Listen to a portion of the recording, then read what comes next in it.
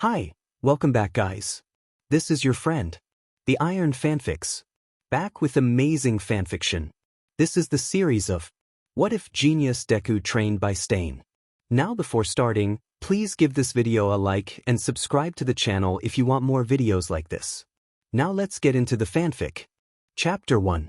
So far, Izuku Midoriya was 4 when he came to the realization that not all humans were created equal. His face stung and throbbed after the beating he took. The tears of the kid he attempted to defend were but a meager consolation in the face of his overwhelming weakness. Was there something he could have done different? Was there a way for him to come out of that fight victorious? Any way at all? Could he have tried to dodge on the left instead of the right? Did he even have the possibility to choose a path, or was it simply written in front of him? Was he destined to just walk forward toward his set destiny, head low and weathering whatever the world threw at him? Izuku Midoriya often thought about this concept, about the chaos of life. Why him? Why was he the one to be born without a power? Laughed at and casted away, he often wondered how things could have gone in different circumstances. Maybe if his mother married a different man, Izuku wouldn't be like this. Maybe if he was born earlier or later, he wouldn't be like this. He often wondered about the possibilities. Every step taken was a step in the unknown. In all its predictability, life had a way to shake things up at the drop of a pin. Like the flapping of a butterfly's wings, a single choice opening a path into the darkness. Izuku Midoriya unknowingly diverged from the road he was walking on, the day he decided to go home after he met the greatest hero of all time, and got his dream destroyed, instead of lingering around in the city. Izuku Midoriya came home, forcing a greeting for his mother out of his mouth, and climbed up in his room. He put down his backpack at his desk, shed the jacket of his uniform, and then fell face down on the bed. He cried, silent. The words kept looping back in his head, like a broken record. You can't be a hero. I can't be a hero. I can't be a hero. I can't be a hero. There's nothing wrong with dreaming, but you need to face reality. There's nothing wrong with dreaming, but that is all that it can be. Just a dream. I can't be a hero. Izuku Midoriya cried, silent, and let the broken pieces of his dream go. Somewhere in the world, a butterfly flapped its wings. The week after, Kaken ended up surrounded by people, even more than usual, after he came back from the hospital. Dude, were you scared? How are the heroes from up close? Were they as cool as they look? Man, I bet they all were impressed with your quirk. You already have a foot in the door. I'm glad you made it. Did it hurt a lot? Kaken's laugh had a strained note in it, but it disappeared by the time he spoke. Of course I wasn't scared. It wasn't so bad. They kept me in the hospital just 'cause they are all a bunch of worrywarts, but I'm fine. A stupid pile of sludge ain't gonna stop me. Liar. Izuku kept his head low, ignoring the ruckus behind him. He was writing down some notes about empty lady old habits die hard, but without putting any real effort in it. He focused back on them, tuning out the chattering, until a hand slammed on his desk, making him jump. Oi, Deku. Kaken slurred, irritated. Still writing this sheet? Haven't you given up yet? Try jumping off the roof. Maybe you'll have a quirk in your next life. He doesn't fight back when Kaken slipped the notes from under him, scoffing. You really are a lost cause, he said, rolling his eyes. Here. He launched the notes in the little group of people. Whoever caught it started to read it aloud, mocking giggles rising along the words being spoken. Izuku kept his head low. The days blurred into one another in a single gray cloud. Monotone, unchanging, uncaring. Words didn't hurt anymore. Liar. They do. They hurt all the time. Punches didn't hurt anymore. Liar. They do, they always hurt. It was a subtle shift. Mom did not realize anything was wrong or different for the longest time. She wished him a good day every morning, welcomed him back with a warm meal. Gave him space as he sat in his room and studied. Izuku moved mechanically, as his soul dried and crumbled a bit more every day. The pain and sadness receded slowly, leaving place to a hole full of nothing in him. 1 month went by, then 2, 3. He tried to fight back at first. He tried to think what he could do from now on. All Might was right, wasn't he? Just because he couldn't become a hero, It didn't mean he still couldn't try and do something to help people, to bring a change in this world. But what could he do? He was just a kid, a quirkless kid. A quirkless kid in a world that seemed to value and celebrate only those that made noises and colors. The flashier, the better. He was a small, scrawny, quirkless kid in a world of superhumans. He might as well be an ant. He stopped thinking about his future. What was the point? All that was in front of him was a boring, anonymous life. He'd go to a high school, get good grades, and then move to a university. He'd find a boring but well-paying job, maybe find a nice girl down the line to have a family with. Assuming any woman could possibly desire a life by his side, let alone have children. It'd be a boring, normal life, lived under the radar. Kaken would forget about him, all his classmates would forget about him. At some point he'd die, after living his anonymous, boring life, and become just unnamed dust in the wind. Years of nothing, but a waste of time and space. Why waste energy trying to make plans for the future? Going to school became harder. He didn't want to leave his bed in the morning, he just wanted to stay there and never move again. During the weekends, he would do exactly that. Mom let him be, assuming he must be studying, but he just spent his free days like that. He could go out there having fun. With who? He didn't had any friend, but instead he stayed in his bed, a ball under the covers, as the time ticked by. Food stopped having any taste. It all felt bland and uninteresting. Sometimes he simply wasn't hungry at all, and whenever Mom wasn't home and he had to cook for himself, he couldn't bother. He just skipped the meal. Much easier that way. The world was gray. Was it always so gray? It was as if everything was covered by a thick layer of dust. Izuku wished he could stop existing. One day he lingered back at school, in the empty class. Just one more day that went by, as usual. His classmates turning him into the butt of all jokes, shoving him around like a doll. A little thing to have fun with. Ah, so funny, playing with the little quirkless toy that won't fight back. When he finally stood from his desk and exited the class, he took a left instead of the usual right. He climbed the stairs up, the door to the roof opened with a whine of metal in its hinges. The air was crisp as he walked toward the iron railings. Climbing over them was easy. He stood there, on the thin belt of cement between the railings and the nothing. He looked down. Would it hurt if he jumped? Or would he just die on impact? Was the school roof high enough to end it quickly and efficiently? His toes stuck out in the nothing, curling a bit. It would be so easy to take a step forward. So easy. His phone rung, making him jump in his skin. He slipped, instinctively turning and holding onto the railing for dear life, as one leg hung off the roof, the other just barely propped on the cement. Cold sweat broke on his forehead and his heart shoot up to his throat, beating painfully as he took in a series of short, panicked breaths, awkwardly twisted with his arms circling the bars in an iron lock, one leg swinging into the void. The phone kept ringing. It must be Mom, she was the only one that called him. Slowly, shivering, he managed to climb back up, standing on shaky legs, before scaling the railing back on the safe side. Nausea clawed at his stomach violently. The phone stopped ringing as he stumbled back into the school, down the stairs, making it just in time in one of the bathrooms to vomit in the sink. When the spasm of his stomach subsided, bitter liquid trailing down his chin, he slid on his knees on the floor, rough, wrecking sobs shaking him. The day after something felt different. Murmurs followed him when he entered in the class. He kept his head low, as usual, as he made a line for his desk. The teacher wasn't there, yet. Izuku put his bag in the usual place. Deku. Kaken growled, irritated, stepping by his side. What the f did you do yesterday? Some shithead says that you almost jumped from the roof. Izuku's heart skipped a beat, but his indifferent expression didn't change as he turned a small look on Kaken. He looked angry as usual. What if I did? Izuku replied, voice so low it was barely above a whisper. Kaken recoiled, eyes widening a bit. What the f dash? He replied, much louder than Izuku. What the hell is wrong with you? You creepy but son of Midoriya. The teacher's serious voice interrupted, effectively shutting Kaken up instantly. In the principal office. He still kept his head down as he silently obeyed, exiting the class, feeling the burn of dozens of eyes pointed at him. He still kept his head down as the principal went on a tirade about mental health and asking for help before doing things you will regret, sounding like he did not quite believe in those words himself.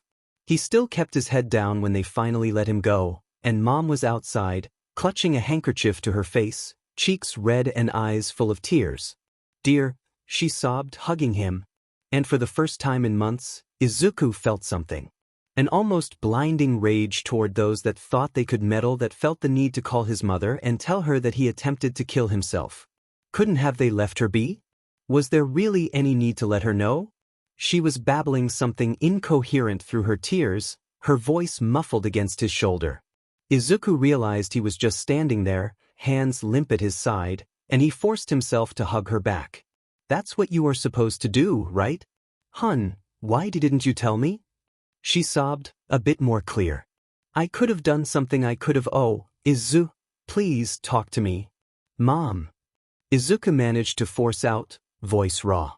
"I'm sorry they made you worry so much. I don't know what happened, there must have been a mistake." "What?" She exhaled, pushing gently against him to look up in his eyes. Izuku subtly shifted his gaze away, just barely. "What do you mean?" I would never do that." He lied, and the words rolled out his mouth with such ease they almost scared him. "Whatever they saw, it wasn't me. It was a mistake. I promise." "Izuku." She replied, trembly. "Are you sure?" "Dear, if there's anything you need to speak about." "I'm sure, Mom." Izuku interrupted her, forcing a small smile on his face. He wasn't sure if he succeeded, but she looked relieved, so he guessed he did. "Everything is okay." "Tried to jump and couldn't even go through with that," someone said from inside the class as he lingered in front of the door. "He really is a Deku." Izuku stopped going to school. He didn't tell Mom. Their mornings went by unperturbed. Izuku would enter the kitchen in his uniform and with the usual backpack. He'd leave it by the door, eat breakfast with Mom with the small TV on as they watched the news. He'd wish her a good day, putting the backpack on his shoulders and getting out, taking the usual road to go to school. He'd slip in a small, ignored little alley and go elsewhere after a couple hundred of meters. He had no idea for how long he could keep it up. Surely one of these days someone from school would call to ask Mom why wasn't he attending classes anymore. Or maybe they just assumed Mom must have gotten him admitted in some kind of hospital after his suicide attempt, and leave it at that. No one wanted "student committed suicide" in their school's resume. They probably were relieved the issue was taken straight off their hands. Izuku soon became well accustomed with the most hidden, out-of-sight roads of the city. Much easier to avoid people asking him why wasn't he in school, that way. He'd wander with no goal in mind, observing life bustling around him. For the first time in his life, he noticed things that never really registered in his mind before. Homeless people drifting at the edge of society, avoided by most, just trying to function as well as they could. Snippets of conversations reached his ears, letting him into a world of bitterness and pettiness he never thought about before. People walking alone with a dead gaze that mirrored exactly what Izuku saw in his own eyes every time he gazed upon his own reflection. Petty criminals giving heroes a wide berth, sly and capable in hurting others. Heroes complaining about how annoying the work and the people could be when they thought themselves away from the prying ears of civilian humans, singled out because their quirks didn't align with the general consensus of what a good person is supposed to be. Was it any wonder that the criminality rate rarely got down despite how many so-called heroes were out there? The more he looked, the more bleak everything seemed. How dumbly hopeful had he been, but a handful of months prior? How naive of him to try see the best in people. To think he could be a hero, that he could make a difference. And yet he kept going. Despite the fog surrounding him, despite the fact he wished he could just poof out of existence, despite how much he wanted to roll up in a corner, sleep, and do nothing else. One day he helped an old man, deep lines in his face and sadness in his eyes, stinking of someone living in the streets, by buying him food with the little money he had. Another he tackled a robber, gaining a bloody nose and a tearful thank you from the lady that got her purse back. He jumped into a fight when a bunch of kids only slightly younger than him were trying to trample on another just as small kid. He growled, "Stop," at a mother berating her young child way beyond what should be acceptable, gaining back a hateful look and a stony invite to mind his own FNG business. It did not matter just how barren inside he felt. There was still this tiny part of him that simply could not turn away, that pushed his feet to move on their own, that screamed and yelled, incapable of accepting reality. He kept wandering late into the afternoon, got home as if he just spent another ordinary day at school. He wandered and wandered and wandered.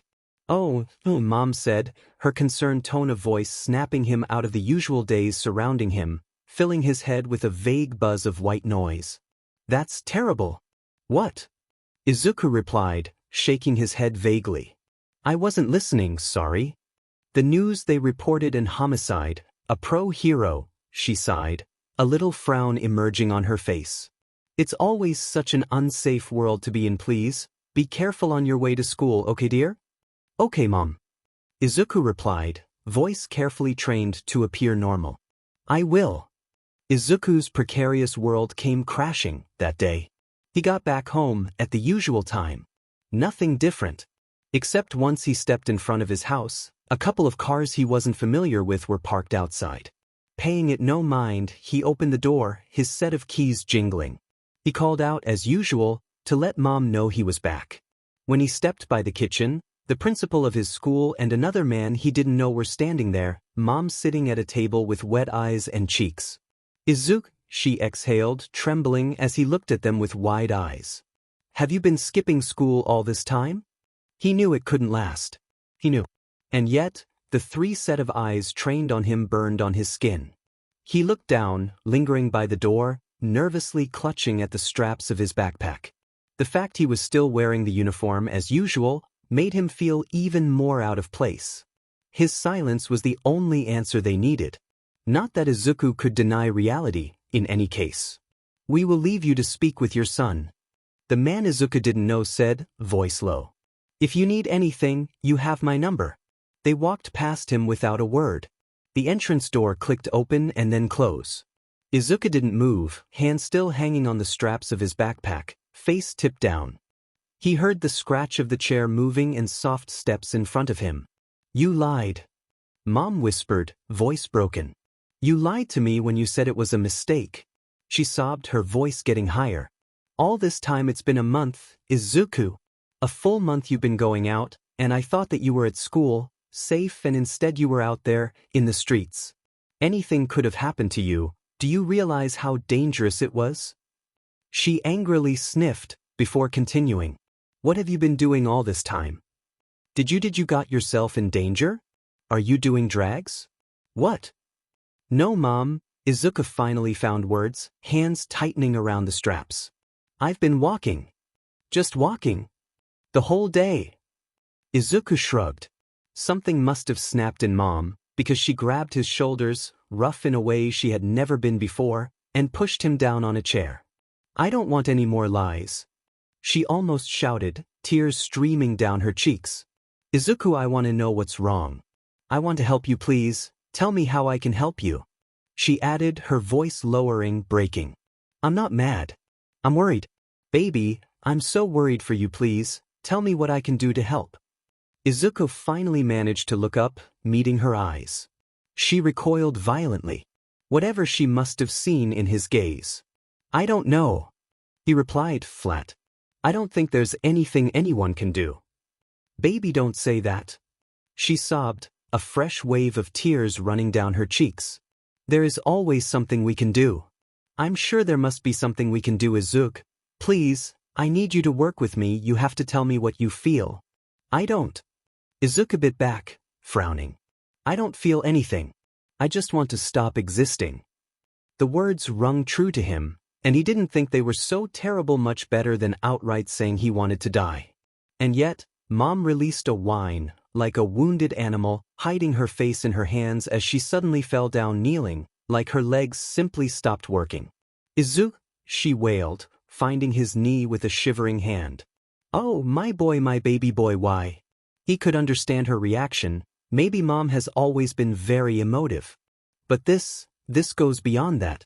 Izuku, why didn't you tell me? She sobbed, leaning in to rest her forehead on his leg, her voice sounding like her entire world came crashing down. Another sob wrecked her, as Izuku stood there, unmoving, clammy hands a tight fist on his thighs.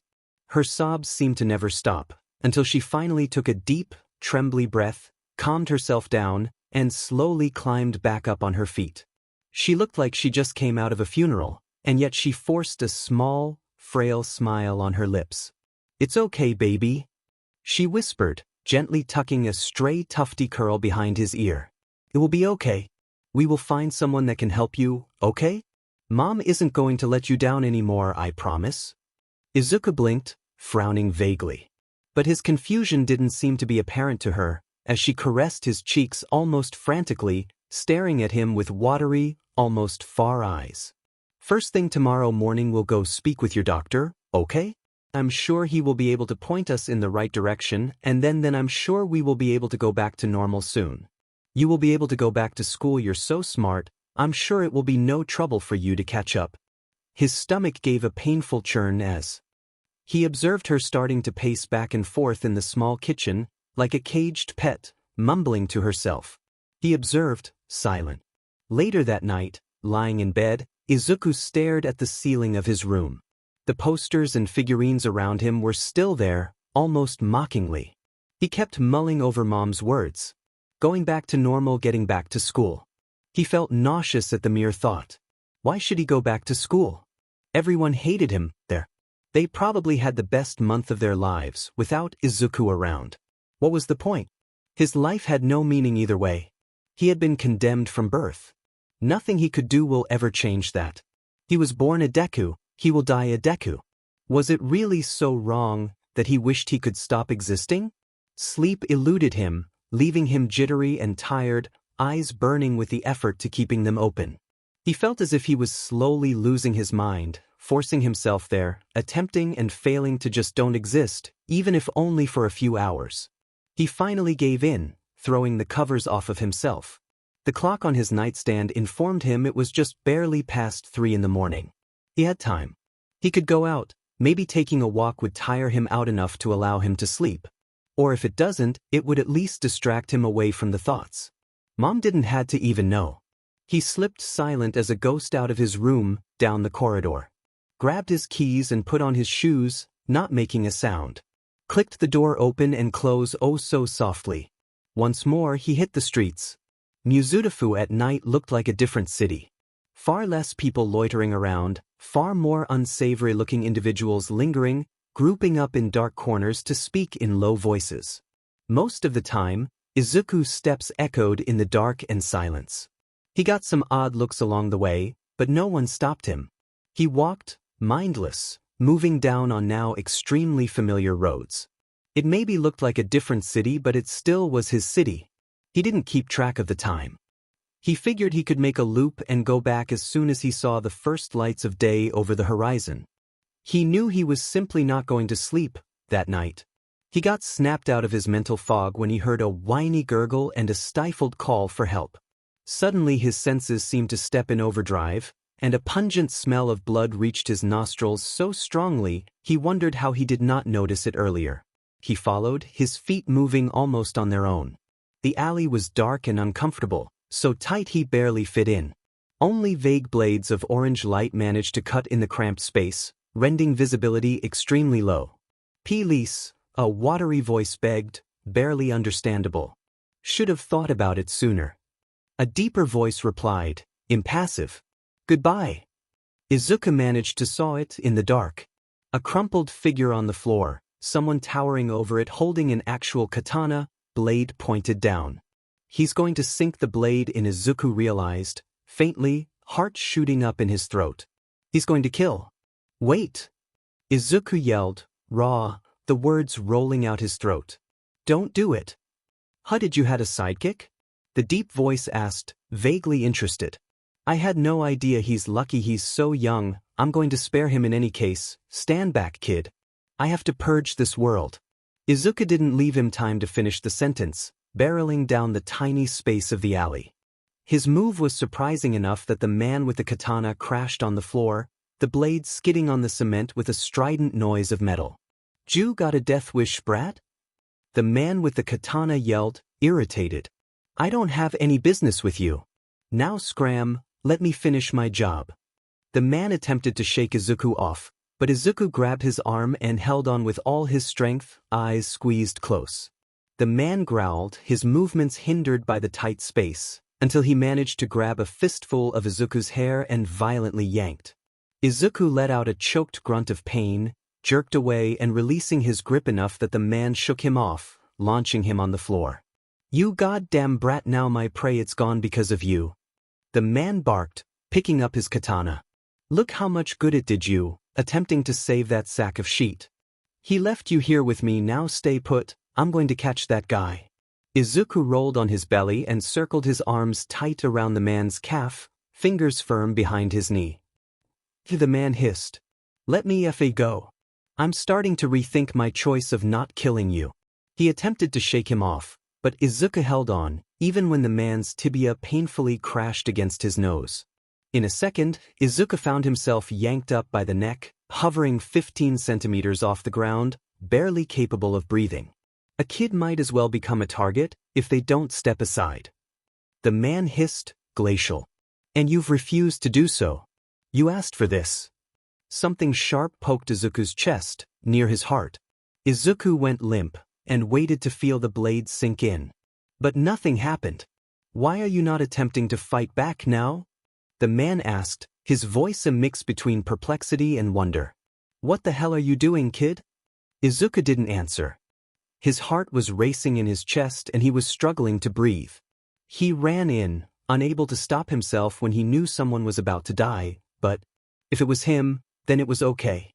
The silence stretched, the tip of the blade still vaguely caressing Izuku's chest. Then the man put Izuku down and took a step back. A weak ray of orange light hit him.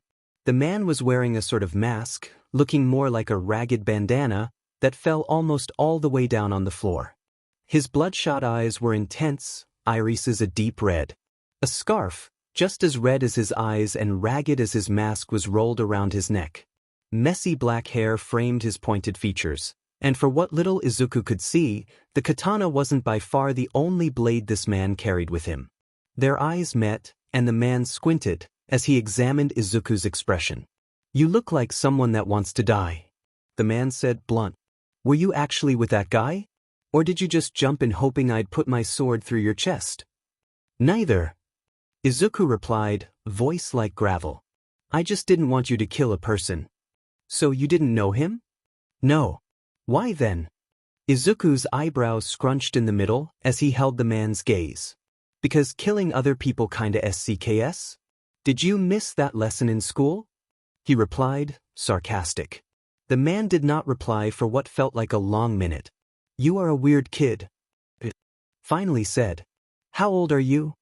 "None of your business." Izuku quipped back. "Didn't you want to kill me or something? Go on with it."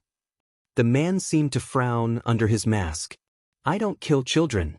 You told me you didn't mind like 3 minutes ago? You don't seem all that convinced of your ideals." Izuku immediately replied, crossing his arms. "I especially don't kill shitty, sarcastic children." The man huffed. "If you want to die so badly, jump down a roof. I'm done here." The words hit Izuku like a sledgehammer. He tensed violently, finally breaking the contact with the man's eyes. "I tried, and couldn't do it in the end," Izuku whispered, shifting his hands to hug himself. "Everyone saw it. Saw what a coward I was. They teased me because I couldn't even kill myself right." The man stood there, unmoving, despite his declaration of being done. "How old are you, kid?" he murmured, though. "Does it matter?" Izuku exhaled back, tipping his face down. "I'm just tired of everything. I want it to stop. I don't want to exist anymore." "Do you have family?" "Only my mom. She'd probably be better off without me." "Friends?" "No." The silence stretched once more, so heavy it was almost difficult to breathe.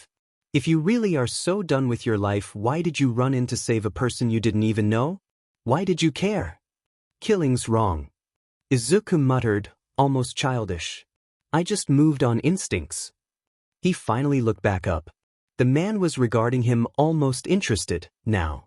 And you? Why were you trying to kill that guy? I took on an oath. The man replied, serious. To purge this world of fakes and false idols. Of people taking the word, hero, and twisting it to fit their selfish desires. Our society is rotten to the core and full of worms, that feasts on a fame that's undeserved and a glory that they should not claim. I've chosen the blades in order to clean this society of those that have stained the ideal of what real heroes are by demanding money for their services and using their quirks selfishly. Izuku blinked, tilting his head on his side. That's a mouthful. And you think that you can do all that alone? By killing people? He asked, unable to help himself. I mean, not that you are entirely wrong, in theory, but I don't think killing is quite the right way to go at this. And working all alone will only make you super slow. The man sighed, almost amused, shaking his head.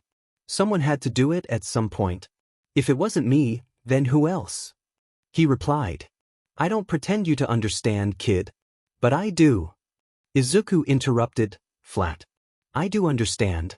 There are so many people out there only thinking about climbing a popularity chart, using their quirk inappropriately, not because they want to help others, but because it serves them and their egos. But isn't a hero supposed to work in order to help and protect?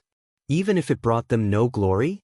No matter the circumstances or how difficult it will be, a hero should always do everything in their power to help others, even if it meant butting their noses in other people's business. Yes, exactly. The man said, satisfied. So why did you even ask me why I ran in to save that guy? Isn't that exactly what a hero should do? The man turned to look down at him with vaguely wide eyes. Do you want to be a hero? He asked, careful. I wanted to. Izuku murmured. But I can't. Why not? I'm quirkless. I'm weak. I'm just a deadweight. Izuku listed, shrugging. I'm useless. I can't do anything. Even All Might told me I can't. The man's eyes seemed to almost lit up. You spoke with All Might? I met him months ago. Asked him if he thought even someone like me could be a hero. He said no. Izuku added, flat. It destroyed my dreams. Becoming a hero, it's all I ever wanted. And now here I am, speaking in the dead of the night with a guy that you are that serial killer, right? Stain. Yes. Stain replied, promptly. Since you know who I am, don't you think you owe me the courtesy to tell me your name? Call me Deku. Deku. Okay. Stain sighed. You're just barely a vague idea in your mother's head. Go back home and try to find a way for yourself to live. You're far too young to have such a strong death wish. I don't want to. Izuku barked, surprising even himself. I don't want. She'd only worry herself sick. She'd live so much better without me around. And no one else cares about me. No one would miss me. I'm okay with dying. I don't want to go home. Stain sighed, grumbling. This is why I don't like brats. Listen, it's not a request nor I'm asking you gently. I don't give a F about what you do. Go home or don't, I really don't care. He turned, walking away. Izuku gaped, watching his back get further and further. He followed. He didn't know why. He didn't want to think about why he followed. Maybe it was the way Stain didn't skirt away from him. His sincere, unmoving bluntness in front of Izuku's words, the same kind of words that but a handful of hours earlier turned his own mother in a sobbing mess. Stain reacted as if he understood. There was something in those deep red eyes. What the hell are you doing? Stain hissed, incredulous, turning just vaguely toward him as they walked down the small alley. Making sure you don't kill anyone else. Izuku promptly replied, tailing after him. It wasn't a complete lie. I may agree to a certain extent to what you say, but that doesn't mean that I will let you just run around gutting whoever you like. You goddamn get lost. Or what, you'll kill me? Izuku deadpanned. Big FING deal. I'm shaking in my shoes. Stain turned so suddenly Izuku hit his face against the man's chest, forcing him to come to a stop. He looked up, meeting flabbergasted red eyes. You're the craziest brat I've ever met. Stain commented, vaguely irritated. Fine. Follow me around. If you can keep up. And with that he suddenly jumped, agile like a cat. He climbed up the walls of the alley, using anything at his disposal with an ease that spoke of expertise, disappearing up into the night. Izuku glared. Maybe he couldn't climb goddamn walls, but he had other weapons at his disposal. Stain was underestimating him just like All Might did. He'd show him. Somewhere in the world, a butterfly flapped its wings. The sunrise came and went, and Izuku didn't go back home. He picked up some little tricks in his month of wandering. He wasn't proud, but he figured the 20,000 yen he snatched from the guy wearing a Rolex and shoes that looked like they could buy about 6 months of groceries for him, and Mom wouldn't miss them too much. He got himself a couple of cheap changes of clothes and a practical drawstring backpack. Some bare necessities easy enough to carry around, a refillable bottle of water. A hat to conceal his permanent mess of curls. Fake glasses. Just enough to tweak his appearance a bit. After all, Mom probably ran to the police the moment she realized he wasn't home. He felt guilt squirming in his stomach. He could not imagine how agonizing it must be for her. But it'd be better for her in the long run. Izuku was sure of it. She'd move on, and maybe find herself a nice man, without being saddled with the responsibility of caring for Izuku that tied her down to her long-absent husband. She could build a much better life for herself. All she had to do was to bear the first painful days, and then she'd be free. He spent most of the morning sewing a little hidden pouch in his new hoodie. It was a bit lopsided, but it'd do the trick, and he put the rest of the money there. He was going to need it. The next step was easy. Public libraries weren't as busy as they used to be, but they still existed. It was easy enough to convince the clerk that he just accidentally forgot his student ID. Couldn't she just let him in? He was in a real hurry with his homework, and going back home to grab the ID would take forever. Vaguely satisfied with himself, he sat down at the first computer he could find in a secluded enough corner, opened the brand new notebook and the set of pen and pencils he bought that morning, and got to work. Stain worked in a predictable pattern. He'd lay low for long stretches of time, but always appeared in zones with high density of hero work. He'd single out a specific target, patiently waiting for the right moment to strike, and did so rapidly and efficiently, before completely slipping under the radar once more.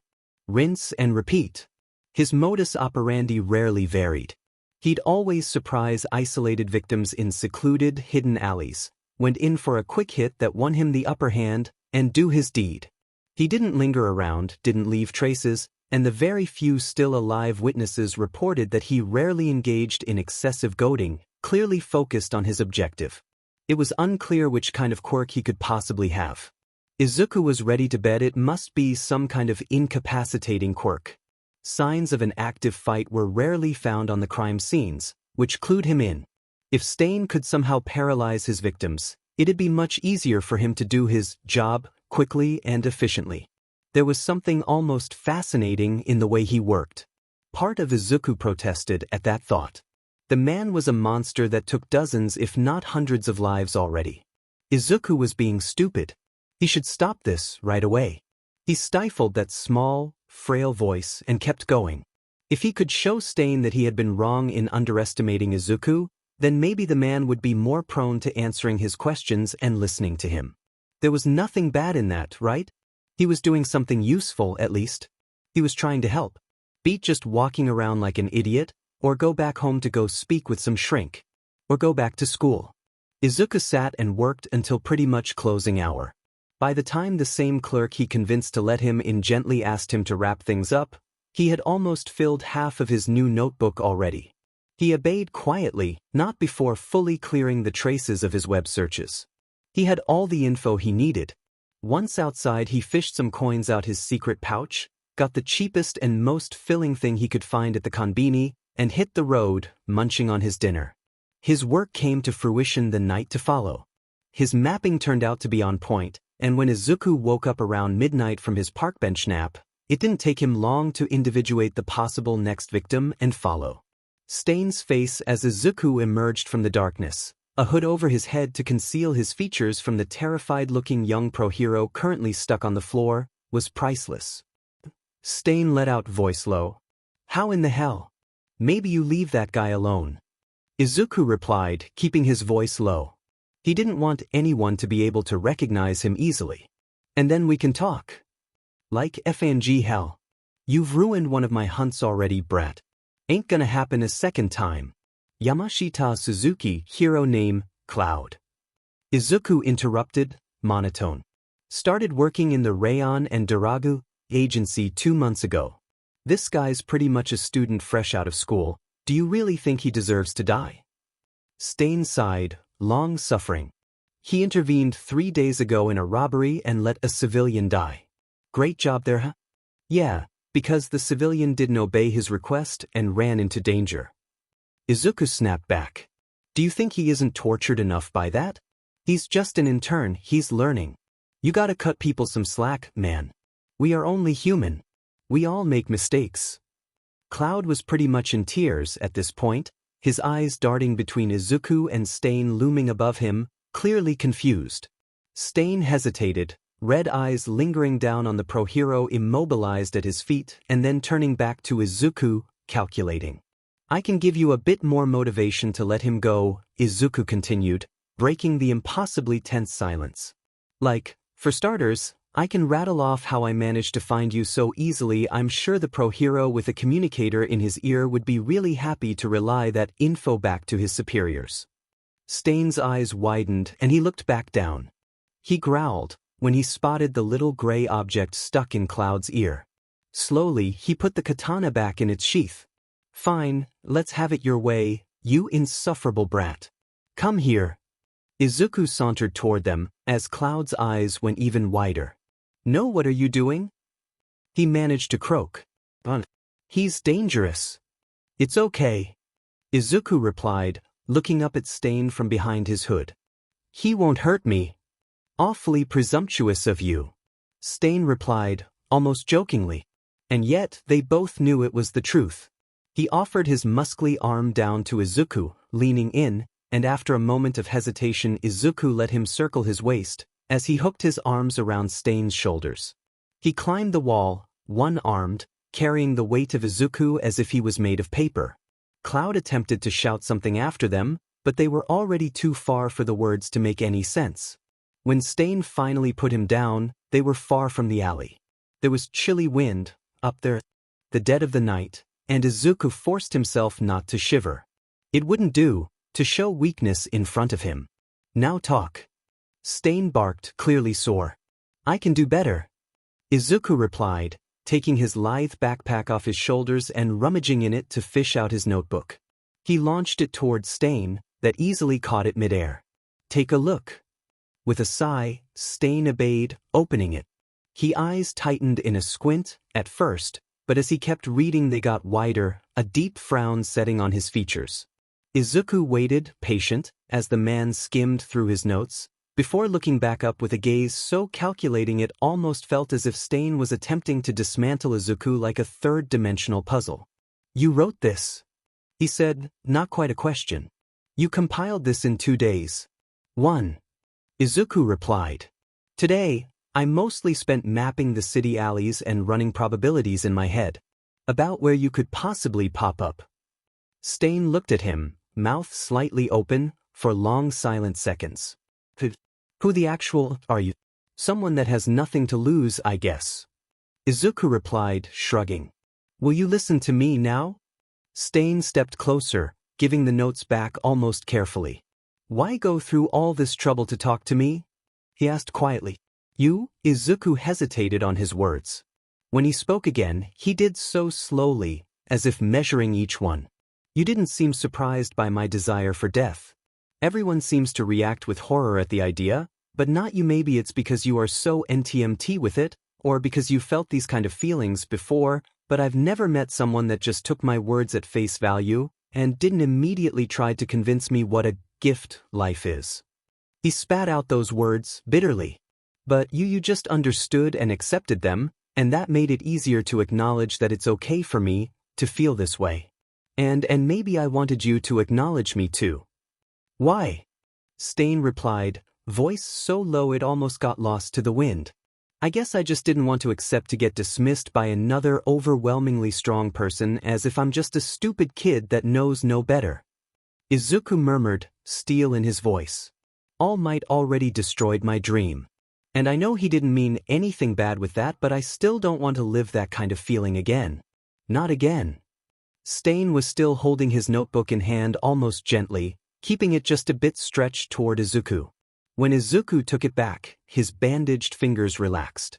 I understand how that would hurt you, but All Might was probably right. It would be insanely dangerous to become a hero without a quirk. Stain commented, flat.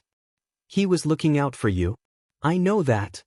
Izuku snapped, the rage bubbling up his throat like bile in an instant. I know. But do you have any idea how much it hurt the person I've always looked up to the greatest hero ever, telling me point blank to just put my lifelong dream on the shelves? Izuku felt the tears run down his cheeks, but ignored them as the words came tumbling down his mouth. In that moment I felt like my heart was taken out of my chest and stomped on. I would have much preferred dying trying to be a hero than live a life like this. Is that what you are doing? Stain asked quietly. Are you trying to die a hero by stopping me? Maybe yes. Izuku sniffed angrily, wiping away the tears. What about that? But you know I won't kill you. I guess if I pester you enough, you'd finally snap. Deku. Stain suddenly interrupted, making Izuku recoil. He forgot which name he'd given him. Stop. You are smart clearly, but I'm not an idiot either. Your story doesn't add up. Why show me all this information you've compiled about me, if stopping me is what you wanted? You could have easily gone to the police. Who would have laughed in my face? Izuku finished for him, irritated. I'm just a stupid quirkless kid. You seem to forget that part of the story far too often. Stain groaned, dragging it down his face, before his fingers stopped on his chin. You are a strange kid. What it is that you want? I mean really want. Izuku hesitated, gaping wordlessly before admitting softly. I don't know. I just don't want to go home. There's nothing for me there. So you filled this hole by playing detective, and how long is that going to last, I wonder? Stain replied, still massaging his chin. But you have potential. Izuku blinked at Stain's chest, before looking up. Excuse me? What a waste would it be to let you become a red splatter on the sidewalk? Stain continued, almost contemplating. No, kid, what you need is a new purpose. Your old one is gone? Well, time to get off your butt and find something else. Tried. For months. Izuku hissed, irritated. Nothing feels right. Nothing will ever be the same as becoming a hero. You're still thinking in the box. Stain locked eyes with him, crossing his arms on his chest. You've got to get out of that kind of mindset. You are a rare breed, Deku. You're not made to fit in the nice little slot society prepared for you. No, there's so much more you can do. Izuku blinked, frowning and speechless. What was Stain even hinting at? Come with me, the night is long. Stain added into the silence, stepping away to stand by the edge of the roof, looking down in the city. Kid like you out there alone? As good as dead. I've got to teach you some things, before you become a human shish kebab. And, before Izuku could even say anything, he added. Don't start asking me why or how or what the f ever. From now on, you shut up and obey my orders, or you're out. Are we clear, brat? Izuku stared up at the single red eye he could see from his position. He wordlessly nodded. Good. Get on my back now, I'll find a place to start. Lesson 1 is how not to move like a goddamn sack of potatoes, so watch closely. Izuku went from asleep to fully awake in 2 seconds flat. He sat on the naked cement floor, looking around. The abandoned, dilapidated basement looked just as dusty as it did the night before. He yawned, rubbing the sleep out of his eyes. He was still curled up in the corner, using his backpack as a makeshift, vaguely uncomfortable pillow. Stain was nowhere to be seen, but, in the place he was sitting when they both went to sleep around 5 in the morning, there were 2 cups of instant noodles, along with a battered gym bag and the tiniest camp stove Izuku had ever seen. Izuku got up on his feet and got closer. One of the cups was empty, but the other wasn't even. If it was unsealed. Peeling away the plastic label revealed a sad-looking broth and noodles. It was cold and slightly gross, but Izuku downed it in 2 minutes flat, famished. He liked the last traces of the broth away from his lips, before padding back to his own bag and fish out his water bottle, emptying it. He had to remember to fill it again at the first chance. Stomach quieted down, Izuku took a better look around.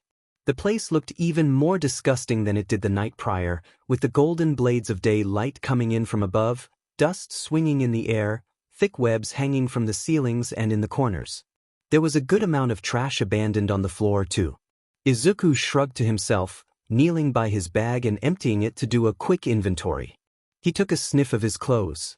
They smelled stale and vaguely sweaty, but it wasn't unbearable, so he guessed he could go on without changing for another day at least. He sat down, back against the wall, and opened his notebook on his knees. His pen hovered on the paper and he hummed, before a small, lopsided smile pulled at his lips, and he started to write down. How not to move like a sack of potatoes. He got lost in the familiarity of it all, this habit of writing, making bullet points, analyzing, draw little diagrams. He wrote down everything Stain told him the night prior, not foregoing any detail. He got so engrossed in his work, he jumped violently when something moved out the corner of his eye. Izuku turned, eyes wide.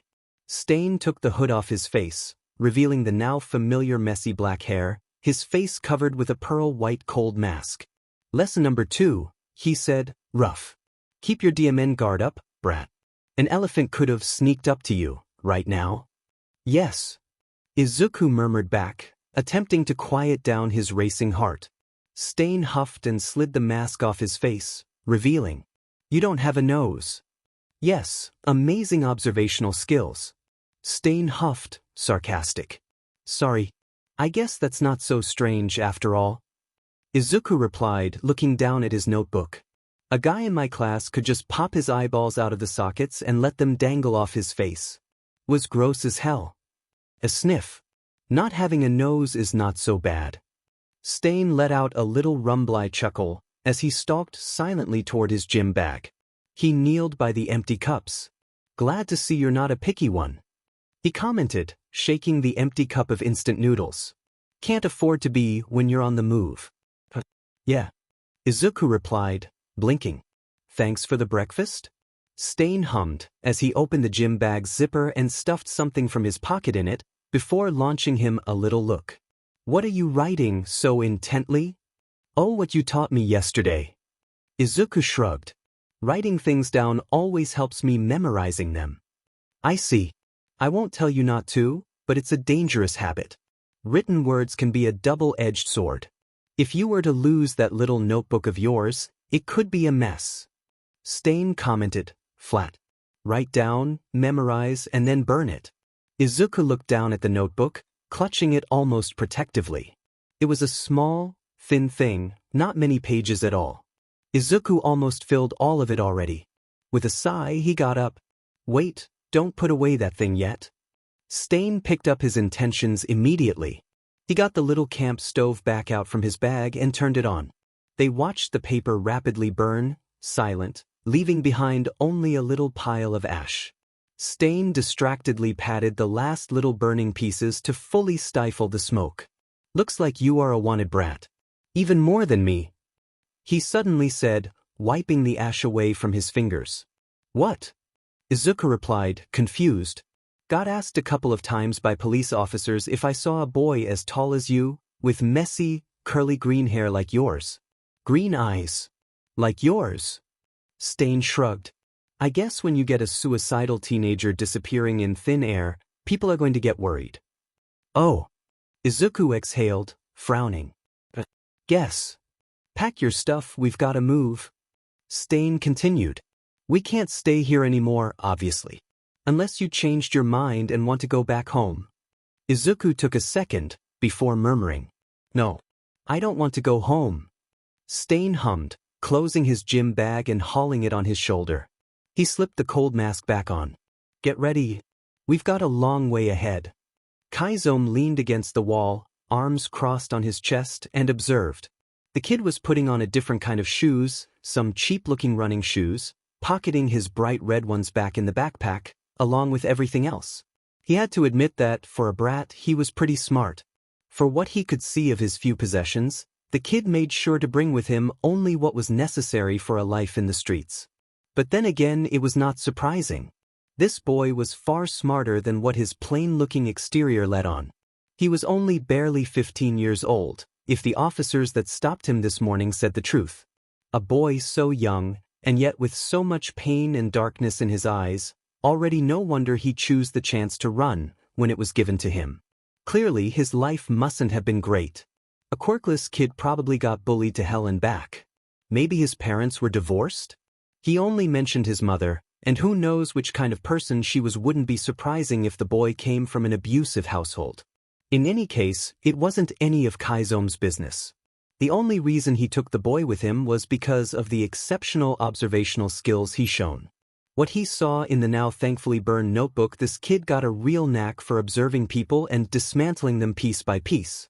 That, and the fact that the brat could prove to be a real problem, if his stubbornness was anything to come by. It costed Kaizome pretty much nothing to keep an eye on the boy and assess him for a bit, and his quicksilver mind could prove to be useful in the meantime. If anything took a turn for the bad, he could always kill him. He didn't like the idea much, but if necessary, he'd do it. After all, the kid still had that dark light in his eyes. He probably won't mind to get killed too much. "I'm ready," the kid said, carting a hand through his messy hair to push it backward, before putting on an anonymous-looking dark blue baseball cap. It did a decent job in hiding his hair. He took out a pair of glasses from the pocket of his hoodie, too, sliding them on. "You've got bad eyesight?" Kaizome asked flat. "Glasses could be annoying." "No, they're just to tweak my appearance a bit," he replied, shrugging. "I see. Good choice," Kaizome admitted, eyeing him. It was a small touch, but it definitely helped hiding him in plain sight. "When we are out there during the day, my name is Daiki Ueda, and you are my little brother, Hideki Ueda. Got it?" The boy nodded, silent and expressionless. His eyes were as dark as usual, bags under them. Kaizome nodded back and turned, starting to climb back up and out the abandoned building, the kid following closely. They walked in silence for a long while, taking small roads away from majorly trafficked areas, the only noises around them the birds chirping, the distant cars going by, people just chatting as they went by their daily life, ignoring the two unassuming figures walking side by side. "Saint Daiki," the boy suddenly said, rapidly correcting himself. "Just a minute." Kaizome stopped and turned, adjusting the hood over his head and the mask on his face. They were alone, walking by a riverbank. The boy took his backpack off his shoulders and rummaged in it. He took out his bright red shoes, and with a determined throw, he launched them in the river. They went down with a soft splash, the bright red rapidly disappearing, dragged away by the currents. The boy wasn't done. He fished out a small set of keys. He seemed to observe them for a few seconds, a bright All Might keychain dangling from them, before he also threw those in the water. "Now I'm dead," he muttered to himself before putting the backpack back on. He walked up to Kaizome once more, dull green eyes looking up at him expectantly. Kaizome said nothing. He just nodded. And they started to walk again, silent. Chapter 2. Bohemian Rhapsody. Inko took a series of deep, regular breaths, before pushing herself out of bed. Her entire body felt heavy, and her eyes sore, after she cried herself to sleep. She wobbled to the bathroom, feeling like she was carrying boxes full of bricks on her shoulders. She splashed her face with cold water, and when she caught a glimpse of her reflection in the mirror above the sink, she almost did not recognize herself. She was pale, eyes red like she just stopped sobbing, hair a nest above her head. She distractedly attempted to put a bit of order to it by carding her fingers through the messy strands, trying to ignore the sensation of having her heart suddenly turned into steel. She needed to keep calm and collected. They had a plan. They were going to face this. She needed to keep calm, for Izuku. She already failed him so much, so gravely she ignored all the little signs that something wasn't quite right, and let Izuku slowly slide away, like sand between her fingers. She had a giant red flag flapping right in front of her face all the time, and elected to ignore it. She chose to believe Izuku would never attempt to kill himself, Because the possibility was just too painful, she chose to trust him, even if his eyes seemed so dull, as he promised he would never do something like that. And now she was paying the consequences. Gulping down the knot of tears in her throat, she silently walked down the corridor and stopped in front of the door of Izuku's room. The All Might sign with his name, scribbled in childish, unsure calligraphy, seemed to almost mock her. She knocked softly, waiting for a few seconds. "Izuku baby, time to get up," she called gently, her voice breaking a bit by the end. She took a little gulp of breath in. "Honey, I'm coming in, okay?" She softly opened the door. It took her a moment for her eyes to adjust to the darkness, and she blindly approached the window, opening the shutters to let the light in. When she turned to the bed, her heart fell on the floor. It was empty, covers thrown carelessly on a side. "Izuku!" She immediately called, loud and panicked. She ran out, peering into the kitchen and living room, finding no one. Izuku! His shoes were missing from the shoe rack. His keys weren't in the bowl propped on it. Short, panicked breath rose in her chest as she ran back in his room. His phone was abandoned on the nightstand, and his backpack and wallet were sitting by the desk. "Oh, no, no, no, no, no," she hummed to herself, tears prickling at the corner of her eyes. "Oh God, please no." She ran in her room, threw on hastily the first clothes she found at hand, and ran out, phone in hand. "Izuku!" she yelled as she ran down the street, toward the park nearby. She ignored the perplexed looks of the people around her, calling him over and over. With trembly fingers, she dialed the emergency number on her phone. "Yes, hi, my name is Inko Midoriya no my son, he's gone," she sobbed, answering the dispatcher. "He was with me yesterday evening, but I don't know when he left. No, you don't understand, he's only 15. No, listen. He tried to kill himself, once. Yes. Yes, the last time I saw him he was in bed, around midnight he left his phone and wallet at home. Yes, there's one close by, I can go to the station right away.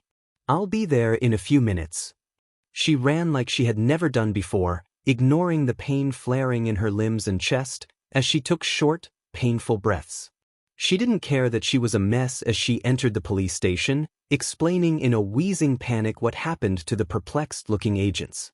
They immediately guided her in the back and gave a form to fill, and one of the agents took notes as she described how Izuku looked.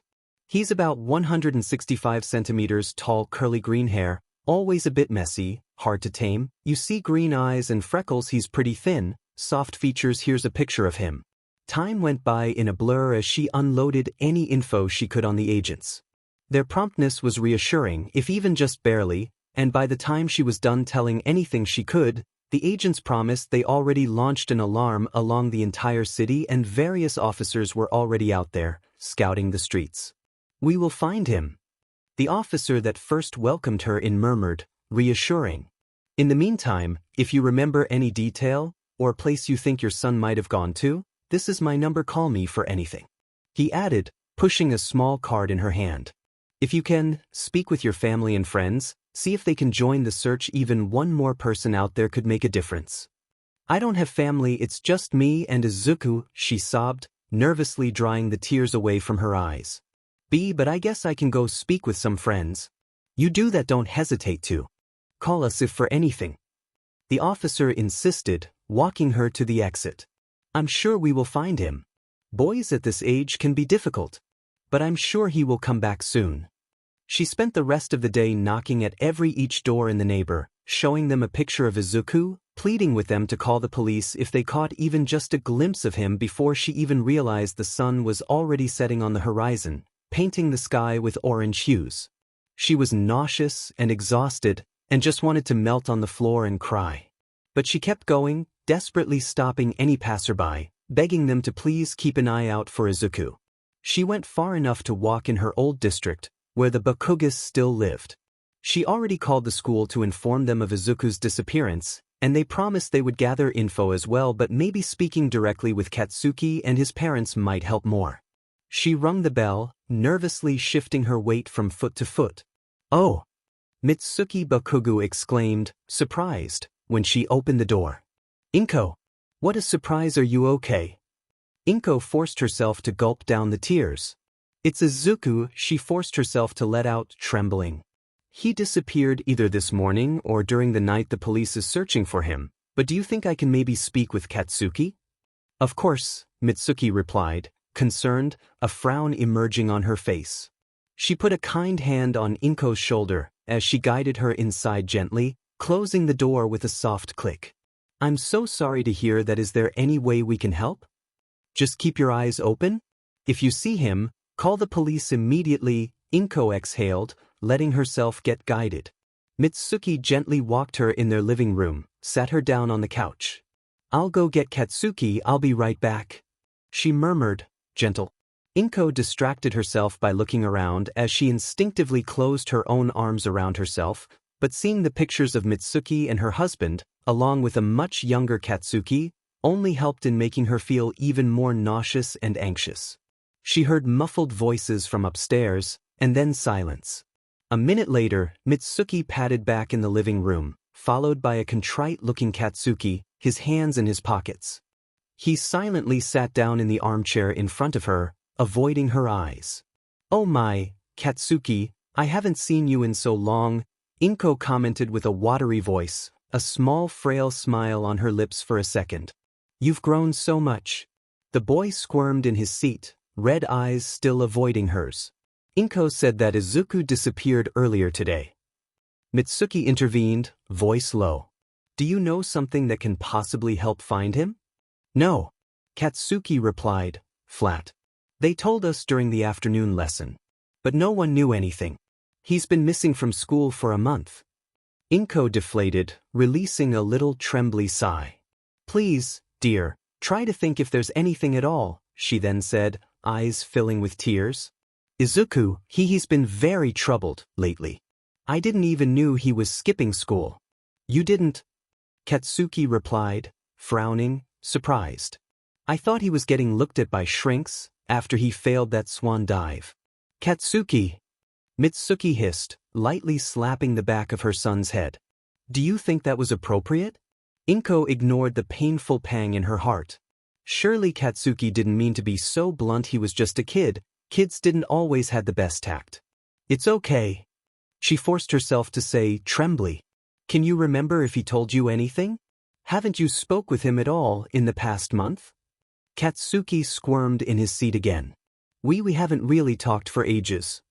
He replied with a stiff shrug. But I thought you were friends? Inko whispered, dejected. Not really. Katsuki mumbled. We haven't been friends for a long time. Oh, she dragged both hands on her face, letting out a little broken sigh. Do you know of anyone that might have spoke with him recently? Some other friend?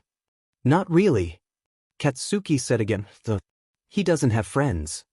Inko blinked, sight watery. Was Izuku alone, completely alone, all this time? Go back to your room. Mitsuki murmured, flat.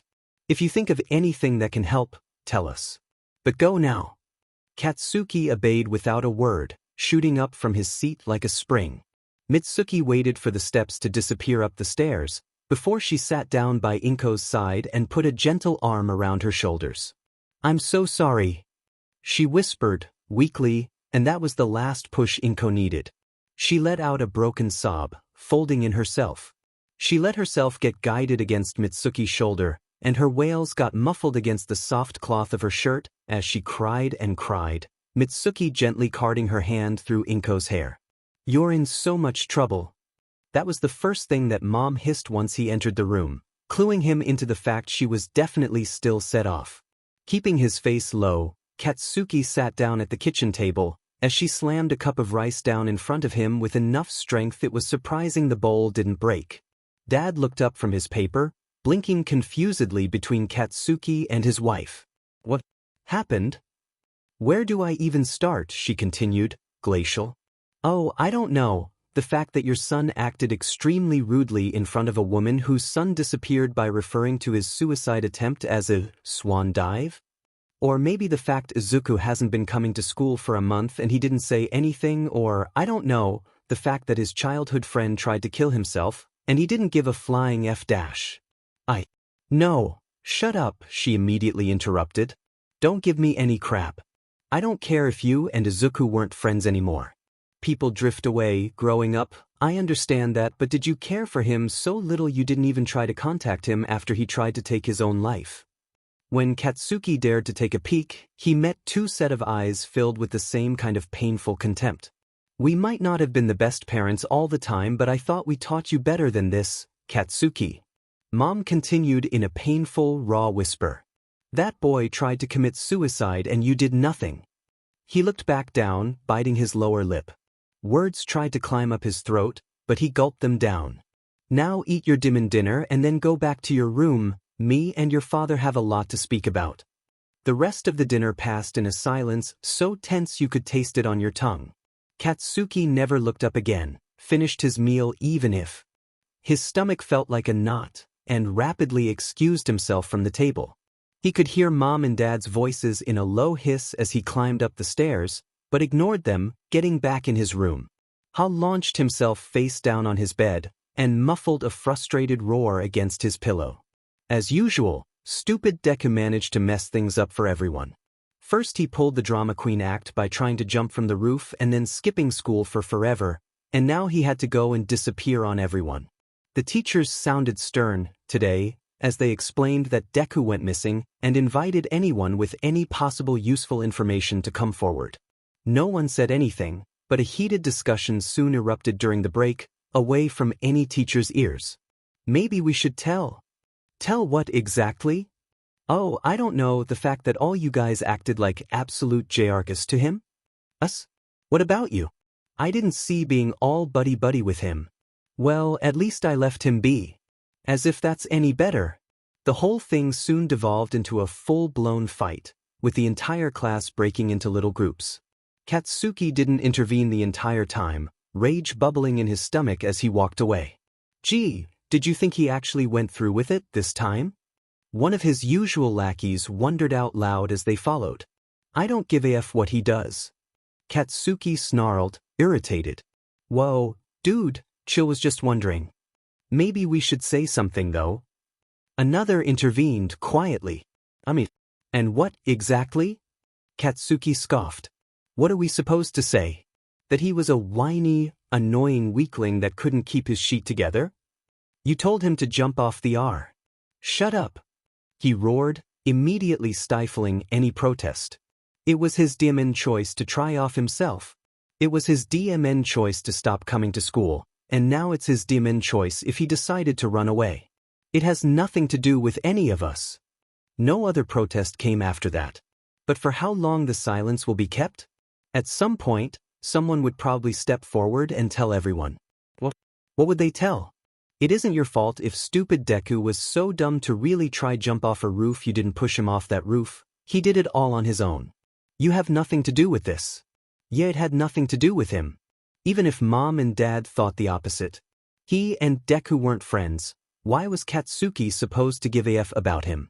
He was just a useless, quirkless guy. What if I did? Deku replied, voice low, so low, peering at Katsuki from under his mess of hair.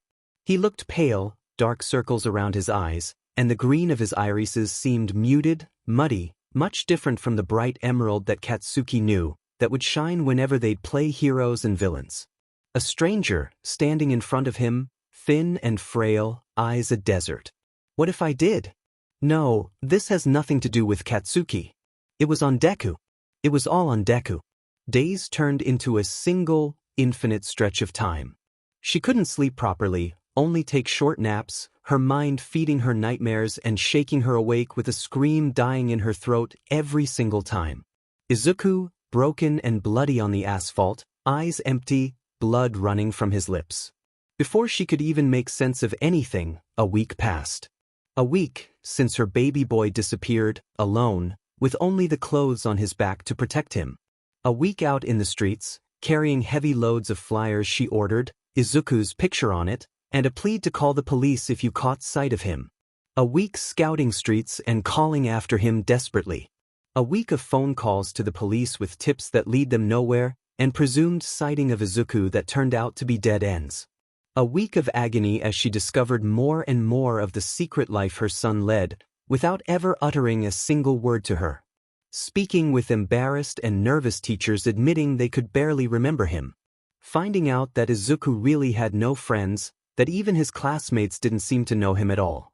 A full week before some of said classmates cracked under the pressure, admitting that there might have been a bit of teasing that went overboard, sometimes, in the class. But was it really just teasing? To push Izuku so far to make him stop attending school without saying anything. What really happened to him? Could Inko even claim to know her own son at this point?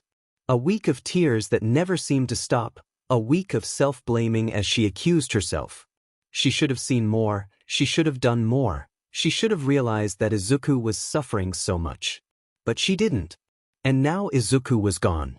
She stepped into the police station. A second home, for her at this point.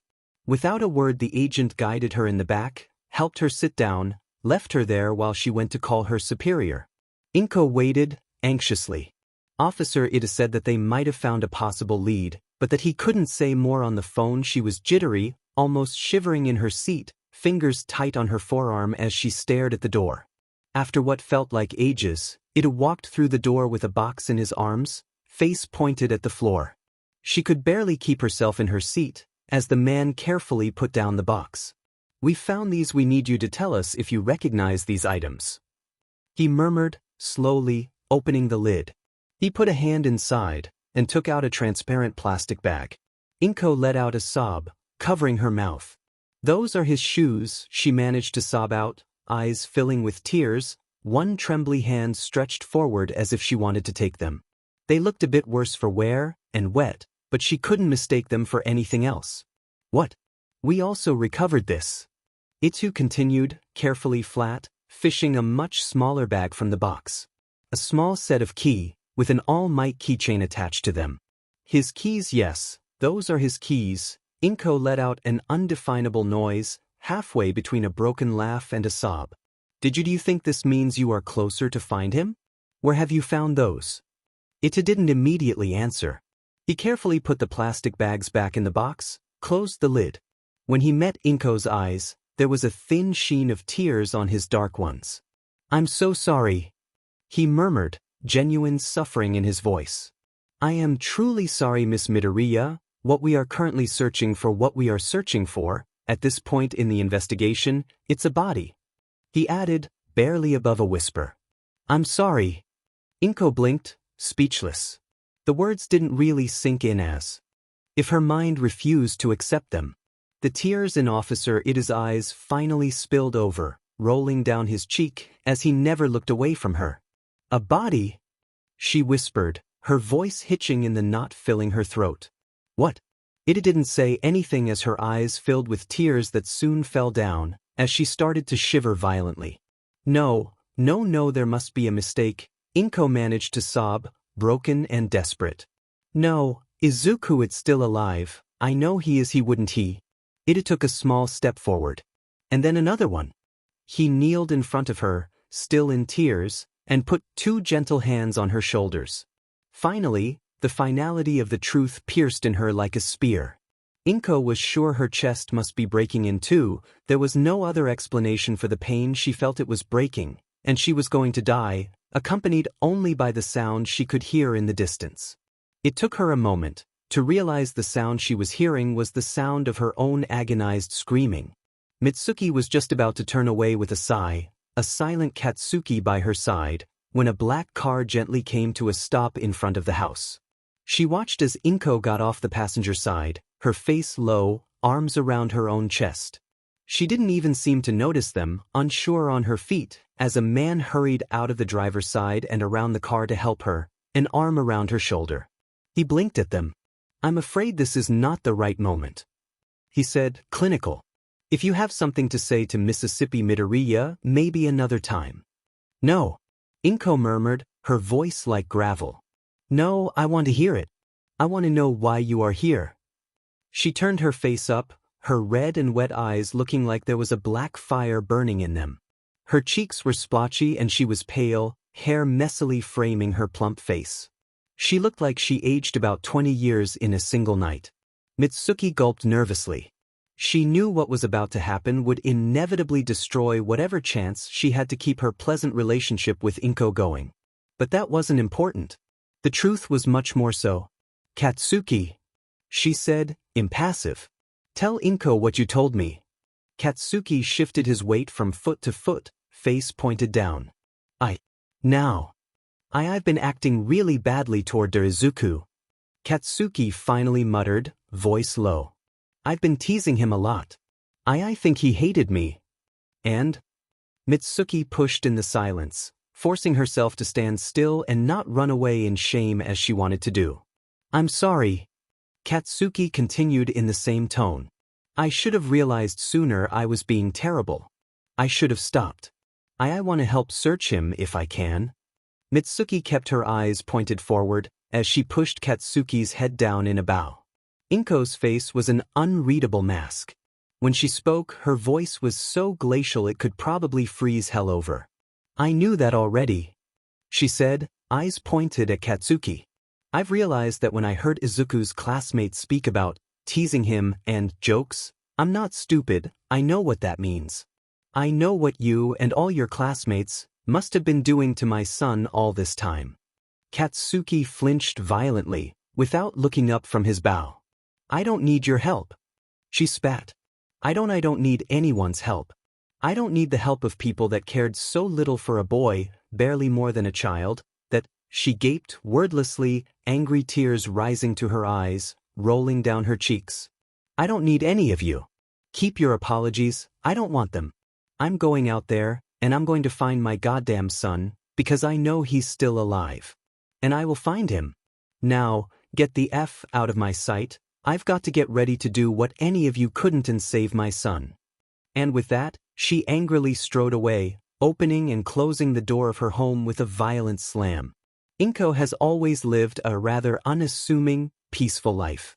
She grew up a only child with a stay-at-home mom and a office worker father.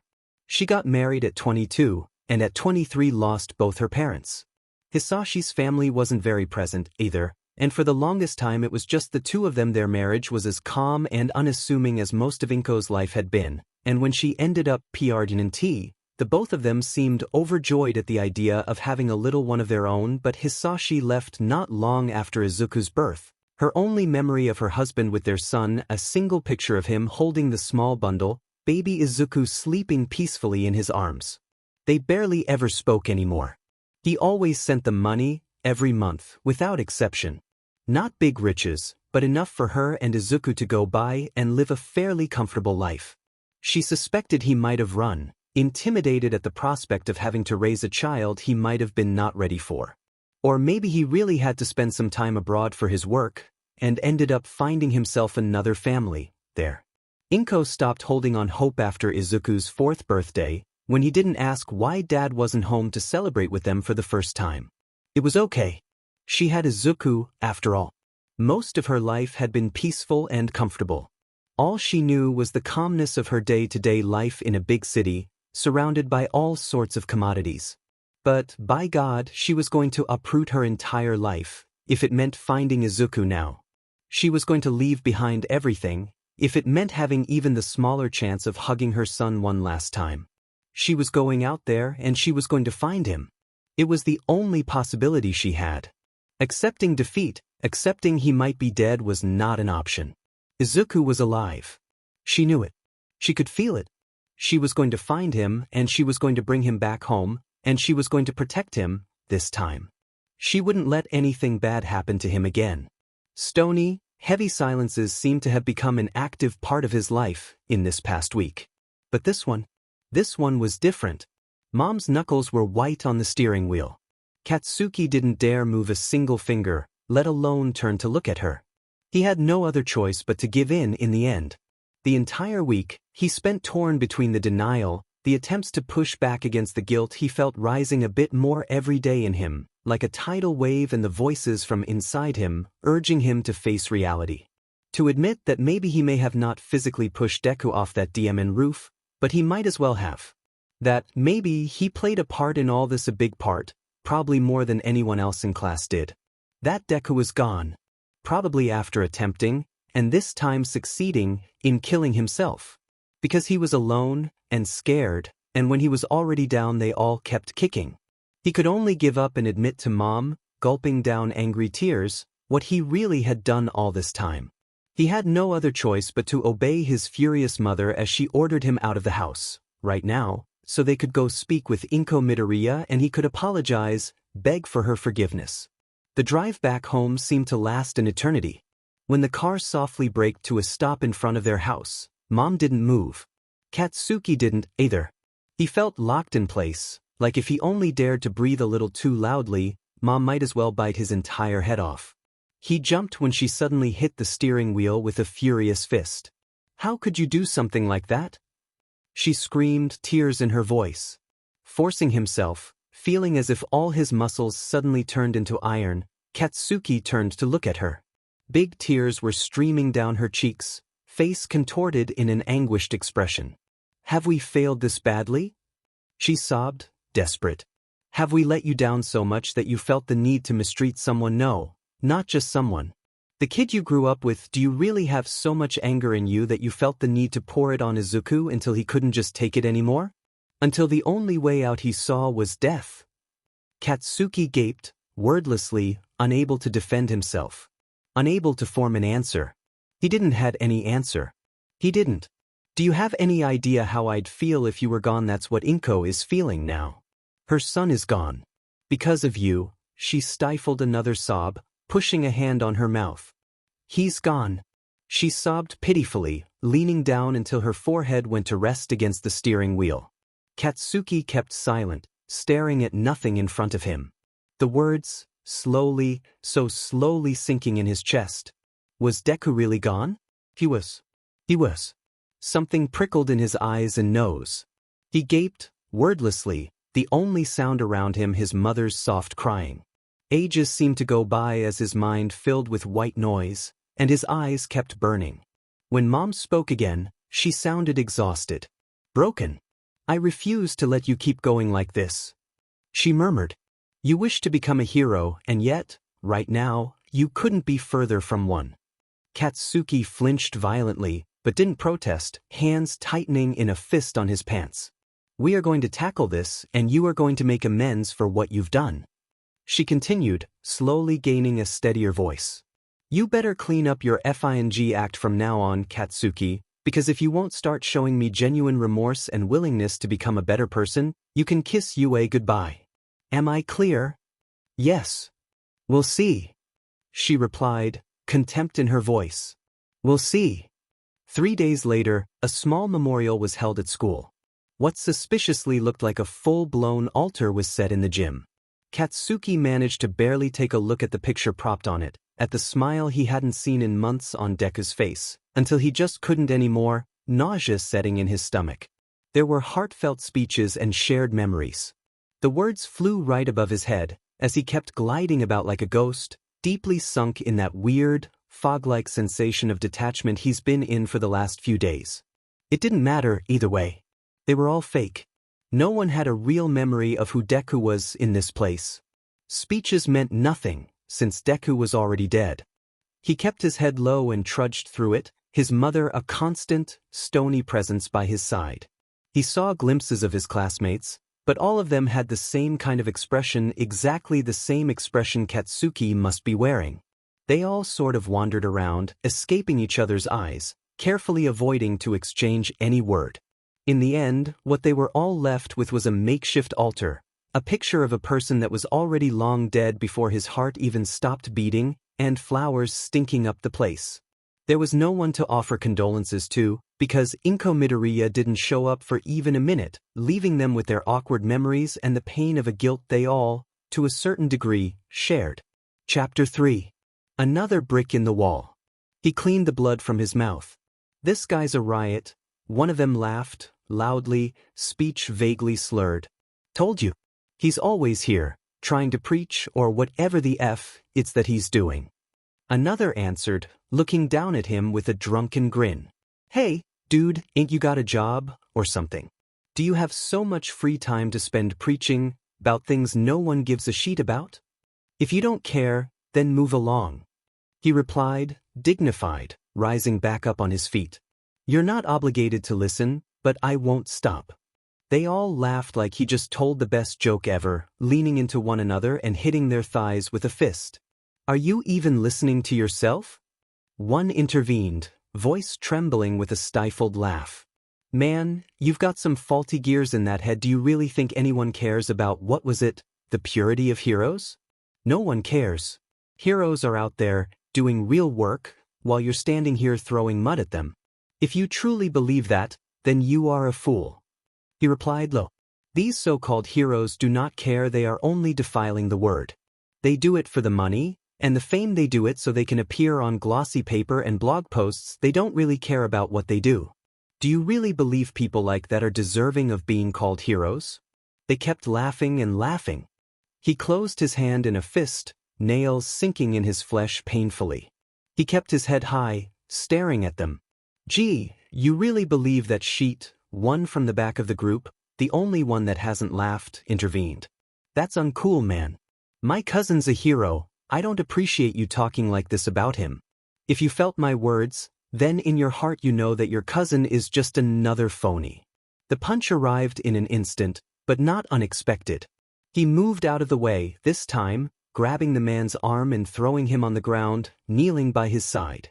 The man attempted to struggle, and then went as still as a statue, when he felt the sharp edge of the knife on his neck. If you don't care for my words, move along. He hissed, glaring down at the man. You are not obligated to listen, but neither am I to let you use me as a punching bag. If my words hit a mark in you, then do something to change world, like I'm doing. F off. The guy spat. You crazy motherfucker. With a sigh, he put the knife back in its sheath. The man jumped on his feet, eyeing him warily. This guy's effing crazy, he muttered, taking a step back. Let's go, before he goes insane again. He watched the little group finally move along, muttering between themselves. Kaizome sighed deeply, shaking his head, and then resumed his speech exactly from the point he left it. Izuku tried to hold it down, but in the end he couldn't. He managed to take some steps away, before finally leaning on his knees and eject the content of his stomach on the grass, painful coughs shaking him.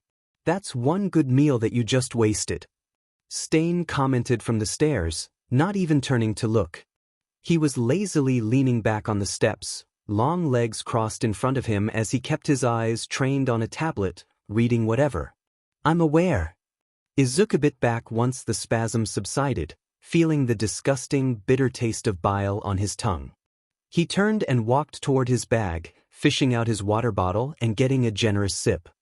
He rinsed his mouth, before spitting the disgusting water on the ground.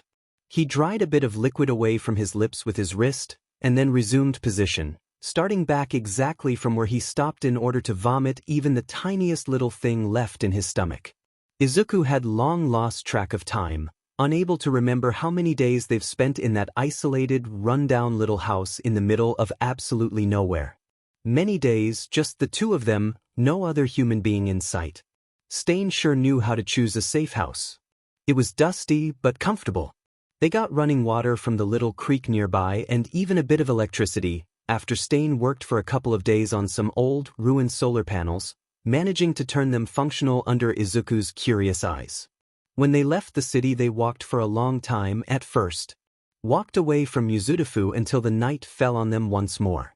They hitched a ride on a freight train, the chilly air whipping them, and Izuku rolled himself up in his hoodie as much as he could, as his nose stung with the cold. Stain, that ordered him to try sleep a bit, cracked one eye open. Told you to sleep, he muttered.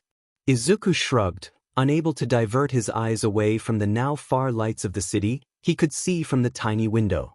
What's going on through that busy head of yours? Stain asked with a sigh, opening his other eye and shifting to sit upright. I've never been this far from Yuzutafu before. Izuku replied, flat. Never been this far from home. I just realized how small my world was. It was tiny. Stain chuckled. There's so much more out there, brat. You think hopping on a train is a big thing? Wait and see. I will show you the entirety of Japan, from a point of view most people don't even consider. The pause.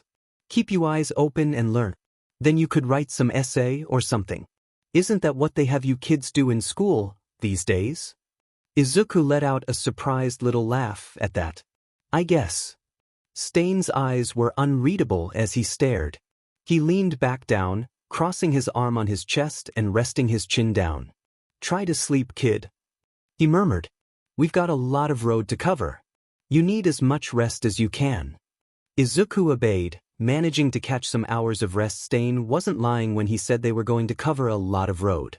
They silently moved out the train as it came to a stop, unseen, and once they were far enough, standing on a tiny dirt road surrounded by green, Stain whipped out a full-blown paper map, muttering to himself as he observed it for a long couple of minutes, before carefully folding it away. "We're going to walk a lot," he said, before gently poking Izuku's calves with the tip of his boot. "It'll be good training." Again, he didn't lie. It seemed like they would walk for forever, only stopping in the shade for a few minutes to drink and eat a couple of energy bars. Izuku was already fairly tired from the long walk the day prior, but he silently trudged on. He wanted to show Stain he wasn't some delicate little child, that he was ready to take whatever he'd throw at him. But by the time they reached the small little countryside house, as the sun was setting in the horizon, Izuku was so tired he felt like he might just pass out in the dirt. He dragged himself inside, barely capable of lifting his feet from the floor, after Stain forced the door open and hummed to himself as he observed the interiors. The house had been clearly long abandoned. If the dust wasn't enough of a giveaway, the corners where nature was starting to reclaim it and the animal droppings on the floor sure were. "Perfect," Stain commented, letting his gym bag fall on the floor. "Find yourself the cleanest corner you can and rest up. I'm going out." Izuku slurred, unable to finish even that single word as he abandoned his backpack near Stain's bag and collapsed on the floor, eyes half closed. "Setting up some traps." "Hunting," Stain replied, bending down to rummage in his bag. "There are no grocery stores or konbini here. It's either that, or starving to death, brat." Izuku blinked, but before he could even attempt to say anything, Stain added, "I will teach you, but not today. You're barely capable of moving. Stay here, I'll be gone for a few hours. You can eat a can of beans in the meantime." He promptly got out without another word, closing the door that creaked pitifully behind him. Izuku blinked at the run-down wood, tiredness clouding his thoughts. He leaned down on a side. Stain's bag was much bigger than his and, even if there were hard edges digging into Izuku, far more comfortable to use as a makeshift pillow. Izuku deeply inhaled as he closed his eyes, smelling dust and metal, and promptly fell asleep. When he woke, daylight was cutting in through the dirty, crusty windows. Izuku slowly sat, his neck protesting loudly, and confusedly blinked. Did he really sleep the entire night away, just like that? He didn't had a full night of uninterrupted sleep in ages. A faint smell of smoke reached his nose as he climbed back up on his feet. He pushed the door open heavier than he thought and walked behind the house. Stain was bending down by a little spot of naked ground, near a roughly shaped circles of rocks, a fire cracking cheerfully in the middle. There was something cooking on it, and it smelled delicious. "Did you ever had venison before, brat?" Stain asked, not even turning to look at him. "Can't say I have," Izuku replied, slowly stepping by his side and bending down to look at the meat. It looked as delicious as it smelled, and Izuku's mouth watered as his stomach grumbled loudly. "If it gets you sick, try to puke away from the house," Stain replied, stabbing a piece of meat with a knife and offering it to Izuku. Izuku carefully curled his fingers around the handle of the knife, eyeing the meat. He blew on it for a few seconds, not wanting to burn his mouth, before taking a careful bite. He struggled a bit to tear the meat away with his teeth. It tasted vaguely like beef but stronger, somehow. The meat was tougher than beef, too, and he chewed for a long time, before gulping it down. He didn't notice that Stain was staring. He met his eyes for a second before taking another big bite, famished. Stain chuckled to himself, before turning back to face the fire, turning another piece of meat around to cook it better on the other side. "Got a fat one last night," he commented, moving the embers with another long knife. "It's gonna last us a few days, but we will go hunt again. I noticed there's a stone oven in the back. It's a bit run down, but it shouldn't be too hard to make it functional again. I could make some jerky to bring with us on the road. I hadn't been able to do that in a while." Izuku listened as he rapidly finished his breakfast. He almost wanted to lick the juices away from the metal, once he was done, but the knife looked very sharp. He examined it, curious. It was almost as long as Izuku's forearm, a consistent weight in his hand. The metal, pinked with the juice of the meat, shone under the sun. "Will you teach me how to use a sword too?" he asked, unable to stop himself. Stain turned to him, tilting an eyebrow. "Not with those noodle arms of yours, no," he replied, flat. "And not with a real blade for sure. Unless you want to lose some fingers hard and fast." Izuku frowned, pouting a bit without even realizing. "I don't have noodle arms." Stain grabbed his free hand, raising it above his head and pointedly shaking his arm a bit. It was a stark contrast, the thin line of his arm against Stain's muscular one. "Well, anyone would look like a noodle, next to you," Izuku protested, snatching his hand away. "You're a goddamn wall of muscles." "I wasn't born with those," Stain replied, turning his attention back to the meat. He took the second piece off the fire, examining it for a few seconds, before taking a bite. "Worked my butt off. You do the same, then I'll think about maybe putting a training sword in your hands. For now, we'll focus on other things," he added, pointing at Izuku with the tip of the knife, the meat wobbling on it dangerously. "Like what?" Izuku asked, putting the knife back down by the rocks. "Preparing your body. Basics of self-defense," Stain listed, after gulping down another bite. "'Ju think what I taught you a couple of days ago was all? You've got a shitton of stuff to learn, brat. It's going to be a long, hard road." When Izuku didn't reply, he added, "You knew what you were in for when you accepted to come with me that night." His voice was low, careful. "I gave you a chance to go back on your steps, but you decided to come with me. This is what awaits you. Sweat and blood." "I know," Izuku finally murmured, honest. What? Why are you doing this?" He frowned, looking up to meet red eyes. "I told you not to ask why," Stain replied, sore. Izuku groaned. "Can you blame me for being curious?" "Just because I told you not to ask," Stain replied, flat. He poked Izuku's nose with the tip of the knife, with the blunt side. "It was part of our deal. You don't ask stupid questions, and I won't have a reason to abandon you in the middle of the wilderness to fend for yourself." He nodded toward the house. "Now, go make yourself useful and clean that shithole a bit, while I finish eating. I've already been too lenient with you." Izuku obeyed without protests. He knew when to fight his battles, and this one wasn't one currently worth fighting for. The days passed fast. True to his words once more, Stain spared nothing in pushing Izuku way over his limits. He'd make him run until his feet couldn't carry him anymore. He'd make him do sit-ups until Izuku would roll over and puke. He'd make him lift makeshift weights until he couldn't feel his arms anymore. He pushed and punched and kicked until Izuku learned how to dodge, how to fall properly, how to shield himself even when his entire body felt like it was about to crumble down and his skin was covered in bruises. He forced him to climb trees even when his hands were sore and bloody blisters opened on his palms. He left him up there, so high Izuku would probably break his neck if he fell, and he had no other choice but to find his own way to get back down without becoming a nice red splatter on the ground. From the first lights of day to the last orange hues in the sky, he relentlessly trained, ignoring his sore muscles and painful bruises. The only pauses he had, so to speak, were those days when Stain dragged him in the forest to hunt. The first time it happened, Izuku's eyes turned huge as he watched the man assemble a full-blown, actual bow. "A bow," he commented, flat. "Really? Are you that old-fashioned?" Stain scoffed. "Don't sass me, little brat. This is far more practical than a hunting rifle," he replied. "I can fold it, it's lighter to carry, and most important, quiet. And I can make more arrows on my own. If you run out of bullets, you're kind of F-ed." "Fair enough," Izuku admitted, finding no fault in that logic. "But where did you even learn all this stuff? Is there a serial killer school somewhere?"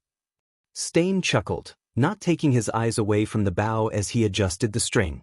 "You'd be amazed to discover the stuff you can learn from the internet," he replied, giving no more explanation. Those days felt almost like a vacation, even though they were anything but. They were a kind of training in itself, as Stain forced him to always mind his steps, learn how to be quiet like a cat, and working his senses to make the most of them. It took a long while before Stain grudgingly agreed in putting the bow in his hands during a hunt, and even more so before Izuku finally managed to land a hit. A bit unrefined, but I'll take it, Stain commented, as they walked out the bushes to approach the doe that was writhing on the ground, still alive after Izuku's clumsy hit. He unsheathed one of the knives permanently attached to his hips, carefully grabbing the blade and offering the handle to Izuku. "Your game. You finish it off," he said flat. Gulping nervously, Izuku accepted the weapon, kneeling by the doe. He could see the white of her eyes as she kept squirming, unable to get away from them, panicked breaths shaking her ribcage. Izuku hesitated, shifting the blade from hand to hand. "You are just letting it suffer now," Stain said, voice low.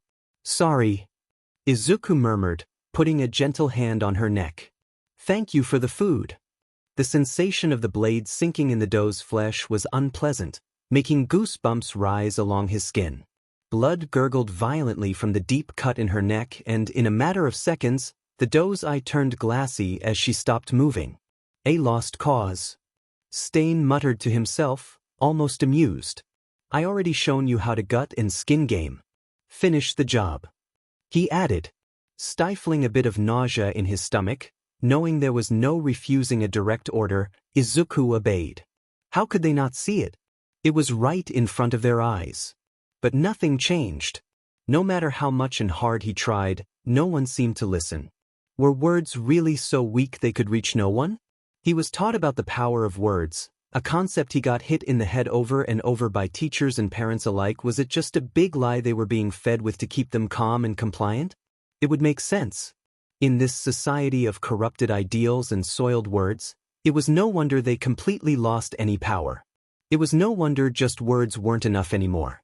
It was no wonder they were all subjected to a constant campaign of lies, just so they could all keep silent and act like little, dutiful ants to keep the gears of society going.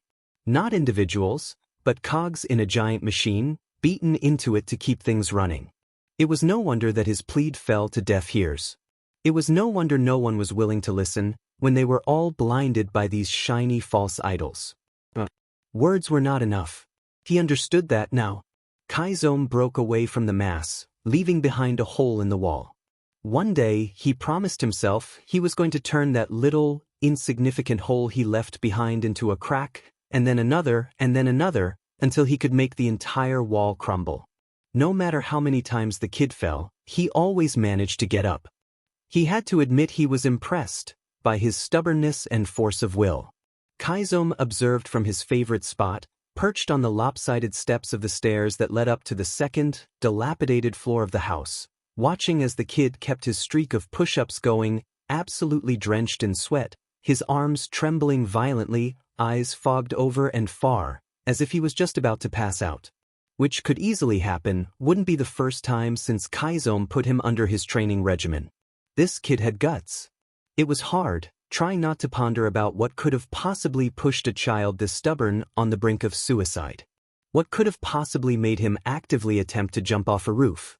Either he went through an extremely traumatic event, recently, that shook him enough to push him to try kill himself, or something must have been wearing him down, slowly but surely, for months. Years even. Even rock crumbles, under the unassuming and yet relentless strength of water drops, falling and falling.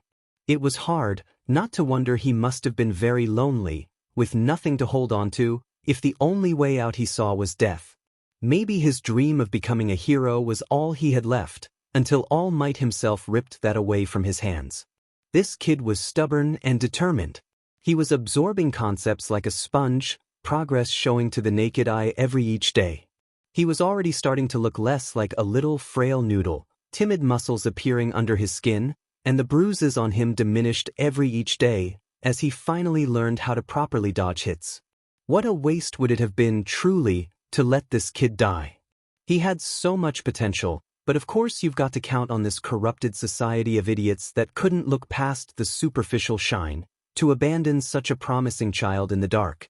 He could understand why All Might told him he should not become a hero. Of course, All Might would never throw a quirkless child into danger, being the only true hero he was. And it wasn't his fault he didn't have the time to properly get to know the kid, giving an honest answer in the face of the only information he had about him. But the hero world truly lost a treasure that day. Well, Kaizome was willing to pick up the pieces. He honestly expected the brat to give up at some point, but he was still going, showing exceptional aptitude. At this point, he wasn't going to leave him behind as he initially planned to do. He didn't want to see this kid reach an even lower point, risk to have him turn his hopes toward the idiots that called themselves villains and used their powers improperly. Kaizome knew he wasn't a saint. He knew his hands were stained.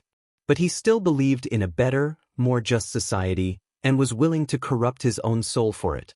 It was leagues above those selfish, egoistic assholes that only used their quirks for personal gain, in his humble opinion. And it wasn't bad, the idea of having a young one follow him dutifully, to have a little chick full of potential absorb the rightful ideals most people were blind to. Maybe, one day, when he couldn't properly hold his blade anymore, his new, little pet project might step in his stead. But that would be a long time coming yet. The kid was soft-hearted and tender, still, no matter how much Kaizome beat him down, no matter how many times he already made him stain his hands with blood, even if it wasn't human. He was stubbornly hanging on his own ideals, and even if they overlapped often, they never quite aligned with Kaizome's own. Okay, look, I really get it, he said one time, during one of their now usual debates, as they sat around the fire in the deep of the night, a sky full of stars above their heads. Like I do. I know what you mean and I agree, in a sense. It kind of essegs the whole system. It feels like it needs to be dismantled and rebuilt from the ground up. A pause as he took a bite, gulping it down. But still I don't think your way is quite the right way to go at it. Because you're young and naive. Kaizome replied easily. Do you think I woke up one day and thought, well, I'm going to start killing people from now on? No, it was a decision I matured with time, after I repeatedly attempted to get through people in a peaceful manner. I'm perfectly aware that my methods are extreme. A sip of water. I know what I do is morally reprehensible, and I know that, if there's a deity above, they've long forsaken my soul to hell. But it's a sacrifice I'm willing to make, in order to rectify a system that's corrupted to the core. The boy didn't reply to that, the reflection of the orange flames dancing in his dark, dull eyes. You don't have to think what I think. Kaizome added, shrugging. I don't want you to be a little obedient soldier, I want you to think with your own head, but trust me, once we'll go back to the city, you will see with your own eyes. And you will understand. I'm sure of it. Maybe. The kid conceded, careful. Maybe I will. But regardless of what I will see, I still think it's not right to take a life. And I don't see myself changing my mind so easily. That's your prerogative. Kaizome huffed, falling backward on the grass and crossing his arms under his head, looking at the white dots shining in the dark. You truly are a strange kid. He added, almost amused. Why do you say that? The first time we've met in that situation, I understood you wouldn't be afraid. You were willing, no, you were wishing for death. But now? You're in the middle of nowhere with a serial killer, debating the morality of murder like you're talking about the weather. A little chuckle. Either you still want to die, or you just don't quite understand who you are speaking with. I don't know if I actively want to die. The boy replied, thoughtful. I always kind of feel like if I suddenly stopped existing, I wouldn't mind too much. I've made peace with that feeling, I think, and of course I understand who am I talking to. A small pause before he added, softly. Maybe I'm crazy. No, I probably am, that's okay. But I don't think you are bad. Kaizome blinked, staring at the stars. I mean, of course there has to be something seriously effed up in you, if you can kill people without batting an eye, but so what? I'm kind of effed in the head too, I think. Pot meat kettle and all that. His voice lowered to a whisper. I don't agree with what you do, but at least you do it for a strong ideal, and you don't steer away from your own set of morals. That's a bit admirable. I think. You're seriously a weird kid. Kaizome could only reply, quietly, after long seconds. Get inside. So, you know what awaits you tomorrow. With a little groan, the kid climbed back up on his feet. He heard the soft steps in the grass and the wooden door creaking pitifully. Good night, the boy said, almost inaudible over the soft rustle of leaves in the wind. The door creaked close. Kaizome lied there, in the grass, watching the stars for a long time. He ran and ran and ran. His mind was fogged over, his breath stung in his chest. He finally couldn't resist anymore and he came to a stop, leaning on a wall as his stomach rebelled him, spewing its content on the asphalt. He did it. He killed someone. Not just someone. A disgusting sham, a poor excuse of a human being. A monster, using his status as a popular hero to molest young women in the club. He's been chasing that rumor for a while. He wanted to see with his own eyes. His training was impeccable. He knew he was ready. All he had to do was to truly reclaim his first blood sacrifice, take that first step toward the next part of his life. And he needed to see if it was true. To finally quell his beating heart and his guilty mind. He went down without even a single word, that disgusting phony eyes wide, as if he couldn't believe that someone would dare raise a weapon against him. He didn't make a sound as blood spilled from his throat and he slid down the floor, soon lifeless. He was the first one. His first kill. First of many. He could tell. He dried bile away from his mouth, looking down at his trembling hand. It was red with blood even if he had been careful, trying not to stain himself too much. But regardless, he was stained now. His hands were, his soul was. There was no coming back. This stain he could never wash away. 2 more days and then we move. Izuku blinked. The distraction was enough to allow Stain to grab him and throw him on the ground. He bounced painfully before coming to a stop, panting. That was such a dirty trick, he glared, as the upside-down Stain in his field of vision flashed him a lopsided grin. Told you your enemies will not care for honor or fairness. If they can get any kind of cheap shot, they will. You have to learn how to stay focused. Yeah, Izuku sighed, climbing back up on his feet and dusting thin blades of grass off his pants. Do you actually mean it? The moving? Yes. Stain replied, turning his face up to the sky. Can't you feel how prickly the air has gotten? It's probably going to start snowing soon. I think it's time we move elsewhere. Izuku shifted back into position without needing to be prompted, and so did Stain, resuming their sparring session. The man had a point. In the past week the air has gotten significantly chiller, and dragging himself outside their little house every morning was starting to get increasingly more difficult. Not that the old, rundown building was warm, but it certainly was a bit warmer than the outside. Will you tell me about your father? Izuku jumped, but this time he avoided the kick coming his way. He squinted, lips pursing in a thin line. Finally. Stain grinned, amused. Took your sweet time. Izuku huffed, attempting and failing a little feint. Stain just slapped his fist away. Do you think bad guys are going to ask me that? He said, tilting an eyebrow. As I said, they'll take any cheap shot they can. They fell into silence only broken by their light huffs, until Stain spoke again. It was a genuine question, though. You never told me anything about your past. Neither did you, so what about that? Izuku replied, frowning. Well, I'm an adult, and you are a brat. In a sense, you are my responsibility now. In a very loose sense. Izuku rapidly quipped back. You don't exactly play by the rules. True. Stain conceded with a chuckle, before shifting on the attack again, relentless. So. Izuku dodged a punch. So what? There's nothing to say. He left to work abroad when I was, 2 weeks old? Never came back. Izuku shrugged. I don't even remember his face, and I don't think I ever heard his voice. Mom never told me anything about him, but I could tell that she missed him. Don't know why he just up and left like that. He rolled away from a kick, rapidly getting back up on his feet. In any case, he's like a stranger.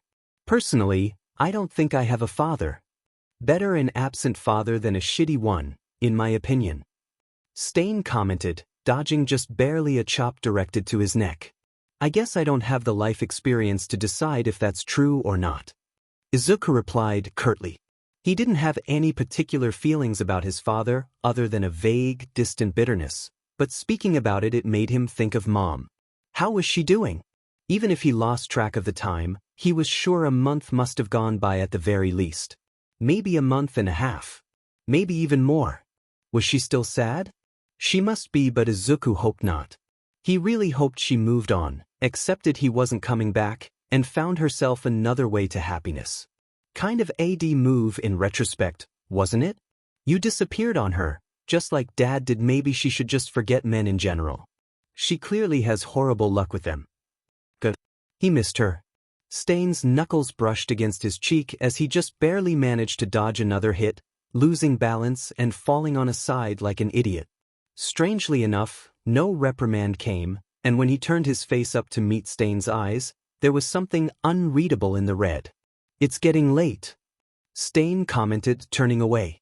Go change out of those wet clothes, I'll start a fire. Izuku obeyed, silent, unable to decide if he was grateful for the pause or not. On one hand, his everything hurt; on the other, not having anything to do let his mind free to wander. The last set of clothes he washed were still slightly humid, but it definitely beat the ones on his back, currently drenched in sweat. He changed, before collecting both their dirty laundry in a ball in his arms and silently walking out, toward the creek. If Stain noticed him, he said nothing. He carefully washed everything, trying not to think too much. The water was freezing and soon his hands started to sting and burn, but at least it took his mind away from everything, even if only for a moment. And yet, in how long hadn't he thought about Mom? He avoided the idea like an illness, careful even in his own mind. He let himself get lost in his new life, lulled by the peacefulness of nature around them, going to sleep so exhausted every day he simply didn't have any energy left to think. But even just mentioning her, it brought it all back. Like a waterfall suddenly erupting in him, the memories spilled in his mind. It felt strange, almost like watching a movie from afar. But all those things happened to him.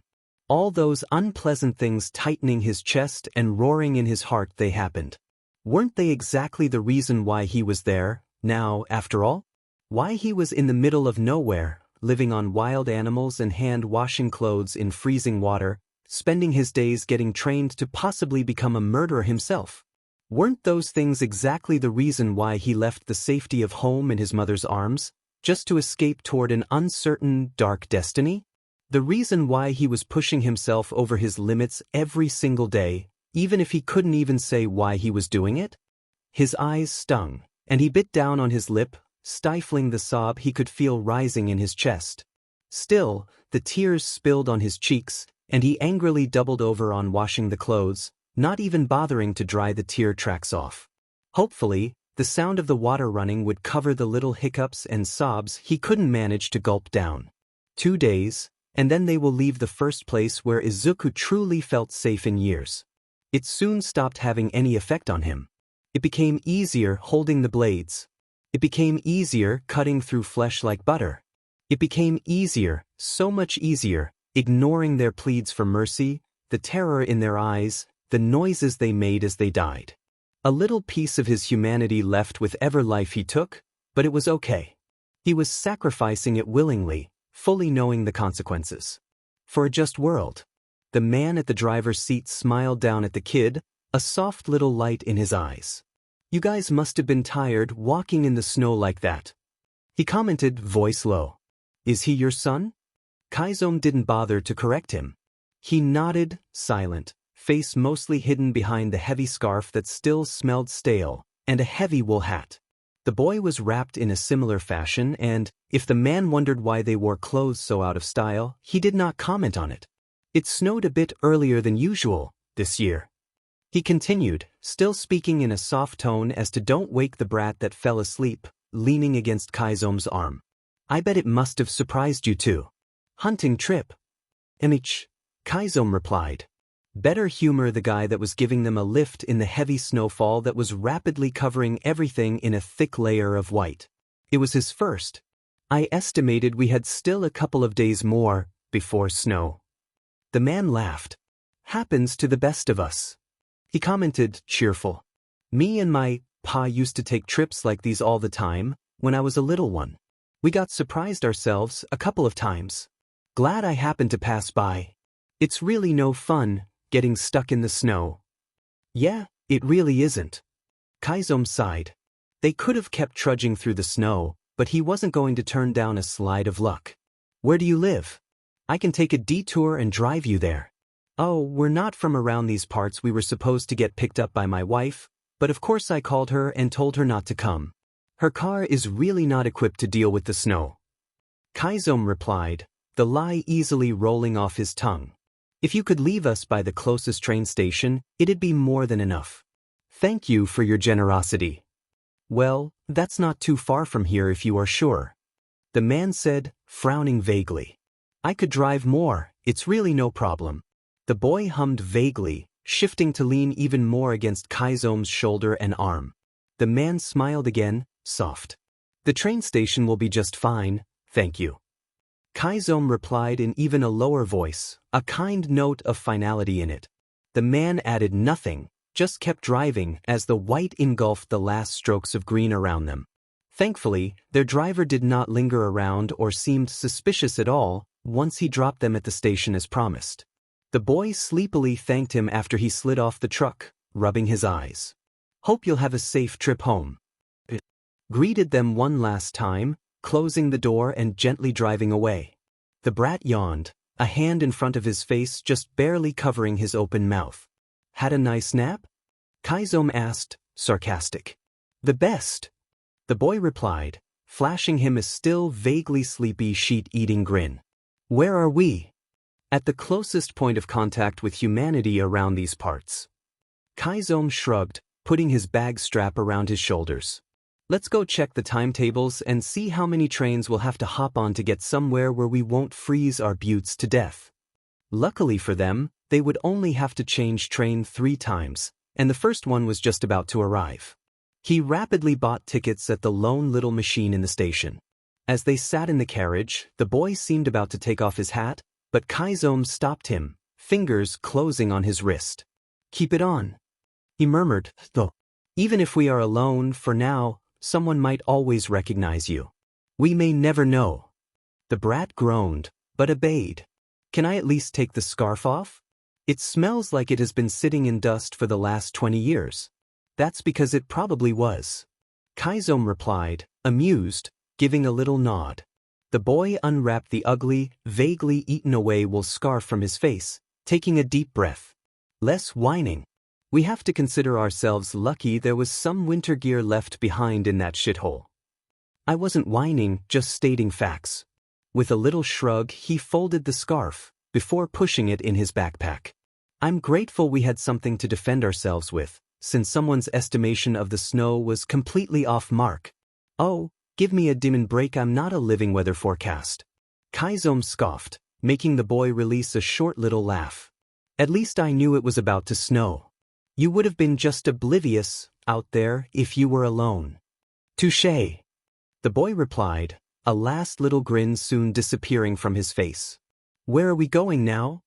If I want to show you how it really is, out there, there's only one place. Kaizome said, flat, looking out as the scenery zipped by the window. Tokyo. The boy didn't ask any more questions, moving his dull green eyes toward the vaguely opaque window. Outside, the world was a single block of white. Chapter 4. The first tuft of hair did not make a sound, falling on the floor. Izuku watched it, distantly, keeping his head tipped down.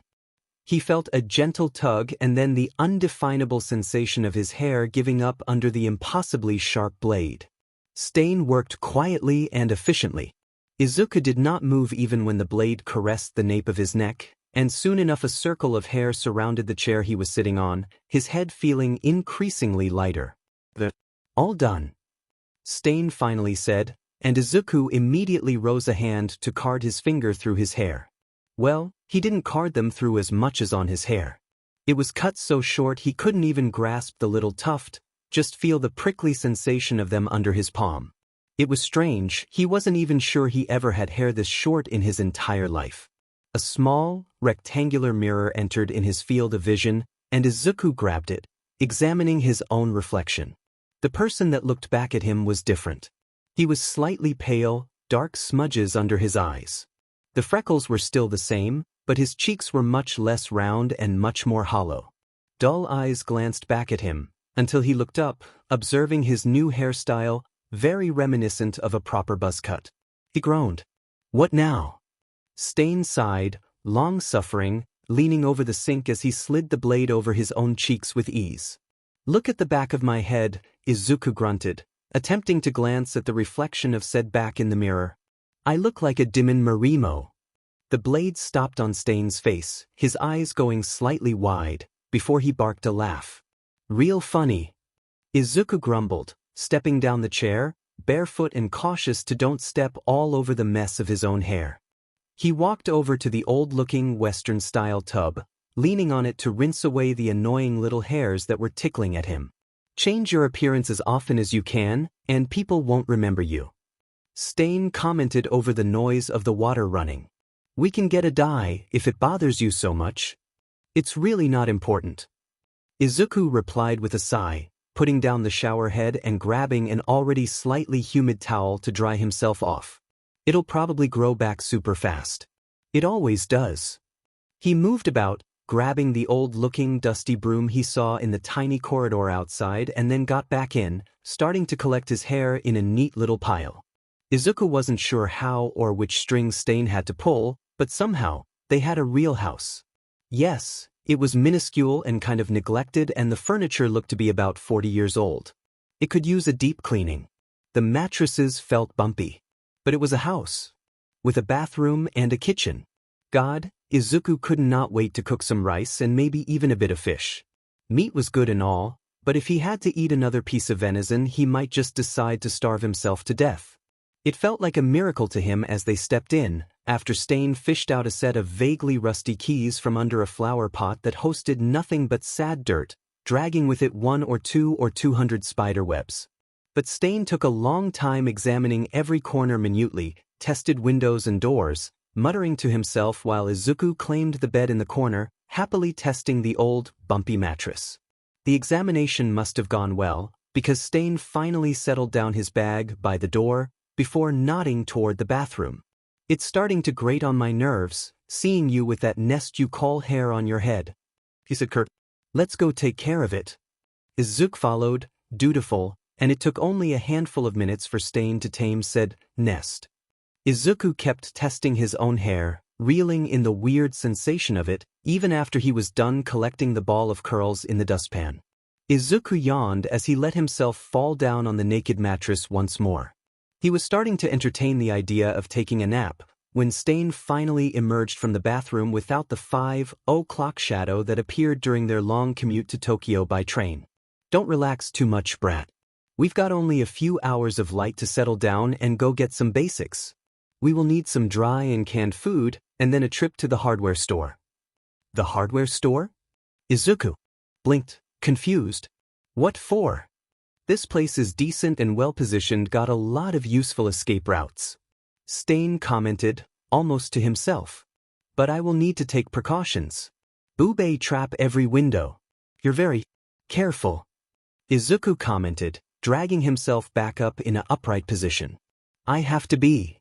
Stain replied, flat, as he leaned down by his bag and started taking out knives that he secured on his chest, before throwing on an anonymous-looking gray sweater. "You don't get to make as many enemies as I do and survive by being careless." "Enemies?" Izuku blinked again, frowning.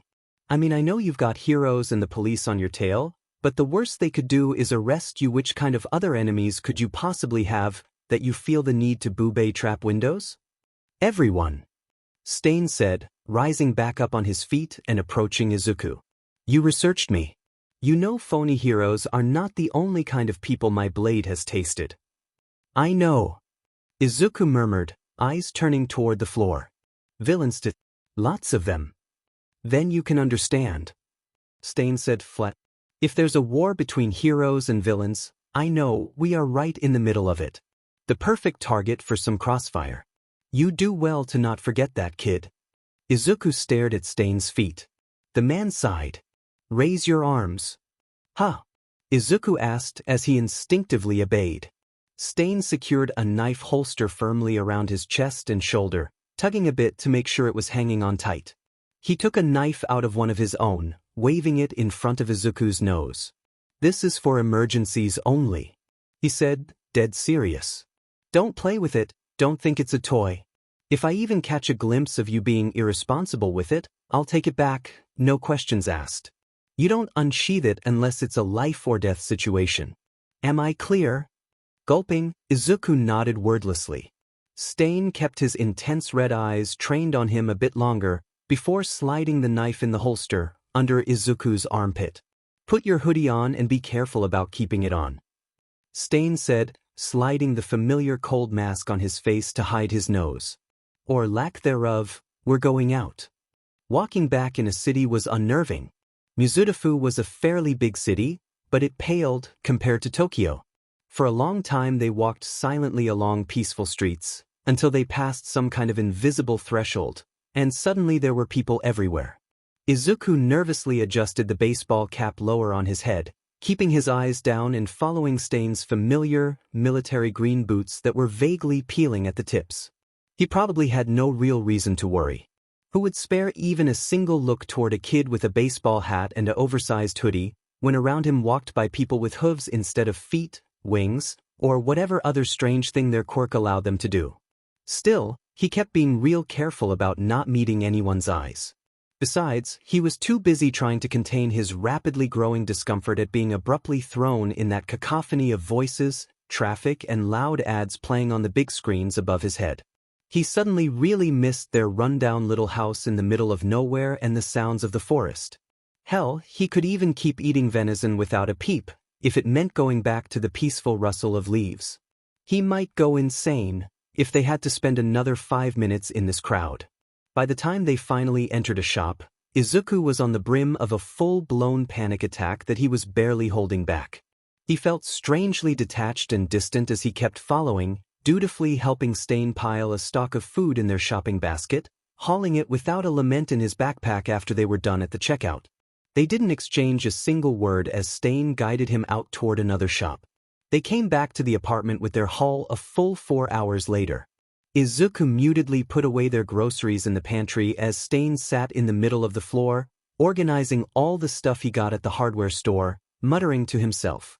Once done with the groceries, Izuku climbed on the still-naked mattress in the corner, rolling up on a side in a tight little ball, his back turned to Stain. He heard Stain's tinkering with all his stuff stop for a few seconds. Then he must have climbed back up on his feet, going by the little huff, noises of cutlery being moved around and a stove getting turned on.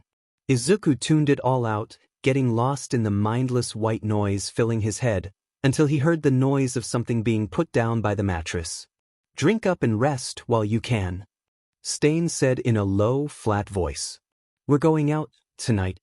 Izuku stiffly turned on the mattress, took the cup of tea still steaming on the floor by his side and forced himself to drink, before dragging the hood up on his almost naked head and curl up once more, closing his eyes to surrender to a restless, nervous sleep. He felt marginally better when he woke up thanks to a little shove. He rubbed the sleep out of his eyes with the sleeves of his hoodie, painfully uncurling his limbs. "What time is it?" he asked sleepily, stifling a yawn. "Almost 2. Stain replied, voice low. "You better put on another layer, it's chilly out there." Izuku stretched and silently followed Stain's suggestion, putting his other hoodie on top of the one he was already wearing. Hopefully it'd be enough. "We're not doing much tonight," Stain said, waiting in front of the door. "Just taking a walk, assess the situation. I want you to keep your eyes open and observe carefully. Tell me anything you think is relevant." "What do you mean?" Izuku asked as he leaned down to put his battered, mud-stained shoes. "I mean exactly what I said. Observe, take in details, plan carefully. I know you've got a pretty analytical mind in there, so warm it up because from now on you're going to need it." The moment they stepped outside, Izuku's breath condensed in front of his face, the icy night air fully waking him up. Stain silently guided him off in the streets, rubbing his own arms. "We're going to need some heavier clothing for this," he muttered almost unconsciously. Izuku let out the tiniest, relieved sigh. He was glad he didn't have to say that himself. True to his word, they just walked. Izuku felt a bit awkward at first, unsure what Stain exactly asked of him, but at some point it started to click, the words cascading out of his mouth in a low mutter.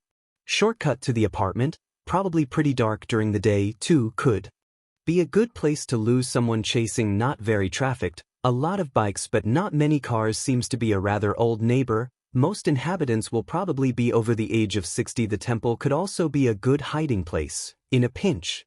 He kept going and going, not only commenting about the area, but the few people they met, trying to assess their quirk from any visible sign, and their intention from the expression on their faces. His throat felt dry by the time they got back to the apartment, and Stain had an expression Izuku could only define as satisfied. "Good job," he commented, musing his short hair over the hood, the moment the door closed behind them. "I'd say you should lose the muttering unless you are actually speaking with me, but that aside, you did good. Go sleep some more, kid, you've earned it." It never failed to unnerve Izuku, seeing students in their school uniforms as the days started to trickle by. Almost like a sudden whiplash, reminding him that was the life that once belonged to him. Wearing a uniform, going to school every day, studying. But at the same time, maybe that life never really belonged to him. It felt so far now, and watching kids his age laughing and joking between themselves, happily, made his heart sting. That life never really belonged to him. He was always alone, his only company the sound of his own steps as he went and came from school each day. They live in a world different from ours. Stain commented one time, softly, as he must have noticed Izuku staring at a small group of middle school students playing around some swings. "Don't let yourself get swayed. People like us, we are just different from anyone else." He had a point. Izuku has always been different, that's why no one but his mother ever wanted him around. He looked away, and never let himself linger again. They set in a routine. Izuku still kept training, even if they didn't have the same freedom anymore. They had to make sure to go unnoticed, so most of the day he'd have to spend inside, in order to avoid suspicions and people wondering why a kid his age wasn't at school, while Stain went outside to do God only knew what to get some money. He didn't waste any time, even if he was forced inside the apartment most of the day. He took matters in his hands and cleaned it from corner to corner. By the time he was done, the place looked a whole lot different than it did at first. And he found the hole from where the cockroaches kept getting in, so getting that close and placing a bit of poison for good measure should take care of it. He kept doing all the exercises he possibly could in the cramped space of the apartment. Stain even got him real weights to train with, and Izuku was surprised to discover that he could now lift 20 kilograms with a single arm easily. He got a bit excited the first time, confronting his arm with a perplexed Stain's. It was still much smaller than his, but definitely did not look like a noodle anymore. He did what he could, but for the most part he slept the day away. Their days only really started when the sun would set on the horizon. That's when the real training came back into play. Stain had absolutely no leniency, no matter the fact that they were in the middle of a crowded city. If anything, he expected Izuku to work even harder, forcing him to follow, only counting on his own strength as he moved in the city with the ease and agility of a street cat, unseen and unheard. Izuku rapidly collected broken nails and bloody fingers, and one memorable time when he tumbled down a roof, a chipped front tooth. But he was expected to follow, no matter the reason, and so he did, nursing his numerous little injuries back to health during the day. Except for the tooth. Not much he could do about that. It became a little bit easier every night. And, in a sense, it turned to be liberating. Izuku felt like the city had no secrets for them. They could move in the dark, away from prying eyes, and no physical barrier could hold them back. It was a weird sensation, to know that he didn't have reasons to worry anymore. He could just go anywhere he wanted as long as he kept himself hidden in the shadows. The world was at his disposal. He was starting to even enjoy it, to look forward about getting up from his mattress in the corner as the last light of day died in the sky and few, timid stars started to appear in the polluted dark. To go out and run, jump and climb, feel the almost pleasing burn of his muscles as he worked them, to feel the chilly night air enter his lungs and come out in little puffs in front of his face. But that peace, it didn't last very long. It all turned one night like any other. They were surveying the streets as they usually did, silent, only ever talking in hushed tones when it was really necessary. They heard a scream in the distance and exchanged a single look before dashing. The scene from above felt almost movie-like, but the terror in the woman's voice was real. As they arrived, they could see a hero brawling with a duo of villains in the street below, empty of any other person. "Oh, that's the Demolisher," Izuku muttered, voice low. "Can transform any limb in a wrecking ball complete with chain." His heart shot up in his throat when the Demolisher did exactly that. Let one of his arms shift to hit one of the villains, the swinging ball of iron zipped above the woman's head, that managed just in time to duck. "Is he insane?" Izuku hissed, incredulous. He could have smashed her head like a mature tomato. Stain leaned down on a single knee by his side, voice glacial. "That's what they do, kid," he said. "They don't care about the collateral damage, about how much money they will cost to people. They don't care if someone gets hurt. All it matters is to fill those numbers. Brings those villains in, get the reward. Like an office worker punching a card every single day, paying no mind to anyone else." "They can't all be like this," Izuku replied, frowning, without taking his eyes away from the battle.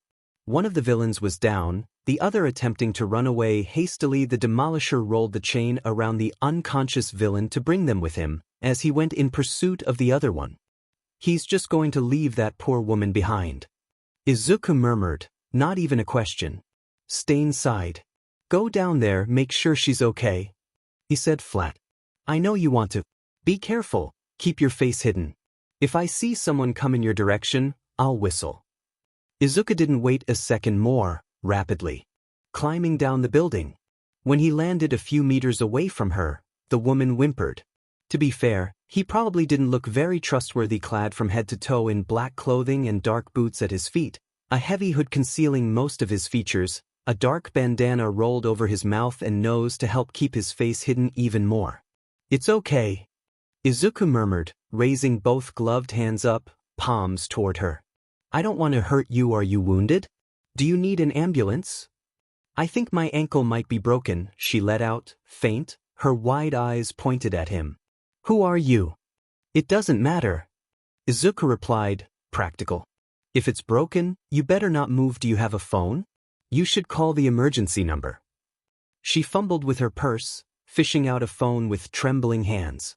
When she seemed to hesitate, Izuku gently took it away from her hand, composed the number for her and connected the call, before giving it back.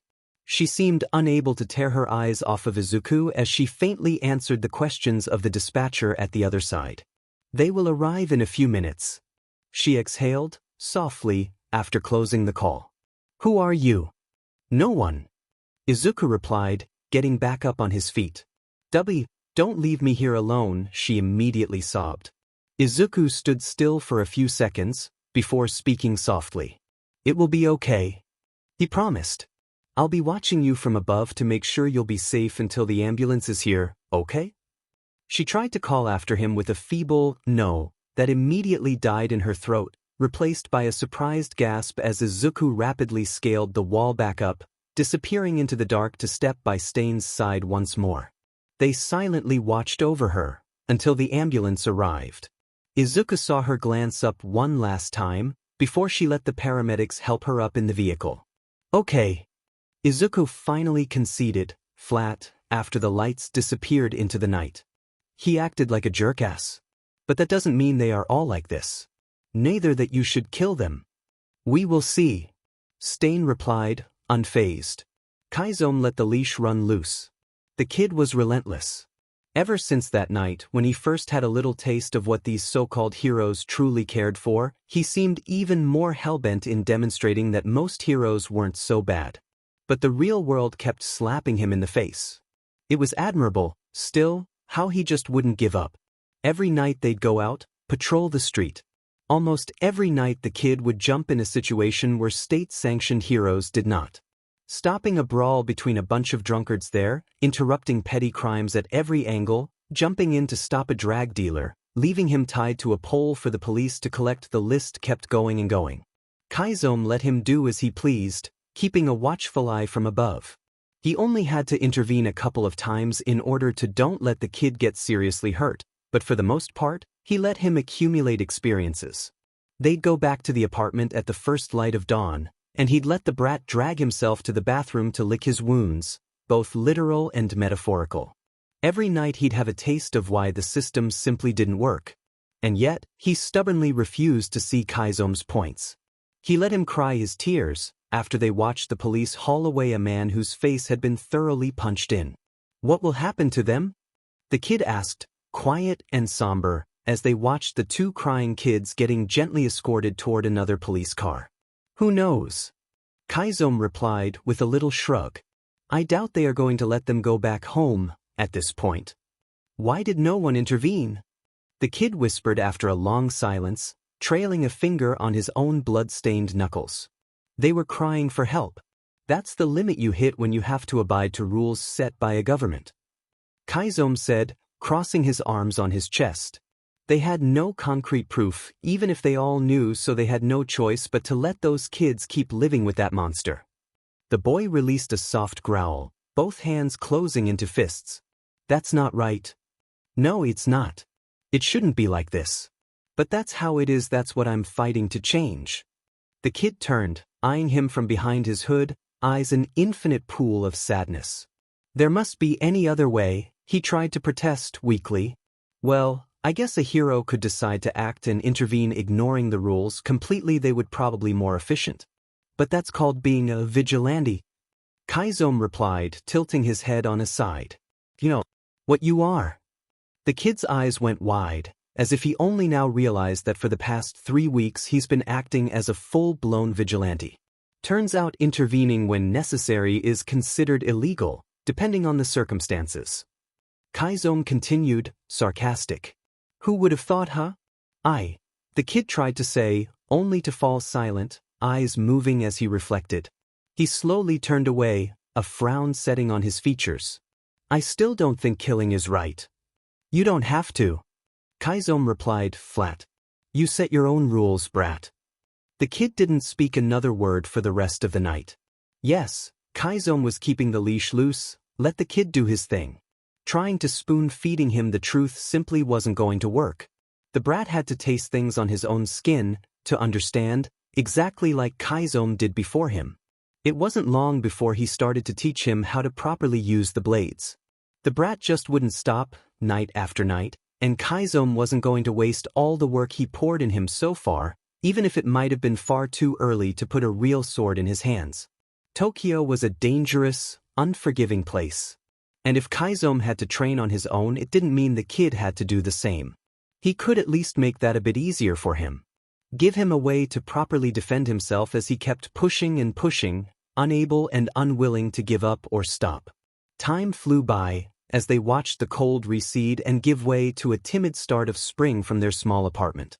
Out there, kids the same age as the brat were about to start a new chapter of their lives, full of hopes and dreams for the future. Here, in their own small world, Kaizome watched his little chick open bloody sores on his hands by training endlessly with the wooden blade in their little living room kitchen, all furniture pushed aside to give him space. His dull eyes were set forward, always looking toward something Kaizome was not part of. It was okay. Let the kid do his own thing. He'd come around. The leash was loose, but it was still there. Tensei was very tempted to just take the entire box and throw it out the window. This case was just endless new calls kept piling in every night, new sightings, new blurry photos, and yet, nothing could be done. Curse the day I accepted to work on this. He had enough on his hands with running the entirety of the IDA 10 office, but when he first heard of it, he just couldn't let go. It wasn't by far the first time he had to deal with a vigilante, but it was certainly one of the more sneaky ones he'd ever seen at work. Most vigilantes Tensei dealt with in the past had the tendency to be flashy, call attention to themselves.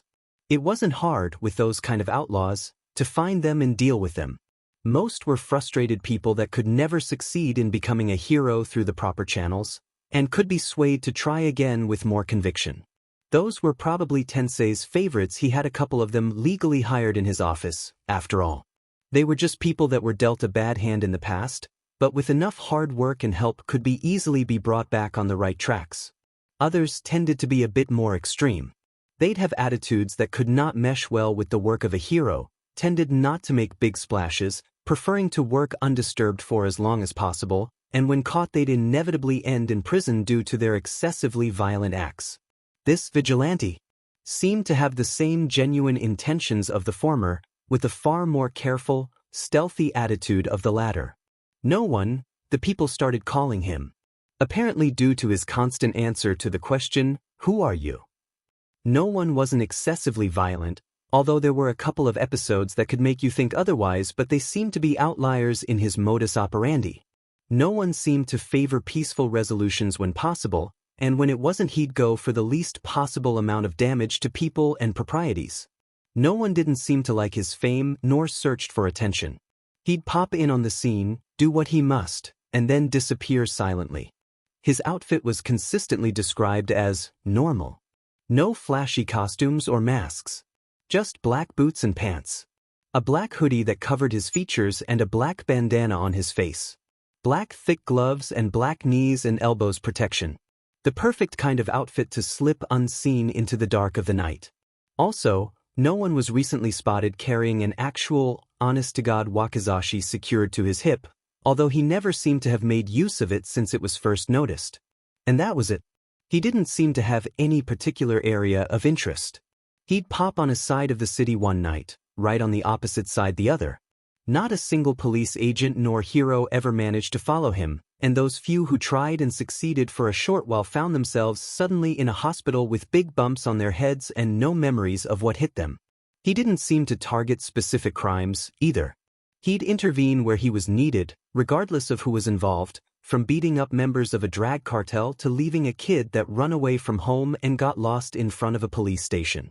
No one also never showed an XPLCT, obvious quirk. There were many theories running wild among those that were involved in the investigation, but there simply wasn't a certain conclusion about what no one's quirk could do. Tensei, personally, leaned on the side of those that theorized some kind of invisibility or masking quirk that allowed no one his stealthy, traceless escapes. Would explain how he managed to knock unconscious anyone that tried to follow him without being noticed in the slightest, at the very least. It seemed simply impossible to catch this guy. Tensei was always up to try reform some vigilantes and shape them into full-fledged heroes, but no one truly seemed like a lost cause, after months of failures and dead ends. "Hey, Chief," he got distracted, jumping when one of his underlings, Yamamoto, knocked on the door jamb of his office. "You look like you've got a bit of cabin fever. Why don't you go out for a patrol tonight?" Tensei groaned, stretching his spine, hearing a series of little pops. "You're not wrong," he admitted with a sigh. "Looking over that case again, huh?" Yamamoto commented with a lopsided smile, approaching the desk. "For the I don't know, probably 1,000th time." Tensei muttered, massaging his forehead. "Tons of sightings, no new leads as usual." "Well, all more the reasons to go take a walk in the real world," Yamamoto laughed, abandoning a small pile of papers on his desk. "Who knows, maybe you could stumble into the guy in some back alley or something." "Wouldn't that be funny?" Tensei deadpanned, before rising on his feet and grabbing his helmet. "You've got a point though. I think some action will help." He made 3 easily avoidable, very stupid mistakes that night. The first was spotting a man that suspiciously looked like the hero killer on a roof, and let himself freeze in obvious surprise.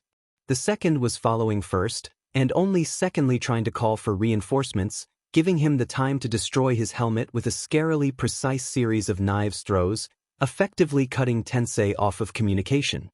The third was not immediately running away. Tensei went down like a puppet after he felt all his limbs lock into place, as if they suddenly turned into iron, completely outside of his control. He tried uselessly to turn, get up, move at all, but he couldn't. The blood run down on his face from the cut on his cheek, as the hero killer emerged from the dark, towering over him. "Got a big one tonight, huh?" he commented, flat. "And to think I wasn't even out and about to hunt." Tensei gritted his teeth, trying uselessly to fight against his own body. Stain's eyes burned like fire as he looked down at him. "Oi, wait a minute." Tensei twitched in surprise. The voice that just spoke seemed to come from above and sounded quite young too. Much to his shock, Stain rolled his eyes with a little sigh.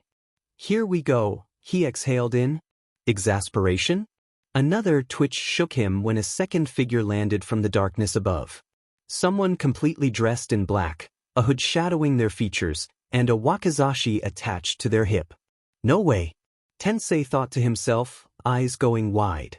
No effing way. No one was much smaller in person than the unfocused, blurry pictures of him could lead to believe. It probably wouldn't even reach Tensei's shoulders if they were to stand side by side. Do you know who this is? No one asked, affronted, gesturing vaguely down at Tensei. Course I do. Stain replied, long-suffering. Brat. No, don't you brat me. No one interrupted, crossing his arms on his chest and impatiently tapping a foot on the ground. Give me one good reason why you should kill Ingenium. His height, his voice, his mannerisms. Stain just called him brat. Is no one a kid? Really now? Stain deadpanned, unamused.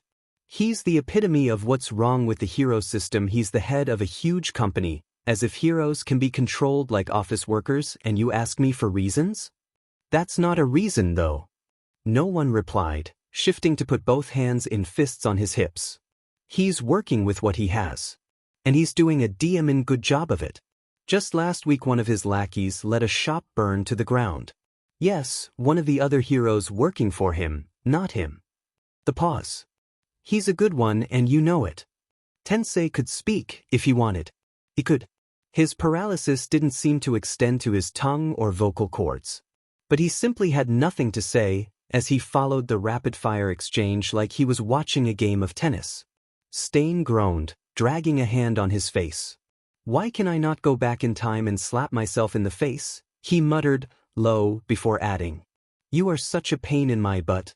It's like having a semi-suicidal Jiminy Cricket on my shoulder all the dim time with you. What now? No one replied, confused. You've never seen that old animated movie, never mind. Stain sighed, waving a hand. He put his katana back in its sheath, looking unamused. Fine. Watch, this is going to bite the both of us in our butts in 2 months top. I'll take it. No one said, satisfied. Dude, be more careful next time. He then added, clearly addressing Tensei, before the both of them scaled the building up to the roof they came from like a couple of really strange lizards. Tensei just stayed there, speechless. Even if he hadn't been still paralyzed, he might have not moved regardless. He was sure his brain might just leak out of his nose, for hard it has been blown. No one was a kid. Tensei was ready to bet his goddamn right hand about that. He sounded young, he acted young. No one was familiar enough with the hero killer to address him with not only absolutely no fear, but a certain amount of cheekiness as well. And the hero killer seemed to keep no one's opinion in a regard high enough to have his mind changed by him on the spot. No one had a wakizashi, an old-fashioned weapon, much like Stain's signature katana. They moved in similar ways as they scaled the building, quick and agile. Holy shit. Holy fing crap. Tensei thought, wide eyes staring at polluted dark sky. Are those two working together? Is Stain teaching no one? Could a man like him even think to take a disciple under his wing? Is no one willingly working side by side with a serial killer? No answer to his mental questions came, as he finally felt the tenseness leave his limbs. He could move again, and he dragged himself slowly upright, sitting in the alley and carting a hand through his sweaty hair. What the actual F is going on? Chapter 5. Bellata per la mia piccola iena. The boy suddenly went pale and still, like a rabbit freezing in front of a wolf. Kaizone blinked, watching him out the corner of his eye. He watched as the boy slowly put down the bowl he was holding, fingers shivering minutely. He watched as he brought his right hand to his lips and nervously nibbled down on his fingers, worked all the tiny, lithe scars on them under his chipped tooth, almost like a toddler's sking on his own thumb. From the battered, small TV came the sounds of fireworks going off. His green dull eyes were transfixed on the screen, his soup going completely ignored. The over-enthusiastic voice filled the room for long minutes, until the boy suddenly got up on his feet, with a stillness that spoke of an imposed calmness, and turned away, walking toward the tiny corridor connecting the living room to the bathroom. A minute later, came the sound of retching. Kaizome sighed softly, getting up and walking to the bathroom himself as the sound of the flushing water filled his ears. When he stepped in, the boy was curled up in a corner, a nervous ball of limbs, face hidden in his knees. His hair was still much shorter than it was when they first met, but it was rapidly growing back. "I'm okay," he whispered, flat, before Kaizome could even ask. "I just need a minute." He waited, leaning on the door jamb. Behind them, from the living room, the TV yelled. "And the winner of the obstacle race is Katsuki Bakugu." In the days that followed, the kid just stopped talking altogether. He was far away, like a ghost, his eyes plunged in a darkness so deep it was reminiscent of the kind of look Kaizome saw on his face during their first meeting. He'd still work his own routine. Train, sleep, go out at night, do his vigilante thing. Rinse and repeat. Day after day, silent, a shadow moving about.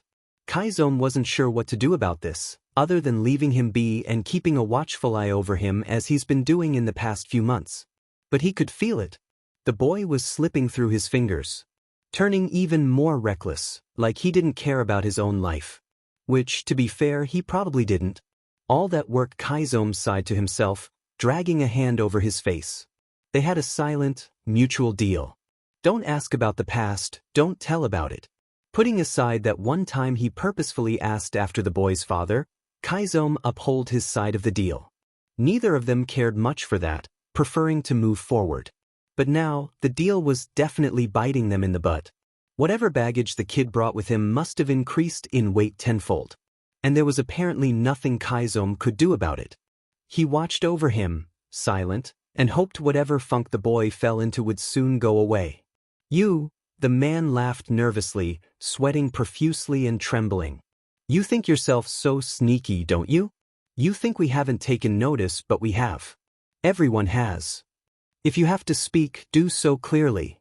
Kaizome replied, flat and unimpressed, pushing the blade on the man's neck a bit more. He let out another, trembly hysterical chuckle. "The kid," he released with a wheeze. "That brat that follows you everywhere the heroes and the police might be too stupid to realize, but us? No, we have long taken notice. We've been looking at him very causal." The sentence died in a wet gurgle as Kaizome slid the blade in and sideways with a single, smooth motion. The man's eyes went glassy and he stopped moving in a few seconds. Kaizome forced himself to slow down his breathing, closing his eyes.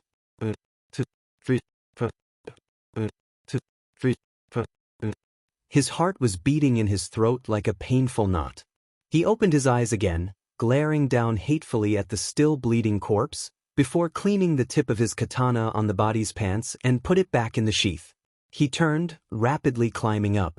He and the kid got separated after the demon brat went in pursuit of one of these idiots even after Kaizome tried to call him back, as another goon tried to step in his way. Where could he be?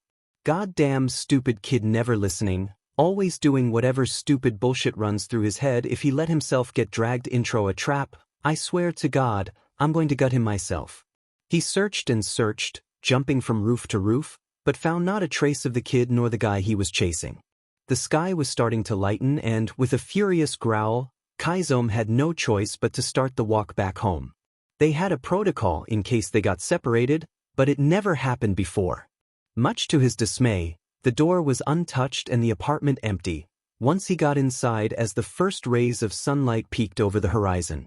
He approached the bathroom window, removing the trap, and then he nervously got out of his suit, launching it in a ball in a corner, securing his katana on his hip as he paced back and forth.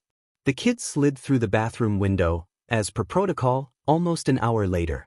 He dragged the hood off his head and removed the blood-stained bandana from his face. His face was a triumph of purples and blues, dried smears of blood under his nose and chin, and the right side of his face was swollen, almost closing his eye shut. "You should have seen the other guy," he said, almost jokingly, after days of absolute, utter silence. The slap echoed in the tiny bathroom. The kid turned his face right back to him with a betrayed look, eyes huge, as he rose his hand to rest it on his cheek. Are you even thinking? Kaizome hissed, furious, grabbing the front of the kid's hoodie in a tight fist, shaking him. You fell in a obvious trap. Even a toddler wouldn't have fallen for that. What the F are you doing? The kid uttered, voice trembling. But Kaizome continued, shaking him again. I don't know what the F has gotten into you this past week, and I don't even care, he growled. But I won't allow you to waste any more of my time or work. You've done that more than enough. What? He let the kid go with a violent shove, sending him against the sink after ripping the wakizashi away from his hip. The kid stood there, mouth open and hands collected against his chest, as Kaizome stalked out the bathroom. It didn't took him much to gather the kid's measly possessions and stuff them into his backpack. After a few minutes, he also got out the bathroom, wobbling on his feet, clearly confused. He stumbled a couple of steps back when Kaizome launched the full backpack against his chest. Change out of your suit and then get out. He hissed. We are done. What? The kid exhaled, eyes huge. You heard me. Kaizome replied, impassive. You're clearly not fit for this. You're letting whatever shitty personal issue you got cloud your judgment and get in the way of your work. You're a constant nuisance for my work, jumping in with your silly moral hang-ups and causing me trouble. This is it. You're out. The backpack fell on the floor. The kid stumbled forward, grabbing Kaizome's forearm. He hiccuped, eyes filling with tears. I'm sorry, I won't. I'll be good, I promise. I won't be a nuisance anymore. I'll do whatever you say, just please. Kaizome pushed him away, glaring down. You're too soft-hearted. Needy. You're not fit for this life. I don't need a brat that can't let go of his childish hopes and dreams to hold me down. The pause. I put enough money in your bag to cover the trip and any expense you might need. Go back home, brat. You're not needed here. A sob wrecked the kid as he folded in himself, hands pushed on his chest. Big tears hit the floor as he shivered there, unmoving. After a good full minute, Kaizome stomped his foot down, making him jump. I told you to get out, he exclaimed as the kid turned his bruised, tears-covered face up to him, lost and desperate. Get changed and go. If you're not gone in the next 5 minutes, I'll throw you out myself. Releasing a pitiful whine, the kid turned away, stumbling back in the bathroom. Kaizome stood there, unmoving as he heard the water running for a bit, and then the kid re-emerged in the living room, face clean from blood and wearing a set of anonymous everyday clothes instead of his black vigilante outfit. He was shivering, avoiding Kaizome's pointed eyes, tears still streaming down his face as he picked up his backpack and hugged it on his chest, approaching the door. He hesitated there for a second, turning a little hopeful look toward Kaizome, but when Kaizome ignored him he made a small sound, like a mouse being stepped on, and finally got out. Kaizome watched him run away from the tiny kitchen window. The kid's wakizashi was in his backpack. Hopefully he won't have to use it. Izuku ran and ran, his lungs burning and his legs hurting. He ran until he could not anymore, until his limbs gave in, and he finally stopped, stumbling under a bridge, in the shadows, away from prying eyes. He let himself fall back, squeezing his full backpack against his chest, wheezing, painful breaths running through his throat and lungs, burning along the way. His face stung and throbbed, but he still pushed it forcefully against the coarse texture of the backpack, releasing a broken, loud whine, muffled in it. It felt like a dam just broke in him, more whines climbing out his throat as sobs wrecked him and a fresh wave of tears rolled down his cheeks. He simply could not stop, lamenting like a wounded animal, feeling like his chest was crumbling into tiny little pieces with every sobs and painful hiccup of breath he managed to get in. Useless, useless, useless, couldn't even manage to do this right, useless dead weight. No one needs you, you are just a stupid Deku, no one will ever want you, you just ruin anything you touch. You can't do anything right, you're just a nuisance. He cried and cried until he simply didn't had any more tears, until his sobs became dry and slowly subsided, and his eyes stung painfully without having anything else to give. He slowly stretched his sore legs in front of him, resting the backpack in his lap, staring at nothing. He was tired, completely spent. His head simply stopped being capable of forming a coherent sentence. He slowly looked around. There was a dark corner behind a pillar of the bridge, even more hidden. He forced himself to wobble back up on his feet, dragged himself there. He put the backpack down, rolled on his side in a tight little ball, resting his head on his bag, and fell asleep, his chest hurting with every little beat of his heart. When he woke, it took him a long minute to remember and understand why he was so uncomfortable and his nose was full of the smell of dust and dirt. He slowly dragged himself in a sitting position. His body hurt after the beating he took, and his face felt even more swollen. He couldn't see out of his right eye anymore. Tears rolled down his cheeks, eyes painfully stinging. Apparently, he still had some to give. What the f do I do now? He thought to himself, desperate and bitter. I fed up once again. Good fing job. With a sigh, he dragged himself back on his feet, painfully sore. He stumbled toward the water. It looked and smelled disgusting, so he took a deep breath and held it, before splashing his face. The chilly sensation brought him a tiny amount of relief, but only for a few seconds. He peered at his reflection in the muddy water, grimacing. His face looked like a misshapen blueberry, for how swollen and blue with bruises it was. He couldn't go around like this. He walked back to his backpack, rapidly found his dark blue hat and a scarf. He put it low on his head, wrapped the scarf around his nose and mouth. As long as he kept his head low, no one should notice how beat up he was. He put the backpack on his shoulders, dusting the dirt away from his knees once he stood once more. Slowly he walked away, climbing back up toward the road. It was probably mid-afternoon, going by the position of the sun. He started to walk. He didn't even know why, but he couldn't just stand in the middle of the road. So he walked, keeping to the side roads away from the more trafficked areas.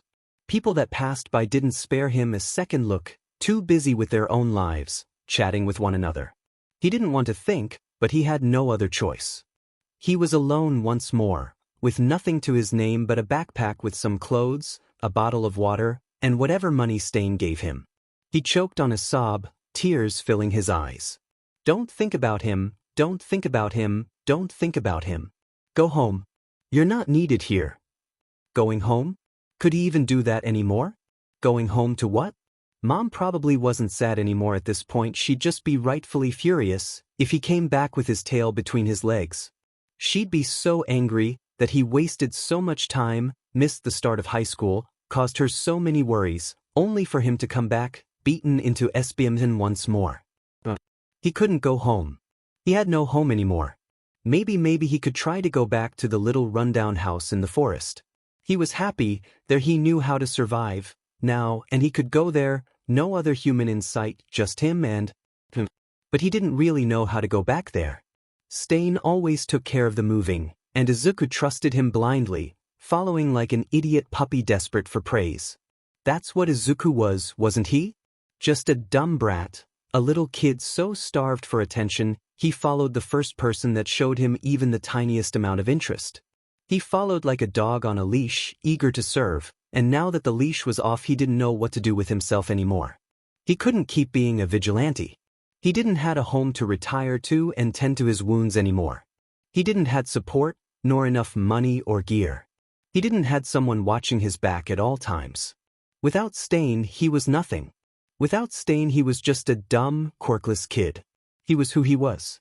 This was who he was. A 15 years old, that run away from home months ago after attempting suicide, that followed an infamous serial killer and let himself getting trained by said serial killer, working side by side as a vigilante with him in the busiest city of Japan for weeks and weeks. Oh, Izuku exhaled, blinking, stopping in the middle of the road. He was staring ahead, but he couldn't really see what was in front of him. Oh, what have I done? He asked to himself, voice breaking. But no answer came. The room was minuscule, basically a broom closet, but he couldn't care less. He paid up front. The guy looked sketchy as hell but accepted his proposition, even if Izuku looked like a punching bag, so Izuku wasn't going to complain. He had enough money to last him a bit, if he made sure to be careful with his expenses. The room would serve him just fine, while he took a bit of time to decide what to do. The sheer magnitude of the realization, truly understanding what he had made of his life, left him breathless and devoid of energy. He just wanted to curl up in a corner and sleep. Possibly, never wake up. In the end, he just run in a circle. He was back there, contemplating. What would be the best way to kill himself? He could slash his arteries, it'd be quick enough. Jumping off a building was too messy, and there was the concrete possibility they'd never recognize his body. Bleeding himself out would at least leave behind a corpse they could give back to Mom, so she could grieve. But did he want that? Did he want her to grieve? Maybe it'd be better if he jumped into a river. The water could drag his body far into the ocean, and no one would have to know he was dead. Mom wouldn't need to go through the pitiful operation of having to identify Izuku's body, arrange a funeral for him, and cry herself dry over a picture of him, or something. With a sigh, he fully opened his backpack and emptied it with a single decisive shake, so he could reorganize his few possessions. Something heavy fell on the tatami flooring with a muted thud.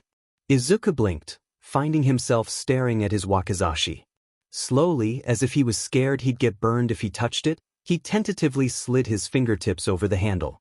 He grabbed it, unsheathing it with an ominous little metallic sound. The blade shone under the orange, weak light of the lamp hanging from the ceiling. He didn't pack his wakizashi hell. Stain ripped it away from him angrily. As he told him to get out. Izuku blinked, eyes going wide. Stain packed his bag. Stain put his wakizashi there. And not only that. There was an holster too. Izuku silently shed the hoodie he was wearing, securing the familiar holster on his chest, and fixed the wakizashi on it, before covering the whole thing with his oversized clothing once more. Stain gave him a precious, expensive weapon, with the clear intention of having Izuku wear it at all times. A safety measure against their many enemies, maybe? A way to let Izuku have at least a small amount of protection against the world? For what? Why would he care? He purposefully chased Izuku away, told him what a dead weight he truly was. Or did he? He got angry after Izuku fell for a stupid trap, even if he came out of it alive. He got angry because he disobeyed and ran after that guy, even after Stain yelled at him to stop. Could it be that Stain was trying to protect him? Part of him scoffed. Told him to stop dreaming. Stop acting like a lovesick puppy. But what if that was what happened? What if Stain tried to chase him back home, so Izuku could be safe? The wakizashi was heavy on his chest. Yet he had to make sure he had to find out. Izuku postponed his death. A few more days weren't going to make that much of a difference, and he knew exactly where and how to gather some info to maybe clarify this for him. And if he was wrong, well, then he'd make the choice between the river or cutting his veins open. Death wasn't going anywhere. No one wanted to believe Tensei at first. A kid? Come on, that's ridiculous. You're just making assumptions. He can't be a kid, have you seen the things he does? But Tensei did not give up. He knew what he saw and heard. He knew that no one was a kid. He was absolutely certain. And it didn't sit well with him. At all. He not only owed that child his life, he owed him to go to the bottom of things. To try save him. A kid following a serial killer, probably getting trained by him? How did that happen? Was he coerced in some way? He must have been, or maybe Stain picked him up between the midst of the villains. Stain wasn't new to acts of vigilantism himself, and his death toll included more villains than heroes, despite his infamous name of hero killer. There were so many realities of poverty, so many people forced to work for clans and villains in order to survive, and these people often had families of their own. Maybe Stain picked up the child up after he went on a rampage on a group of villains. For all his violence, there were no children between Stain's victims. He was a monster with his own set of rules. Maybe he saw potential in the kid. He surely had plenty, going by his actions as a vigilante. Maybe he just wanted someone to follow in his steps, and a lone, convenient kid was just what he needed. But there must be more to it. Stain actually abided by no one's request to spare Tensei's life, and no one seemed averse to his mentor's method of dealing with heroes that smelled less of a teacher-disciple relationship and more of something that put the both of them on equal footing. Maybe no one was Stain's biological child. It certainly was a possibility. And discovering Stain was somehow involved made sense. Those strange, violent outlier episodes in no one's track record, the fact that he seemed to have a protective shadow that allowed him an escape even when he was followed. Stain must have been looking after the kid all this time, but why? The more Tensei thought about it, the less sense it made, but he needed to do something. There was a child out there, running around in the middle of the night doing dangerous vigilante stunts, with a serial killer as his guardian. By God, Tensei would find this child, even if it was the last thing he did. For a while he was the only one in the investigation team following the child lead. The other heroes and agents were simply too incredulous about his outrageous declaration and kept focusing on other traces. Tensei stubbornly doubled down on it, sleeping 3 hours a night for days, as he read over a worrying long list of children that would be under the age of 18 that disappeared between the last 10 years. It was an ungrateful, depressing job. There were so many all along the country. 10 years was a long time to cover. Empty coffee cups collected on his desk, and he delegated all the Ida-10 related work he could in order to chase the lead. Slowly, some of the others involved in the case started getting around to his idea. Tensei worked his throat raw to reiterate over and over his encounter with Stain and no one's mannerism and speech pattern, his size, and his voice. Soon enough he wasn't the only one looking into the depressingly long list of vanished kids. They slowly started to shrink the realm of possibilities based on age and gender, on registered quirks, possible health issues, but there were still so many names to comb over, it was unreal. Tensei had no idea that a crucial piece of information, what was truly about to turn this investigation upside down, came in the form of a small, determined woman that wouldn't leave them alone. She came one day, asking to speak with whoever was responsible of the investigation of the vigilante called No One. The agents at the desks tried to convince her to release a statement if she thought she had some useful info, but she refused to do so until she could speak with someone higher up on the chain. She came day after day, asking the same thing, refusing to just release a mere statement. She insisted in wanting to speak directly with the investigators, stating that she was going to get directly involved in this. This happened for an entire week, until Tensei just so happened to walk into the station right by her side, unknowingly. He was just about to get his usual badge, scratching his head and yawning, when he heard one of the agents sigh patiently. "Miss, we've been over this, we can't let you in. If you want to release a statement." Tensei's eyes went wide and he turned. The woman was small, but held herself with the posture of a soldier. She had dark green hair cut short, shorter than Tensei's own, and soft cheeks that hinted to the possibility she might have been a soft, plump woman once. She still carried some weight, but had the look of someone that lost a lot in a very short time. Her green eyes were lit with a mix of determination and desperation, her mouth a thin, unamused line. "You know what my answer to that is?" She replied, "Glacial. I will be waiting all day. I will be waiting my entire life, if necessary." Tensei shifted his weight foot to foot, grabbed his badge, and approached her. "Miss, my name is Tensei Ida." He introduced himself, holding a hand out. "Mr. Ingenium." One of the agents hissed, exasperated. "No, let me take care of this." Tensei replied, holding a hand up. "I will take full responsibility." He turned toward her once more. "My hero name is Ingenium, you might have heard of me." "Of course I did." She snapped, not taking his hand. "Then, I want to let you know that I am currently involved in the search for the vigilante called No One."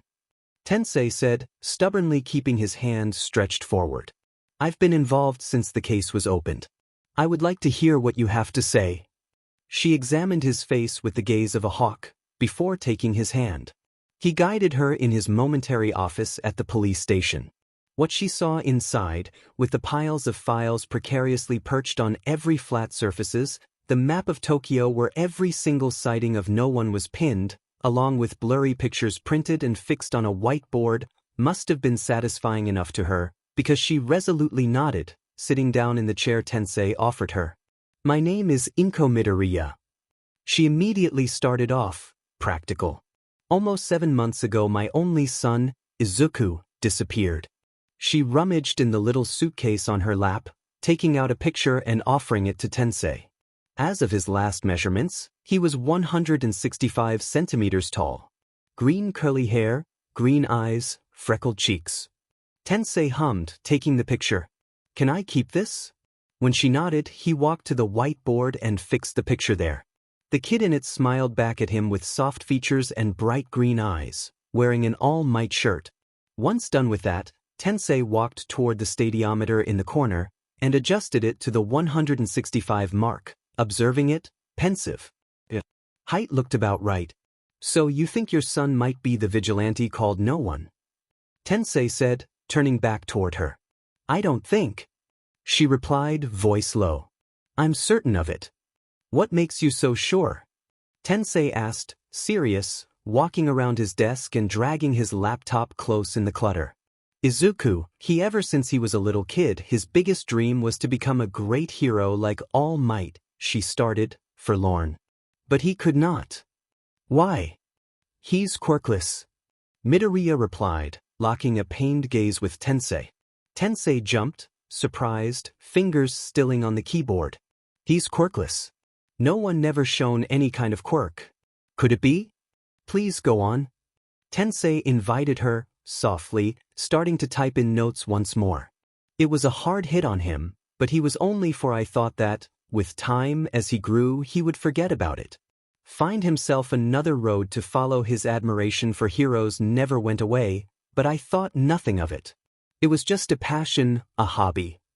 The pause. But for him it wasn't. In his room I found this stack of notebooks filled to the brim. Quirk analysis, pattern studies, strategies to deal with villains. Izuku, he's very smart. On the cover, there was written, analysis for the future. Tensei flinched minutely, but said nothing. She took a deep breath, before continuing. I never realized he was still thinking about it. I never realized so many things about him. He was always an obedient, calm child. A good student, all high marks. He never gave me reasons to worry for him, but I should have. A little sigh. She angrily wiped tears away from her eyes. I should have. He went through so much that I did not know of. His classmates bullied him relentlessly for years, due to his being quirkless. Who I thought was his best friend turned to be his worst tormentor, constantly berating and humiliating him, even inviting him to commit suicide, a angry sniff. During the months leading to his disappearance, he slowly changed. He became more quiet, less lively. He would eat less. I thought nothing of it. Teenagers can be so moody, right? But then he tried to jump off the roof at his school. Tensei flinched again, more visibly, this time. She looked at him, her eyes almost speaking, as if saying, this is nothing yet. He convinced me it was a mistake, that the people at school saw something else. I let myself get convinced. Her voice turned bitter, like poison. I didn't want to see the truth. Without telling me, he stopped going to school. I figured he was just absolutely done with the people that pushed him to the brink of suicide, and who knows what he's been doing out there, that entire month. But one day the principal came by, asking me how Izuku was doing after his suicide attempt, and there I was, completely clueless that my son spent the last month of his life wandering the streets alone. When he came home, I confronted him. I was so crushed, in that moment, realizing what I've been blind to the entire time. I was already planning ahead about what to do to help him, and in doing so, I only made yet another mistake. I should have spoke with him that night. He went out. He never came back. She crossed her fingers in her lap, looking down at them. After a week of desperate searches, the police retrieved his shoes and keys from the riverbank. They declared him dead, but they are still searching for a body. Everyone thinks he succeeded in killing himself, but I knew my son was alive, so I set on my own search. Turns out there's a lot you can discover when you have the time and desperation to spend your entire life searching for your lost son. There was self-deprecation in her voice, a cold smile on her lips. I found out a little episode that went mostly under the radar. A young pro-hero, and in turn, met a certain infamous figure one night. A man named the Hero Killer Stain. Tensei's mouth went slack, and her expression turned almost smug. That night, this young pro-hero was almost about to lose his life to the hero killer, but someone intervened. The pro-hero couldn't see his face, as it was concealed, but he noticed two things he told me he could not forget. His voice, the voice of a kid, and his bright red shoes. Like the ones retrieved in the river bank. Like the shoes Izuku always wore. The pro-hero said that the kid and the hero killer exchanged words. The kid advocated for Stain to spare the hero's life, and, amazingly enough, Stain accepted. He said that the kid approached Stain, and upon his attempt to tell him to run away, the kid replied, "He won't hurt me." They went away together, and that was all this pro-hero could tell me. That was enough for me to know that the kid must have been Izuku. It's just like him, to step in front of a serial killer in order to help someone. The reason why Izuku willingly went with Stain, I do not know for sure, although I have a theory in any case. I went after that single lead. I searched and searched and searched, followed that faint lead that seemed to end nowhere until I miraculously found someone that remembered seeing a tall, well-built man that always kept his face covered and a teenager with green eyes and freckles on a train to Tokyo now. Imagine my surprise when I get to Tokyo and find out that a new vigilante appeared in town. A vigilante that seems hell-bent in helping as many people as he can. A vigilante that seems to always follow around a dangerous serial killer. A vigilante that seems to be rather young too. Probably a kid. How do you know these things? Tensei asked, slowly. We've been keeping the investigation under a tight wrap. I got out there, I got my hands dirty and spoke with the lowest of the low. She replied promptly. I dealt with people that stain themselves with heinous crimes for information. I'm not a saint, Mr. Ida. I'm ready to do anything to get my son back. Now, let's play a guessing game. On a side we have a child that is desperately trying to play hero, even if he's doing it illegally, and on the other a famous serial killer whose ideas he preached included a distaste for current society's obsession with flashy quirks that make for a good show. And then there's my son, that has dreamt of being a hero since he was 2 years old, who is quirkless, and has been cruelly and mercilessly teased and bullied for it. My son, meeting a man that probably wouldn't see him as a useless deadweight on society just because of his lack of a quirk, a man that, in his twisted ways, believes in heroes more than anything else. Now, I wonder. Would you ask me again why I'm so sure that the vigilante called no one is truly my son, Mr. Ida? His head spun violently, and in a second he was on the floor. He tried to move, get up, but failed miserably as the world around him went round and round. A big false step there, hero killer, a voice above him, a cruel chuckle. I wonder, could it be that you were distracted? It's not like you, to make mistakes like these. He drunkenly patted down his thigh, searching for the knife. There a stabbing pain in his hand, and he grunted, pain cutting his head in half. Noha, no little games. You're Arsnet. Do not worry, we will have plenty of time to play. The night is long. Kaizome tried to look up, hissing. By the time the sun rises, you pieces of sheet will all be dead. Oh, we'll see, the man replied, a cold smile on his lips. We will see. That cold smile was the last thing Kaizome saw, before a blinding pain overcame him, turning his world dark. Chapter 6. Space Oddity. The panic threatened to overcome Izuku the moment he finally heard those words. He stayed still, absolutely unmoving in his dark corner, while simultaneously trying to calm down his increasingly erratic breathing. He heard steps, and dared to minutely turn around, seeing one of the men walk away. An idea rapidly formed in his mind. If I can dash over and surprise him from behind, he might not be alone for long. I could threaten him. I know I won't be able to kill anyone, but he doesn't. Taking a deep breath, he unsheathed the wakizashi carefully. He gripped it tight despite his vaguely clammy hand, and went on the move, steps silent like a cat. The man released a choked gasp when he felt the extremely sharp blade on his neck. Don't move. Izuku hissed, voice low and gravelly. I have my blade on your artery. Right now, do you know what arteries do? They carry a lot of blood. I wonder how fast you'd bleed out if I cut it into 2 nice neat halves. The whimper was enough for Izuku to know he hit the mark. The man slowly rose his hands, after Izuku ordered him so. I want to know where your group has taken Stain. And you better give me a demon address, or, and he pressed the blade on his neck a bit more. Fine if dash. The man exclaimed, going even more tense. He rattled off an address. Izuku knew where it was. The port. Of course, there were lots of groups active in that zone, with the traffic of goods that constantly came and went. Why the F, do you care, anyway? The man added with a growl, surprising Izuku. He didn't have his usual night outfit on.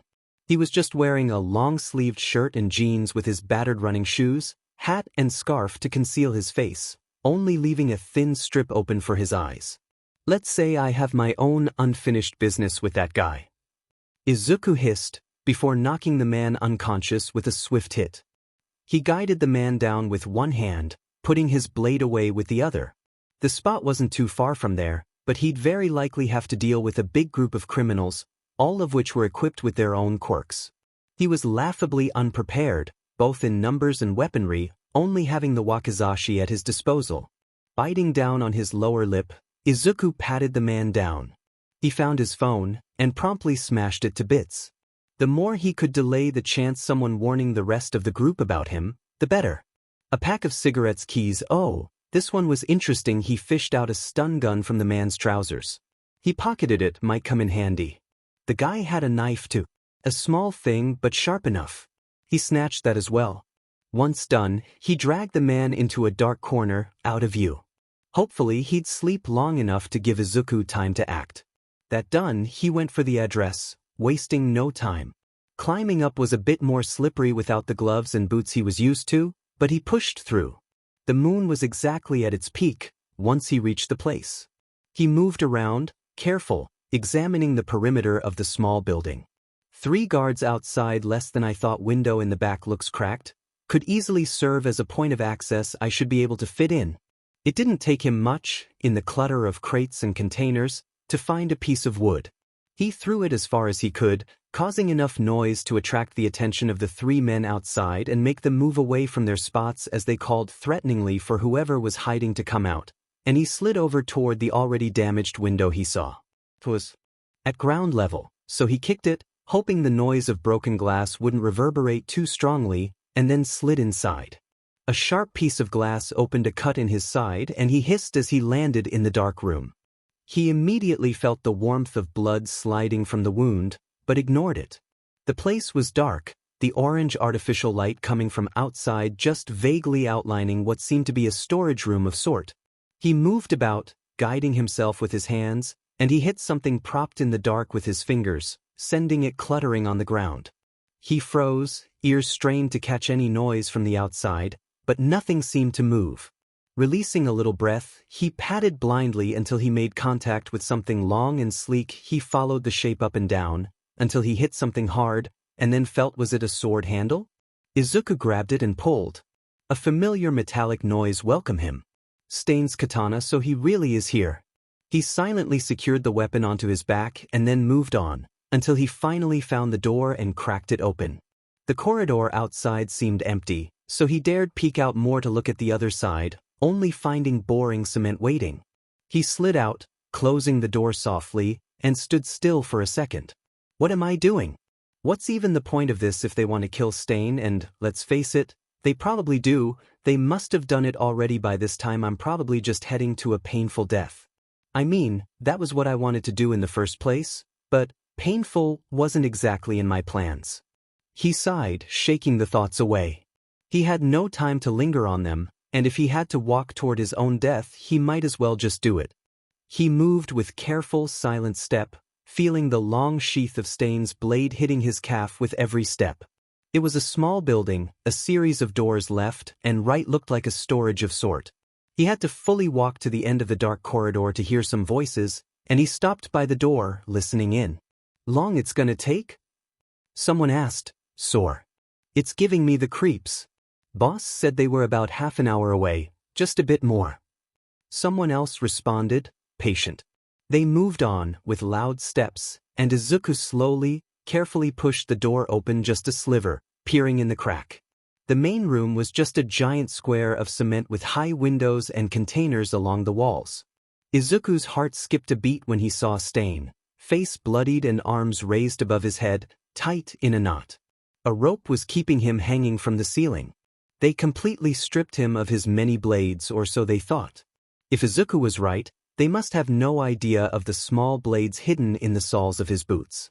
If Izuku could cut the rope keeping him immobilized, Stain would surely be able to free himself from the knot. With those, he tried to take in more of the room from his position, watching the 2 men doing a full round of the room while observing the windows carefully.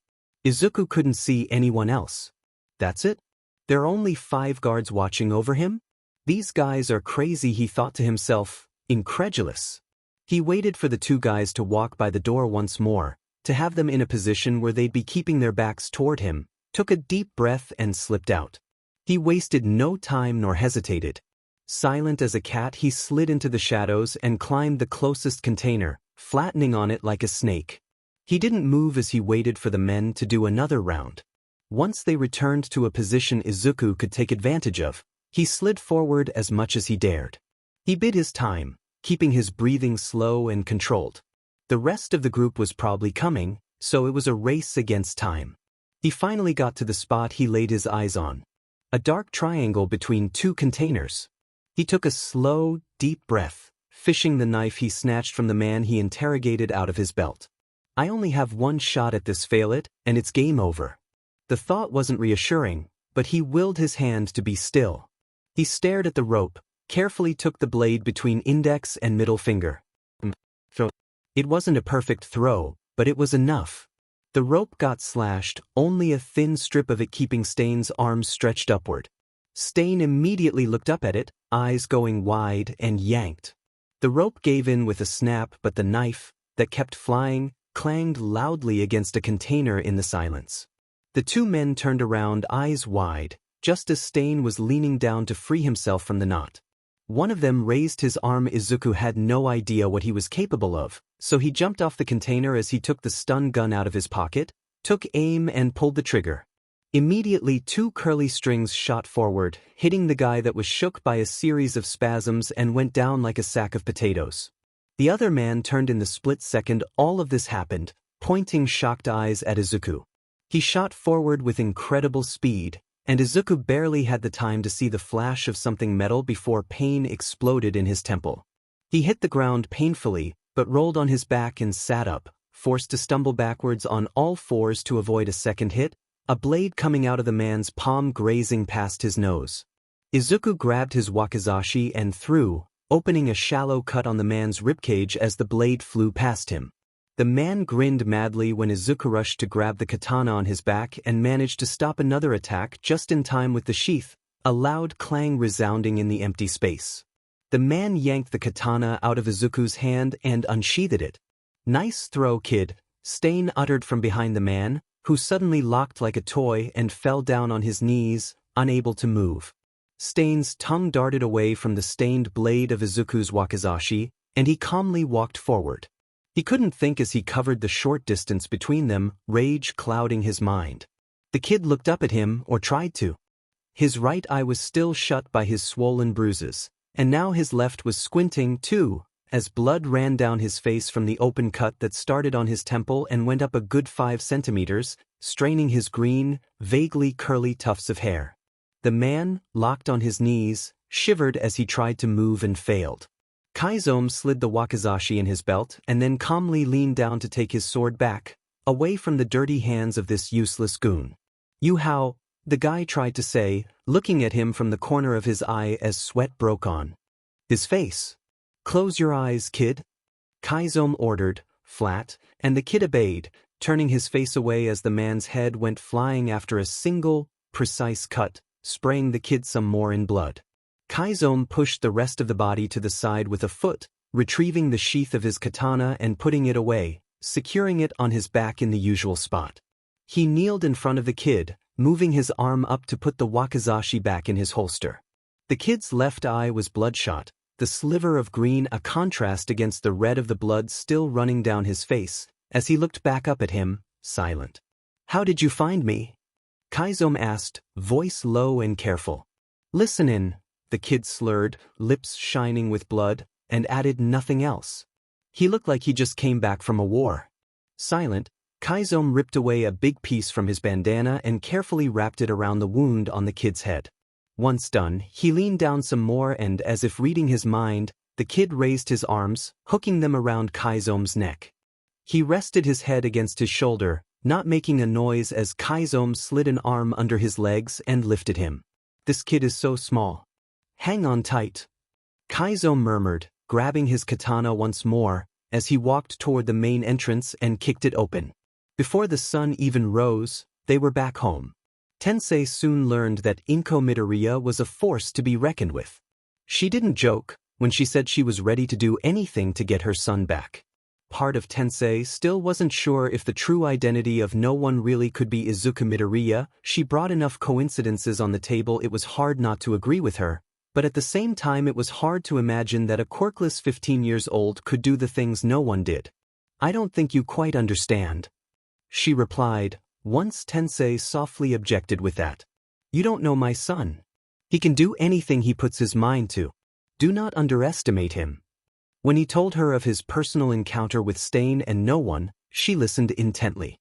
Her eyes filled with tears, but her voice was firm, if pained, when she spoke softly. Of course Izuku is a gentle, generous boy at heart. Even if he's walking a dark path, his convictions won't be swayed so easily. She spoke of him with a fondness entrenched in regret. It was clear she missed him desperately, and whenever she wasn't busy helping in any way she could with the investigation, she would often sit alone, a picture of herself and her son, hugging and laughing in her hand, tears streaming down her face. It was hard not to be swept in her pain. More than a couple of times Tensei sat by her side, silent, just letting her know that she wasn't alone. What will happen once we'll find him? She asked one time as it was just the two of them in the office, deep into the night. The last few days proved to be frustrating, as it seemed that no one was suddenly laying low, making no new appearances. If he moved out the city, it could be a mess. It's hard to say, Tensei replied, slowly. He's got a laundry list of crimes to answer to. He's only 15, she tried to protest, her voice trembling. If the judge will consider the gravity of these crimes enough, they might postpone a trial until he's of age. In that case, I doubt he will escape prison time.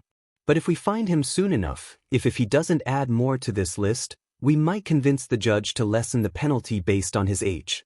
It'd be a permanent red mark on his records, but he still should be able to live a relatively normal life, once we will get him the help he needs. Inko remained silent for a long time, before murmuring. I know you've taken ex-vigilantes under your wing in the past. Do you think it could be possible? I can't make any promise, Tensei replied, honest. There are many factors at play. Here he's just a child, so I will not be legally able to issue him a mentoring-based provisional until he's an adult. I could try to intercede for a lenient punishment until then, but, frankly, I do not know him. I do not know his mental state, or how he will react and think, which attitude he will have once we will capture him. Interceding personally will put not only me, but the entire name of my family and our office at stakes. A sigh as he scratched his head. There's nothing more that I want, right now, than to get your son back with us safe and sound. But regarding what the future will have in store for him, I simply cannot say. She sighed, trembly, drying the tears away from her eyes. I see. Thank you for your answer, she murmured, raw pain her voice. Tensei wanted nothing more to reassure her that everything would be all right, but he simply couldn't. With every day that went by and no one stayed hidden, the chances of Midoriya to get himself out of trouble in the least painful, messy way just got dismantled bit by bit. Please, if it's really you out there, Izuku Tensei often prayed to himself, eyes finding the picture of the young boy fixed to the whiteboard. Please, don't hide from us anymore. We just want to help. Please. As soon as they got back at the apartment, Kaizome carefully put the kid down on the mattress in the corner. You can let go, kid, he said, when the boy kept his arms firmly gripped around his shoulders.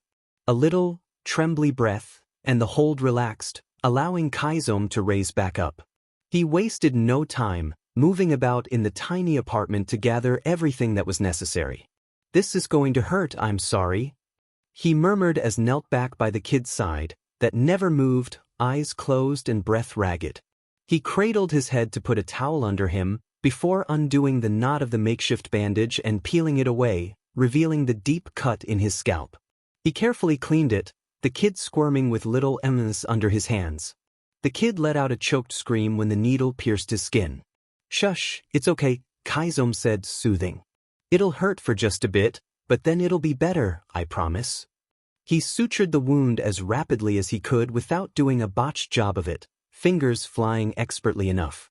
Tears were rolling down the kid's face, pooling at his temples, but he didn't let out any other sound aside from the occasional little whimper. Once done, Kaizome cleaned it once more and bandaged it properly. "Sleep now," he said, carefully patting the unwounded part of his hair a single time. The kid didn't make a single noise, his breath soon going even, a frown set on his features. Kaizome fished a bag of frozen peas from the small, beat-up fridge and carefully kept it on the kid's face. "He's been badly bruised for hours, but at least, hopefully, that might help the swelling a little bit." He sat there until the bag was fully thawed, and threw it back in the fridge. The bruises were still there, but at least the kid's face looked less bloated. Hours went by, and he let the kid sleep. He didn't move even a single time. The only reassurance Kaizome had that he wasn't actually dead, the steady rising and falling of his chest. As the afternoon came to a close and the kid still kept not even stirring, Kaizome tested his forehead, finding it hot. And a fever too. Fantastic. He removed the bandages from his head, but the sutured wound seemed clean. Confused, Kaizome looked him over from head to toe. The kid was pretty much covered in blood after getting sprayed, but there was more, a consistent stain on his left side. Mentally slapping himself for his stupidity, Kaizome cut the shirt off of him, revealing a gash in his side that he just let fester for hours. He got to work once more, cleaning it deeply even if the kid started to whine painfully. He broke out the needle and thread again, rapidly closing the second wound as well. By the time he was done, the area around the mattress wouldn't have looked out of place in an operating room. He didn't like the idea of leaving the kid alone, but he needed supplies. Fresh bandages and disinfectant. Probably wouldn't hurt to give him some antibiotics. Some packs of instant ice. Food easy to keep down. He got himself ready, slipping on the usual cold mask, but hesitated by the door. If the brat woke and found himself alone, he'd probably not react well. He turned, grabbing the thin block of Post-its on the kitchen counter and wrote down a short message, sticking it to a water bottle and leaving it by the kid's bedside. His errand didn't keep him away for long, but by the time he came back the kid actually woke up and downed half of the water bottle by the look of it. He looked up, pale and with dark smudges under his eyes, or well, since his left was now covered by the bandages. His right eye wasn't swollen shut anymore, but his face still looked like a triumph of colors. He was sitting with his back propped on the wall, hands resting limp between his legs, stretched in front of him. "Hey!" Kaizome broke the silence, carefully putting down the bag on the table, fishing the box of antibiotics and launching it on the mattress by the kid. "Take one of these, I'm going to make some soup." The kid ignored the box, staring at him. When he spoke, his voice sounded like gravel. "Are you just not going to say anything?" "About what?" Kaizome replied, carefully, starting to fiddle around the stove. "You chased me away telling me all those things because you knew that—" He gaped wordlessly before continuing. "Were you trying to protect me?" Kaizome didn't turn, silent. The silence stretched, painful and heavy, for what felt like an eternity. "Please," the kid sobbed, his voice breaking. "Just one word. Yes or no. Tell me the truth. I wasn't lying." Kaizome replied, instead, dodging the question with about as much finesse as bull in a china shop. "You are a nuisance and a constant source of trouble." He ignored the sob coming from behind him as he added, "Take the deadman medicine." "Why?" The kid hiccuped, angry. "What if I don't?" "Take the medicine, brat. I'm not going to repeat myself." The box of antibiotics hit the back of his head. Kaizome took 3 deep breaths, before turning and picking the box up from the floor. He approached the mattress and knelt down by it, as the brat glared at him, big tears rolling down his cheek. "The deadman medicine," Kaizome hissed, grabbing the kid's hand and moving the box in it.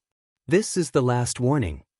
He stared, unmoving, until the kid angrily sniffed and, with trembling hands, popped a pill out the packet, swallowing it dry. "There." He growled back, pushing the box against Kaizome's chest. "I took the deadman medicine. Hope you're happy." And he turned, lying down the mattress on his right side, showing Kaizome his back stubbornly. By the time the soup was done, the kid was asleep again, so he just stored it in the fridge and silently watched over him. The fever must be bothering him, because he started to squirm often, sweat breaking on his forehead. Kaizo knelt once more by his side, testing his forehead and finding it burning still. Forgot to get a DMN thermometer, he scolded himself, frowning. The kid cracked his eye open, wet and unfocused. "Mom?" he murmured, weakly. Kaizo went still. "What are you doing?" "Where?" The kid's eye darted around slowly, breath wheezing in his throat. "Oh, left my stuff there." "What the hell are you doing?" "All there, the money too." The kid kept going, slurred. "Can go back maybe?" "Go through with it." Kaizo sighed. "Settle down. It's not important." But, a little frown. "Can go back, kill myself this time." "Sleep." Kaizo let out, voice scratching in his throat. "Just sleep. It'll be fine. Sleep now." The kid blinked, staring at him, unfocused and far, before closing his eye with a little sigh. "Just what the F do you think you are doing?" When Izuku finally woke with a clear head, he blinked at the ceiling, confused. He slowly pushed himself in a sitting position, his body sore and slow and his sides stinging painfully. He poked his face, finding that it didn't hurt so much anymore, aside for a vague feeling of discomfort. He carefully tested the left side of his head, fingertips riding up until they bumped into the bandage sticking on his scalp. He tentatively poked at it, hissing when the wound under it protested in pain. "Don't effing touch it, you idiot." Izuku looked up, meeting the unamused red eyes of Stain. The man moved to lean down by his side, forcefully tilting Izuku's head on a side to rip the bandage away. A strange sensation followed. "How come you get to touch it and I don't?" Izuku grumbled. "Because my hands are clean and I'm medicating it, dumbass." Stain replied, flat. "It's healing nicely, the one on your side too, but I had to spend the last 2 days spoon-feeding you food and medications and hauling your butt to the bathroom while you mumbled nonsense at me, so I'd appreciate it if you could refrain from messing my work up with your dirty but hands." That made sense, about the strange, almost dreamlike flashes of confused memories he couldn't really put an order to. Once Stain was done medicating and bandaging his wounds. Again, Izuku attempted to stand, and found himself surprised when he realized that, general soreness aside, it wasn't too hard. He walked around the tiny space of the living room, carefully testing his limbs, as Stain leaned back against the sink. "This is what this life leads to," he suddenly said, nodding toward Izuku. "This how things are, and how they will always be. I'm going to give you another chance, kid. If you want to stop and go home, this is the time to." Izuku stopped by the window, glancing out. An old lady was passing by, her dog on a leash sniffing curiously around, and he stared at her, silent, until she disappeared from view. "Even if I did and I don't," he finally replied, careful. "I still couldn't. Do you realize how absolutely effed my life is?" He turned toward Stain, searching his face. "I ran away from home and turned into a vigilante with you at my side. How many witnesses are out there that saw the both of us together? Hell, Ingenium saw us together, speaking like old friends. Are you saying it's my fault?" Stain asked, tilting an eyebrow. "No. I'm just saying that's pretty damning evidence." Izuku shrugged. "I go home, then what? Probably gonna be kept under house arrest until I turn 18, and then they'd throw me in a cell and leave me there to rot for the rest of my life. Doesn't sound much more inviting than getting slashed in the demon face by some random goon." "You can't be so sure." Stain objected, careful. "If you come forward now, there might be a chance they will be lenient with you, since you are so young." Izuku sighed, shaking his head. "You can't be sure of that either. And frankly, I'd rather not risk it." His voice lowered as he added, "I'd much prefer dying in battle than wasting away in a prison cell." "Izuku." He jumped, eyes going wide, mouth hanging slightly open. "That's your name, isn't it?" "Izuku Midoriya. Those officers told me way back, when we were still in Mizudafu." Stain continued, impassive. "This might truly be the last chance. Are you sure you want to continue?" "Yes." Stain closed his eyes with a little sigh, shaking his head. The silence turned heavy, and Izuku turned back toward the window. It was a beautiful day, outside. A pristine blue sky with soft little white clouds peppering it every now and then. "Let's go out," Izuku said, the words out of his mouth before he could really reflect. "What?" Might as well finish that thought. "It's a beautiful day. Let's go out," Izuku continued. "We both look like vampires. Some sunlight could be nice." Stain didn't comment. When Izuku turned, his mouth was a thin line, eyes unreadable. "What do you want to do?" he asked in the end with a little sigh. "Let's go see the Tokyo Tower." Izuku hummed, a small smile pulling at his lips. "I want to see the Tokyo Tower." They got ice cream on the way back. Izuku ended up eating the both of them, because Stain launched him an unimpressed look over his cold mask when he came back with 2 cones. "Right." Izuku chuckled, sitting on the bench and demolishing both of them. "You've been on a soup-based diet for 2 days, you are going to make yourself sick." Stain reprimanded with a little tired sigh. The bandage under his hat itched, but Izuku forced himself to ignore it. "Worth it," he replied with a shrug, savoring the cold treats.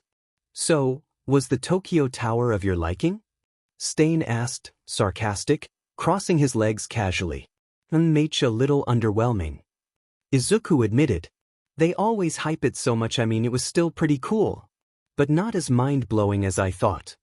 Stain scoffed but added nothing, bobbing his foot propped on his knee. Izuku focused on the ice creams, although he admittedly was starting to feel rather full, so he trashed the cones with a little unhappy frown. He didn't exactly like to waste food, but not much he could do about that. He leaned back against the bench, tilting his head up and just relaxing. He blinked, a small smile pulling at his lips as he stretched his arm up, pointing at the sky. "That one looks like a bunny." He saw Stain stare at him out the corner of his eye. "What?" "Look, the cloud," Izuku insisted, face pointed up. "It looks like a bunny. Those are the ears, and then there's the tail. See? All I see is a cloud." Izuku let out a little huffy laugh. "You have to use your imagination." "Why?" Stain asked, utterly perplexed. "That's how it works," Izuku replied, snickering. "Have you never played trying to see things into the clouds?" "Can't say I have." "Dude," Izuku huffed, incredulous. "That's like a staple of being human. Come on, try." With a sigh, Stain turned his eyes up at the sky. A long minute of silence went by before he said, flat. "Just clouds. Try a little harder. That one looks a bit like a train, right? It even has the little puffs of smoke," Izuku replied, pointing vaguely. Stain squinted, tilting his head on a side. "I guess I see it a bit now," he admitted. "Dig." Izuku smiled to himself as he kept pointing at the clouds shifting in the sky, trying to coax something out of his grumpy companion. He only half succeeded, but he decided to take this little victory. Or at least, that's how it felt in his mind. "The sun will set soon. Can we go back now?" Stain was starting to look rather jittery, which was pretty understandable. Izuku gave in. He wasn't going to push too far, when he already got so much.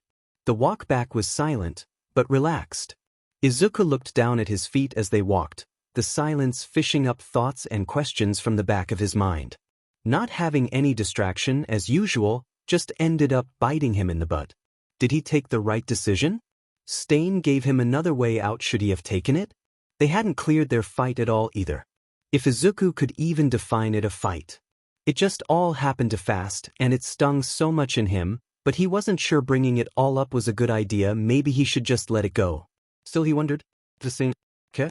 Izuku just couldn't figure him out. One day he yelled at him, trying to chase him away. The other he spent every waking hour nursing Izuku back to health.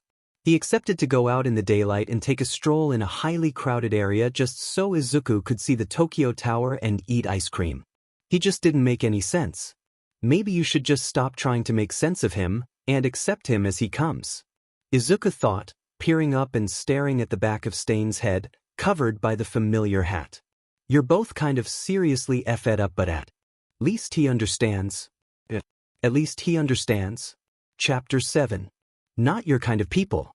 So, your first month in school must have been quite the busy time.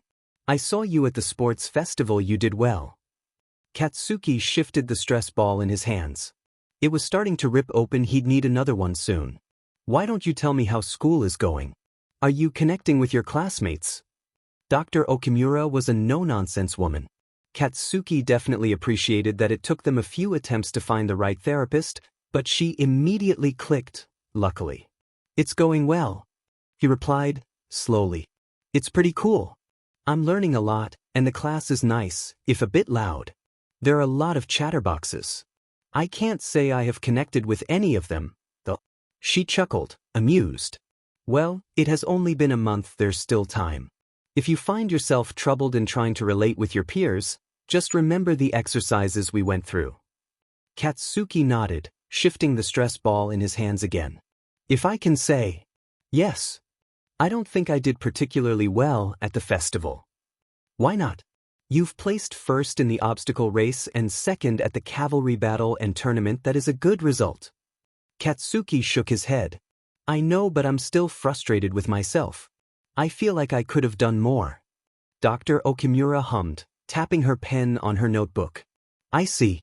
Well, it's okay to feel a bit frustrated at times. Has it been bothering you? Interfering with your daily life? Maybe. I don't know. Katsuki sighed, scratching his head.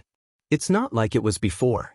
It doesn't cloud all my thoughts and make me get tunnel vision, but it still creeps up on me at times. I think it's good for you to accept the frustration, as long as it doesn't brings back up the excessive rage. A bit of frustration and desire for self-improvement, it's okay. She took a candy out of the usual basket, unwrapping it and popping it in her mouth. If it starts to really bother you, you can always give me a call. We can book an extra session. I don't think it will be needed, but I'll keep it in mind. Katsuki replied, softly. He already felt a bit lighter, admitting those feelings to her. Good. Now, your mother has told me you've been getting nightmares lately. Do you want to talk about it? Katsuki stopped, fingers tight around the stress ball. Dr. Okimura waited, patiently silent, pushing the basket of candies toward him. He leaned in, taking one blindly and launching it in his mouth, depositing the stress ball in his lap to distractedly fidget with the wrapper. They started again after what happened at the USJ. He finally started, voice low. Some of my classmates got hurt, just superficial wounds, but brought up memories? Dr. Okimura asked softly when he trailed off. He nodded. It's not like I've been able to stop thinking about it every single day, but it was starting to feel less painful, but now it's just back. The same nightmare? The one where you accidentally kill him? I don't accidentally kill him, I do it voluntarily. It's just a nightmare, Katsuki. She interrupted, gentle. He stopped, took a deep breath, counted up to 10, then continued.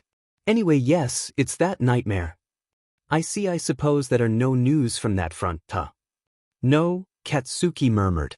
The candy wrap was a tiny ball between his thumb and middle finger, so he threw it in the trash, picking back up his stress ball. Police still searching for a body. Miss Midoriya is still gone God knows where. Dr. Okimura sighed. Katsuki, I told you, you need to close that chapter of your life. I understand that without a proper closure it's very difficult. But you need to move forward.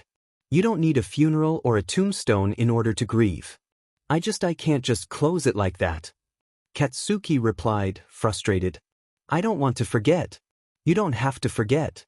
But you need to let yourself grieve. I don't know how, he snapped, squeezing the stress ball. Dr. Okimura gave him some seconds. He composed himself back before speaking again. Sorry, but I really don't know how. If you wish, you could offer some prayers, maybe make a little personal altar? She offered, pensive. Or, if that's too strange or depressing for you, you could write some letters. Letters? Katsuki replied, confused. But he's dead. She smiled gently, crossing her fingers. Yes. But you can still offer words, can't you? She replied, soft. You need to let those feelings out, Katsuki. I know it's a very touchy subject for you, and you won't need to show me nor anyone else, but writing to him, letting your feelings out, could be a good outlet for you. You've already shown a disposition for writing exercises after all. Katsuki didn't reply, eyes pointed down at his lap as he squeezed the stress ball. Think about it, as I said, you won't need to show me, nor anyone else. But think about it. Katsuki nodded, silent, and she mercilessly shifted the subject away. The rest of the session went on far safer topic as they spoke a bit of his school lessons and some of his classmates, of how his parents were doing after the divorce. But as he got out the building, he fell silent. Pensive. Letters. Hey, little champ. Mom said once he climbed in the passenger seat and secured the safety belt on. How was your day? Katsuki shrugged, wordless. She examined him for a few seconds, before a small, melancholic smile rose to her face. One of those days, huh? She said, gentle, carting a hand through his hair. It's okay. I'm going to make curry for dinner, really spicy, what do you think? Katsuki nodded his appreciation before turning toward the window. She silently started the car, the radio playing softly to give them background noise. Once home, Katsuki went straight upstairs to his room, softly closing the door behind himself. He sat at his desk, ripped a page off a random notebook, grabbed a pen and then stared at the thin lines on the white page. How to even start a letter? He tapped the pen on the desk, nervously. You are overthinking it. Put that pen down and write something. He put the pen down. Hesitated long enough to let a dot of ink widen on the pristine white sheet of paper. He sighed, looking down at the dot. Irritated by the sight of it, he turned the sheet of paper on the other side, and put the pen down again. I'm sorry. He stared at the signs shaping those words, silent. Then immediately continued writing. When the page wasn't white anymore, but filled to the brim with the words, I'm sorry, he put the pen down, stood and moved to the bed, falling on it belly up. He grabbed his pillow and pushed it against his face until he could just barely breathe. He didn't move until Mom knocked on the door, asking him if he wanted to eat now or later. He got up after taking a deep breath and glanced at the sheet of paper still sitting on his desk. For a moment he was tempted to crumble it in a ball and toss it away. He gently slid it back in a notebook and put it in a drawer, then got out of his room to join Mom for dinner. Inko closed the door of her tiny apartment and then launched her suitcase on the floor, enraged. It opened with a violent thud, spilling the content all over the floor. She pushed her hands closed in a fast against his burning eyes, taking a series of deep breaths. The last 3 days have been frustrating, to say the least. Izuku didn't make a single appearance anywhere in the city.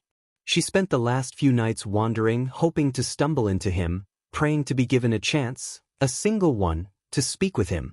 But no new sighting was made, no reports, nothing. The worry was eating her away on the inside, metaphorically and literally.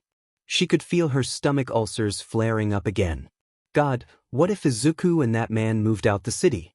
Or what if he was hurt? Or worse? She chased the thought away fiercely. No, Izuku was alive, she knew it. And she would find him before anything really bad happened to him.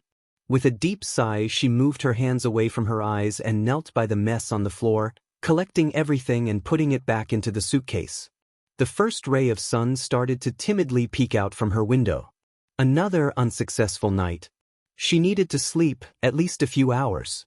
She rapidly prepared a cup of instant ramen, just to put some food in her system, before rolling out the futon and lying on it, eyes heavy.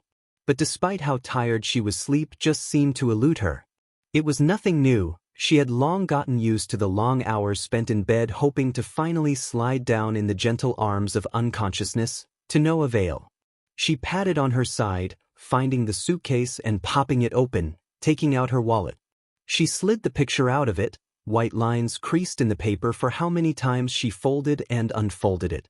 In the picture, both she and Izuku were laughing, hugging one another. She couldn't even remember what they were laughing about, just the sound of his voice.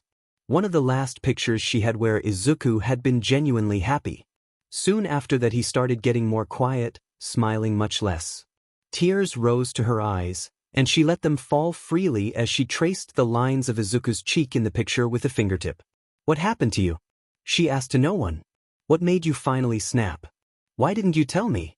Oh, Izuku, I have so many things I want to tell you. I want to tell you how much I miss you, how important you are. I want to apologize for having failed you so terribly. I want to hug you tight again. Hear the sound of your voice. I wonder if you have grown in these months? A boy your age you must have. Maybe you became taller, your features became more sharp, maybe your voice changed a bit too. Do you miss me? Do you ever wish you could come home? Are there things you want to tell me? I can't live with these questions anymore. I just want you back with me, honey. Are you scared out there? What did that man do to you, to convince you to go with him? Whatever it is, I'm sure we can solve it. Just come back to us, dear. It's all you have to do. With a deep, trembly sigh, she dried the tears away from her cheeks, before closing the picture near her mouth, putting a little kiss on it. I will find you, she murmured, slowly. I will find you. Everything will be okay. I promise, dear. She fell asleep, dark and restless dreams plaguing her mind. The night seemed to go by uneventful again, like the 5 that preceded it. Shudo was at his wit's end. He knew this week was going to be bad, but he didn't imagine how low his demon old man could possibly stoop to. Shudo kept following, silent, pretty much tuning Endeavor out. He just kept going and going. Anger was boiling permanently in Shudo's stomach, unstoppable and endless. Endeavor apparently couldn't be happy with the fact that Shudo placed first both during the cavalry battle and the tournament. No, he had to constantly berate him because he still upheld his promise to never use his fire side. He continuously turned deaf to Shudo's replies, just repeating himself over and over. Shudo had been more than clear with him, told him in no kind terms what he thought of him and the power he oh so kindly passed on to Shudo. He sighed, dragging a hand on his face. 2 more days and this hell would come to a stop. Just 2 more days. They were nothing really. He had to endure. He still had his own plans to follow, endeavor or no endeavor. Shudo. The usual voice snapped flat. You're not paying attention. Shudo looked up, unimpressed. Really? Who would have thought? He deadpanned just as flat. It's almost as if people might decide not to listen anymore when you tell them the same things over and over. Strangely enough, Endeavor stopped and turned, and Shudo had to abruptly stop too, in order not to bump in his chest. He looked up, meeting the familiar, enraged azure eyes. Maybe if you'd listen, he hissed. I wouldn't need to waste my time repeating myself. Maybe if you'd listen, I wouldn't have to waste time repeating myself. Shudo snapped back, annoyed. They stared at one another in the deserted street, stubborn. Shudo tensed when suddenly the big, scorching hot hand closed in an iron grasp around his wrist. Endeavor dragged him off the main road, in a small alley. Hey! Shudo tried to protest, pulling back. But it meant nothing against his father's overwhelming strength. Shudo stumbled forward and barely managed not to lose his balance when Endeavor launched him deeper into the alley. I've had it with you and your attitude. Endeavor hissed, looming over Shudo as the orange flames flared around him, making high shadows dance in the small space of the alley. You've been nothing but a waste of time the entire week, acting like a spoiled brat. Shudo didn't move, suddenly frozen on the spot. There were varying levels of anger his father's voice could reach, and he was intimately knowledgeable of them all. This one? Meant no good. Now, I'm going to give you a minute to clear your head, and once we'll go back out there, you will start to act properly. Endeavor continued. Why would I have wasted my 1 nomination on you, otherwise, huh? Maybe I should have asked for that other boy, Bakugu, or whatever was it. Maybe you should have. Shudo snapped back, unable to keep his mouth shut. Maybe you shouldn't have intimidated every single hero office in the country to tell me they changed their mind and couldn't accept me for the week, giving me no other choice but to come to you. The slap snapped sharply in the hair. Shudo stumbled sideways under the force of the hit, hitting his shoulder against cement painfully. You ungrateful brat, Endeavor hissed, furious, looming even more.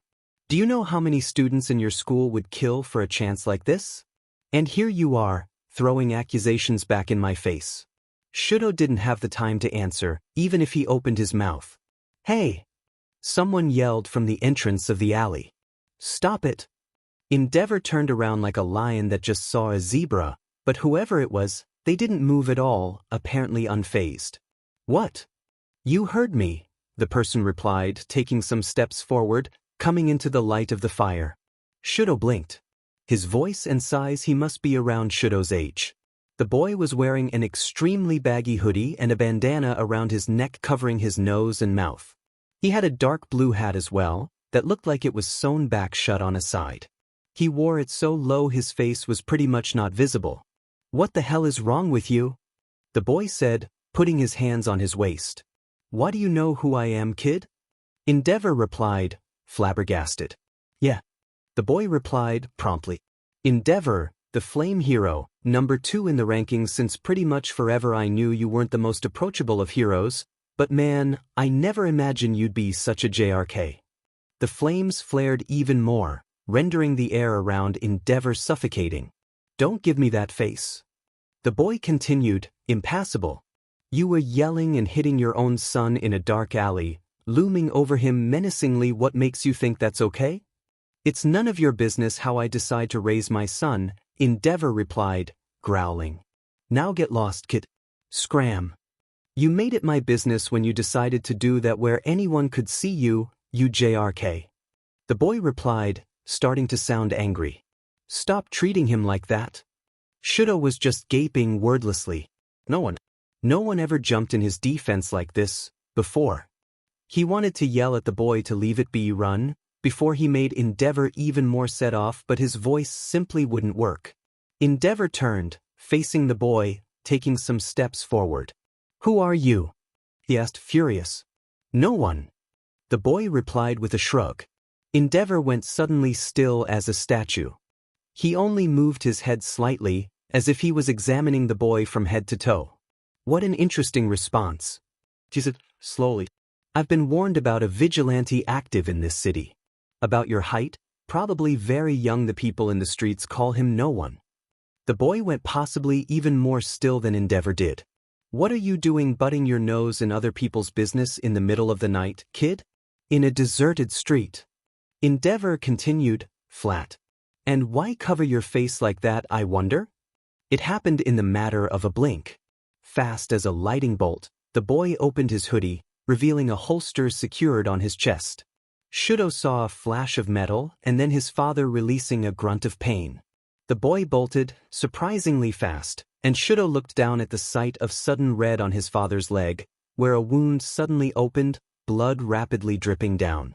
"Shudo, follow me," Endeavor ordered, furious, dashing after the boy. Shudo followed, eyes wide and words dying in his throat. They looked around once back in the main street. Suddenly, Endeavor rose an arm, fire erupting from it, directed upward. Shudo followed with his eyes, noticing the boy that was scaling the building agile like a cat that was until the fire leapt at him, making him jump and lose his grip, falling backwards. Heart shooting in his throat, Shudo rose his eyes to guide the boy's fall to the ground, letting him slide down. "Are you insane?" he finally managed to croak out. He could have broken his neck.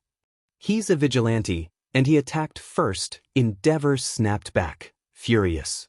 "He's just a kid. Like me." Shudo screamed back, tears prickling in his eyes. The boy was attempting to stand back, now, trembling on his legs. He was keeping a hand on his left side, as if clutching a wound, even if there were no obvious signs of one. "He's a criminal," Endeavor roared, flames flaring on his arm. "If you can't properly do your job, then stand back." "No!" Shudo screamed, and a wall of ice rose in front of the boy, stopping the onslaught of flames just in the nick of time. "Stop. You're going too far." That would have burned him to a crisp. He met his father's eyes, a hiccup hitching in his throat in fear. Endeavor seemed mad with rage, looking like words simply weren't making sense for him anymore. "Run!" Shudo yelled at the boy that was standing there, frozen, a puddle of melted ice under his feet. "He won't listen to reason. Run now." Endeavor fully turned toward him, snarling. "Are you helping him?" he yelled, furious, raising an arm. The boy didn't run. The boy released a furious roar, like an angry, cornered animal. Incredibly agile once more, he was onto them in a second, Endeavor turning toward him as his hand was just a centimeter away from Shudo's face. He screamed in pain when the blade connected with his face vertically, opening a deep gash running down from his forehead to his chin, cutting right in the middle of his eye. Endeavor doubled over with a roar of pain, clutching his face as blood ran through his fingers. The boy didn't waste time, grabbing Shudo's wrist with his free hand, the other clutching a now blood-stained wakizashi. He ran, dragging a silent, shocked Shudo with him, pulling him in another alley, pushing him through an impossibly thin space between two buildings. They were squeezed together in the complete dark, and Shudo could feel the boy's heavy breathing against his neck even through the bandana covering his mouth. Another scream, and then Endeavor started to yell after him. Shudo couldn't help but release a small whimper, and the boy immediately pushed a hand on his mouth, pressing down. He hissed before falling silent himself. They stayed there, pressed together in the dark, as Endeavor called after Shudo again. Utterly furious, they saw the orange light reflect in the alley, but then it moved away, and with it Endeavor's voice. They didn't move for what felt like an eternity. Finally, the boy took the hand away from Shudo's mouth, and then gently pushed him back. Shudo slid out first, the boy following rapidly, the both of them catching their breath for a few seconds. "Are you okay?" the boy asked, concerned. "Am I okay?" Shudo squeaked, voice scratching in his throat painfully. His eyes darted to the blade he had in hand. "You Silent, the boy opened his hoodie once more, sliding the wakizashi back in the sheath with a soft click. "You?" Shudo tried again and failed. "He was going to kill you," the boy uttered into the silence, low. "I saw it into his eyes, or if he didn't kill you, he would have hurt you horribly. I couldn't just stand there and do nothing." "Why do you have a wakizashi?" Shudo managed to croak out, voice high. "The streets at night are dangerous." The boy replied, almost sardonic. "Dude, you need to go to the police right away." He then added, serious. "What? I mean it." The boy interrupted, the concern back in his voice.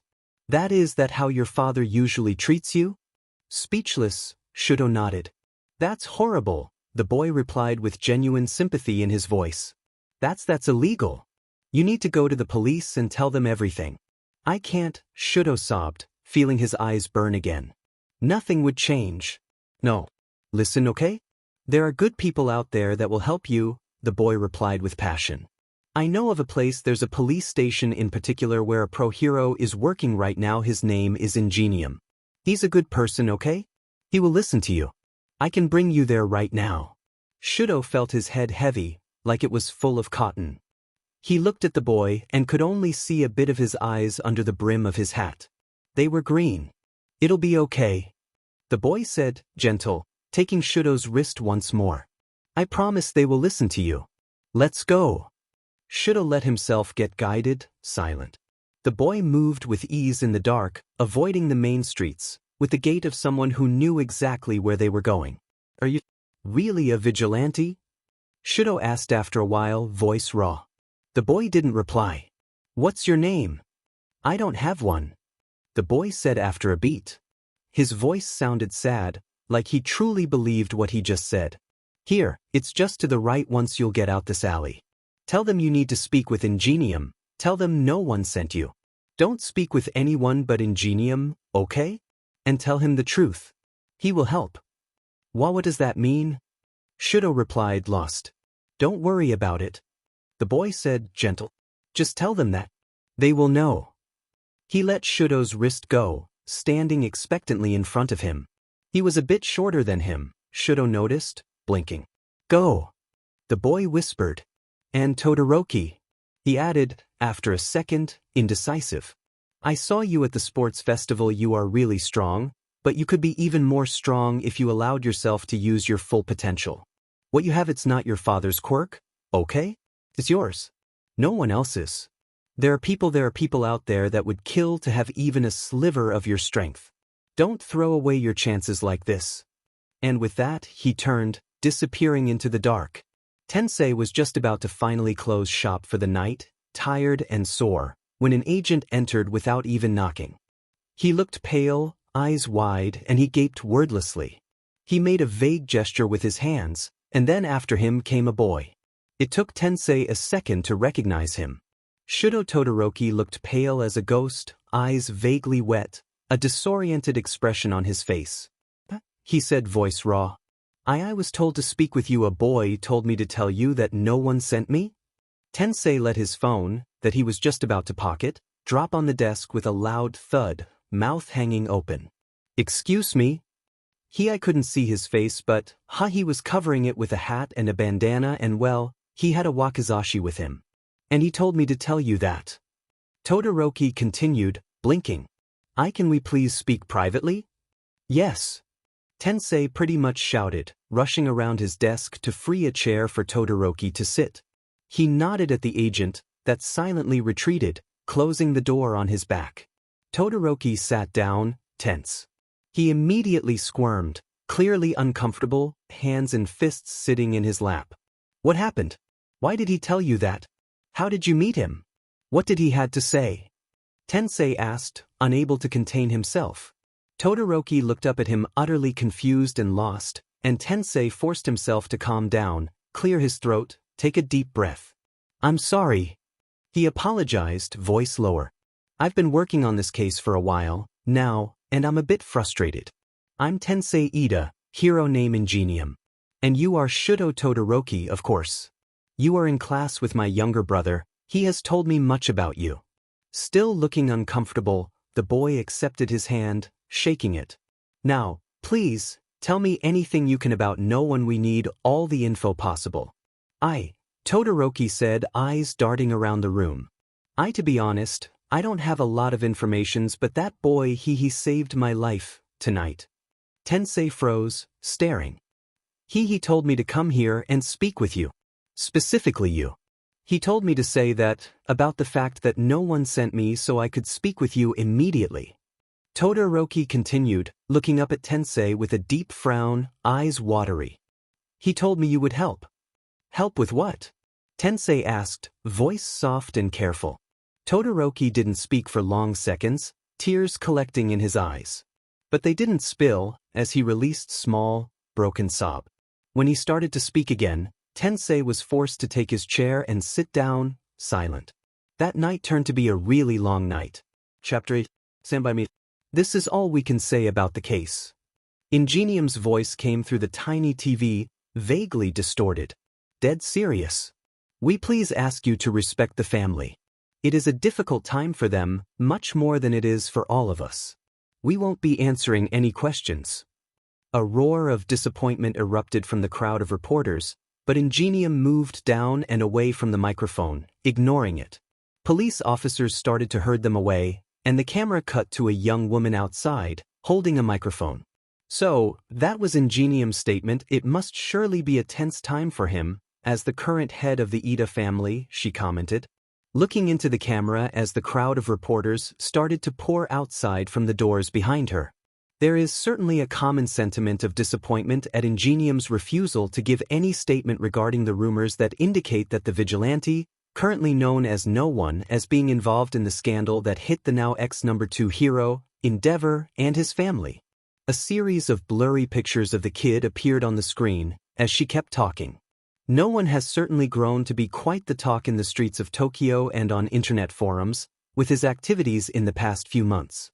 With many supporters on his side, very believable rumors imply that the vigilante might have been responsible for bringing Endeavor's abusive tendencies to the light, on top of causing the wound that now permanently scars the ex-number 2's face during a scuffle in the middle of the streets of Tokyo, 2 weeks ago. Kaizong turned the TV off with a groan, massaging his eyes tiredly. His vague hopes that the whole affair would die down on its own were just being squashed with each day that went by. He pretty much had a heart attack when the kid came back home from what should have been just a walk. I won't get myself in trouble, I promise. I know I'm still recovering, but I'm going insane in here, telling him that, whoops, I might have slashed Endeavor's face open and urged his son to go to the man that's been hunting the both of us down relentlessly in the past months and tell him what a piece of shit Endeavor truly is. He was not proud of the kid, he was not. Besides, he should have plunged the Din Wakizashi into Endeavor's heart. That guy was a piece of shit of the worst kind. Needless to say, Kaizome hadn't been amused in the slightest by that, scolding the brat for his recklessness, and promising him he'd find a proper punishment for being so damn stupid in the days to follow. In the meantime, They laid low for another week, giving the kid time to finally heal enough that Kaizome could take the stitches out of his wounds. They both scarred pretty ugly, jarring lines in his skin. Still, the kid's hair was growing like a bush, and it probably would soon cover the one rising up from his left temple well enough. The first night they went out again to finally stretch their limbs with a little patrol, chaos exploded. Rumors got out there that Endeavor was now being arrested on a series of charges and that the person responsible for this was no one. It definitely was a surprise, coming back to their apartment before the first light of day could even peek out, turning on the little TV and finding out the absolute chaos. Kaizome highly doubted the rumor of the kid's involvement was released voluntarily. Ingenium looked absolutely royally said during that second week, every time some reporter would try to approach him for a statement. It was clear that the whole affair was meant to be kept on the down low, but somehow, the voices got out. The already interested following that the kid collected became even wider, theories and ideas traveling wildly on the internet. Kaizome was almost amused by those, reading the absolutely crazy theories about who no one could be, why he did the things he did, and why he was seen so many times with the hero killer. The fact that they obviously worked together truly split the interested fanbase in half. On one hand, there were those that applauded no one's decision to work side by side with a figure as controversial as Kaizome, citing the fact that the two of them together might truly be able to shake in the core of the hero system, and on the other, there were those that condemned Kaizome's actions without exception, wondering why someone as clearly well-intentioned as no one was would work side by side with a serial killer. The whole affair was starting to blow out of proportion, and Kaizome felt a bit more suffocated every single day. Ingenium was on the warpath, his desperate searches becoming increasingly more aggressive and desperate. Every night villains who had a bone to pick with Kaizome were also out there, trying to hunt them down, though they had much less positive intentions than Ingenium and his team. Eyes on the streets were always searching for them, and both he and the kid truly had to amp up the stealth lately, in order to attract even less attention than usual. A circle was rapidly tightening around them, and the kid was as reckless as ever, collecting more wounds on him, small or big, superficial or deep, it didn't matter to him, nothing did, and he kept trudging forward stubbornly, night after night. He had been turning more and more brazen lately, losing that dark light in his eyes, gaining a new one, burning with determination. The kid looked like he was starting to enjoy it. Kaizome dragged a hand on his face, slowly. He was plagued by this strange feeling in the depth of his stomach, that only kept growing as he watched over the kid launching himself into dangerous situations, again and again. Something undefinable, a sense of uneasiness, that nipped at the back of his mind endlessly. The door opened, jumping him out of his musings. The kid entered with 2 big plastic bags full of groceries in his hands, a cold mask covering his features and the usual, dark blue hat on his head. "Is that an Ingenium jacket?" Kaizome asked, flabbergasted. The kid snickered, putting down the bags by the sink and starting to empty them. "There was a raffle just as I was paying for the groceries, so they gave me a number and I won." He opened the zipper down, revealing the wakizashi secured to his chest, as usual. "I changed in the bathrooms. It's actually a good fit, don't you think? It's big enough, but very light. It's perfect for the season. I was starting to cook myself in those hoodies." "You are unbelievable." Kaizome groaned, pushing the palm of his hands against his eyes. "Of all the things, an Ingenium jacket. It's not too bad. Actually, someone my age wearing hero merch makes sense, does it not? It's a good disguise for the day." Kaizome hated when the kid made sense. He grumbled something undefinable, making the brat snicker again as he finished putting away all the groceries. He took off his hat and mask, launching them on his mattress, and then made a stilted gesture, as if he wanted to scratch the scar on his head, but stopped himself right on time. "You looked pretty grumpy when I got in. What's up?" he asked, instead, pushing the offending hand in a pocket of his brand new, dashing jacket. "Nothing. I was listening to the news. You're still being named left and right." Kaizome replied, unamused. The kid hissed through his teeth, a guilty expression that wasn't guilty at all rising to his face. "I'm sure they'll calm down soon enough," he replied, unconvinced, with a little shrug. Kaizome wasn't. But he kept silent, as the kid shed the jacket and picked up his weights, starting to do his usual routine of exercises. Tell him we all miss him a lot. Tenya finished, voice low. You've given him the notes, right? I did, Tenya. Tensei replied, tired. And I will. I'm sure he misses you all too. Tenya hummed in the receiver, pensive, before adding. Is it true what the news are saying? The fact that vigilante. You know I can't tell you. Tensei interrupted, gentle. I understand that you are curious, but I have to keep radio silence on this. I know. Tenya sighed. It's just this whole situation is crazy. Don't tell me that, Tensei groaned, making him chuckle. A soft knock on the door, and then it opened. Gotta go, little bro. Bye. How is that kid doing? Was the first thing Inko Midoriya asked, upon entering the office like she owned the place. Wasn't too far from the truth. As well as expected. Tensei sighed, massaging his eyes after he put his phone down. There was a permanent headache that placed itself behind his left eye and hadn't left in the past 4 days. He's pretty shaken, but he's holding on. He's brave. She hummed, a sincere expression of concern on her face. She'd been asking after Todoroki ever since the whole scandal exploded, clearly worried for him. Tensei gave her as many bits and pieces as he could, and she would take any info in with honest interest. He guessed this poor woman's motherly instincts needed to go somewhere. Those cookies you made, he said he liked them. Tensei added, a little lighter. Her eyes lit up. Oh, that's good to know, I can definitely make more. She immediately said, taking out a small notebook from her usual suitcase and writing down something. I could try more flavors, maybe white chocolate chips. He's been asking after no one too. Tensei said quietly, and her hand stopped midway on the paper. He wishes he could help with the investigation. He's very grateful for his intervention, now that things are fully set in motion. She sighed softly, closing the notebook, a melancholic expression emerging on her face. I see. A small, sad smile pulled at her lips. Maybe Izuku finally has a real friend, then. Tensei hummed, non-committal. Finally, they sat down at the desk, in front of one another, comparing notes as usual. But their work time was soon cut short, as another series of knocks came, and then an agent poked his head in, eyes wide. Sir, we've got a special visitor. He said, indecisive. Tensei groaned, slapping both hands against his face. What now? He asked, exasperated. At this point he'd just expect anyone to walk through that door. A big hand patted the agent's shoulder, and then All Might entered, leaning down a bit as to don't hit the door jamb with his forehead, wearing his signature mustard yellow suit. Maybe not just anyone. Tensei shot up from his seat like a spring, eyes wide, as All Might, a grave expression on his face, held a palm up. Please, sit down, he said quietly. I'm truly sorry for disturbing your work, but I've been granted some time off due to the strenuous circumstances, and I couldn't help but immediately come here. I know you are currently handling the issue of young Todoroki's family situation, Mr. Ida, and I was wondering if I could maybe visit the boy, speak with him a bit.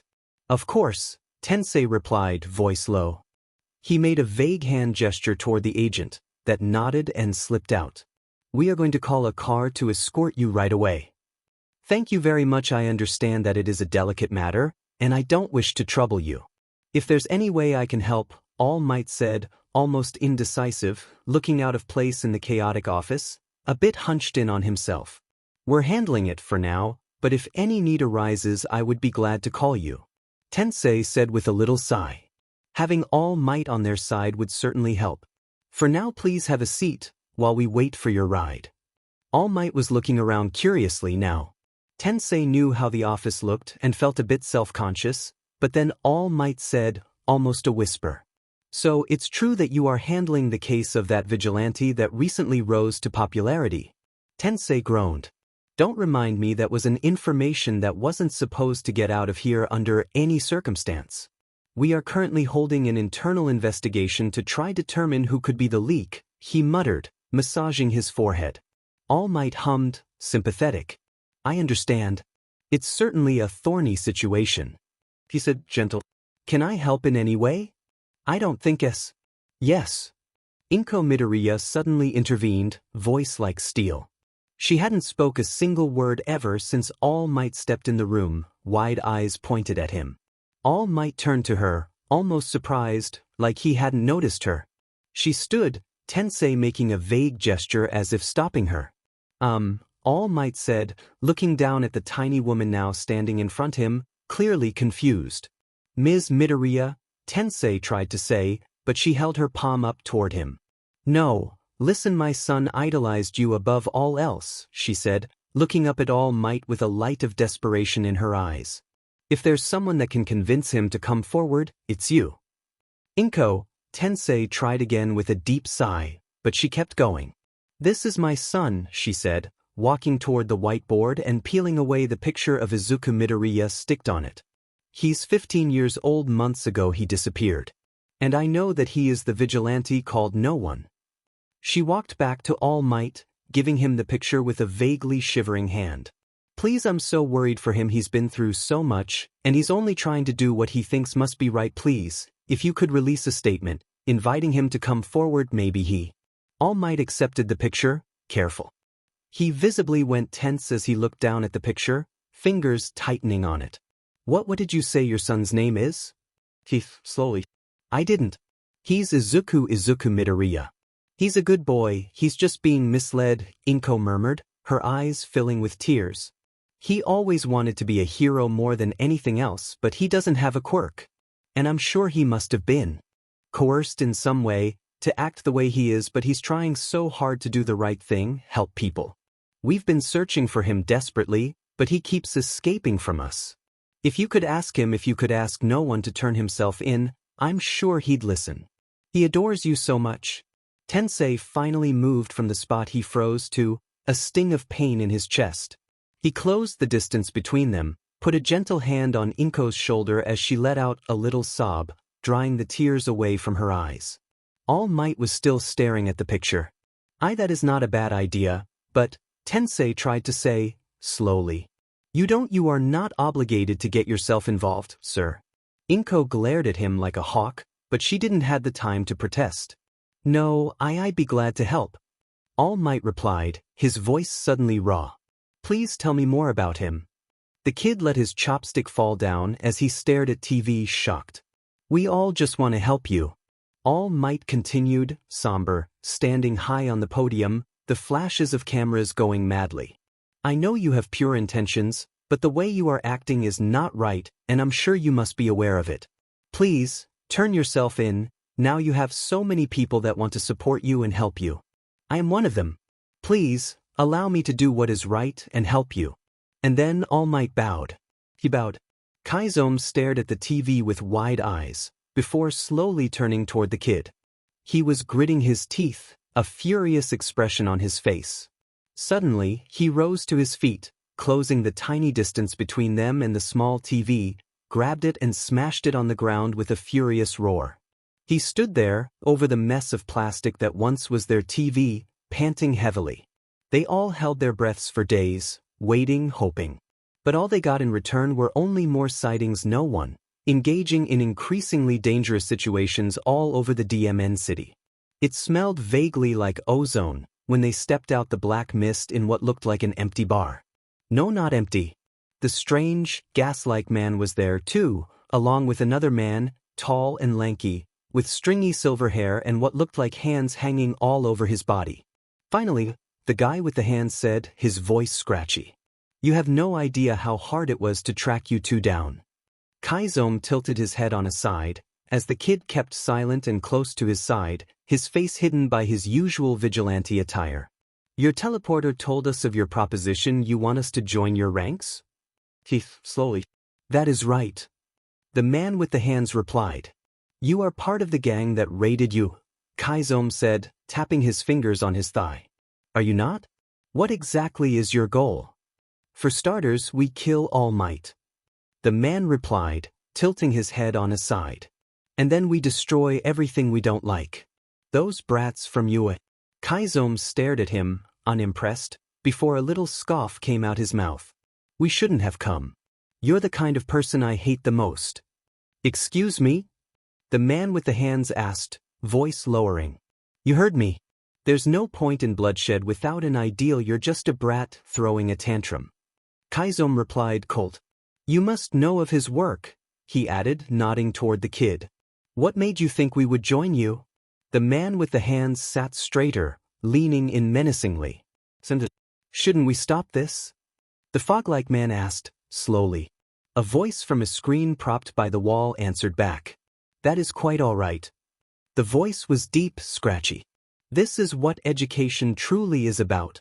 To let him seek for answers himself, reflect on his shortcomings. Besides, I am sure Mr. Stain understands perfectly.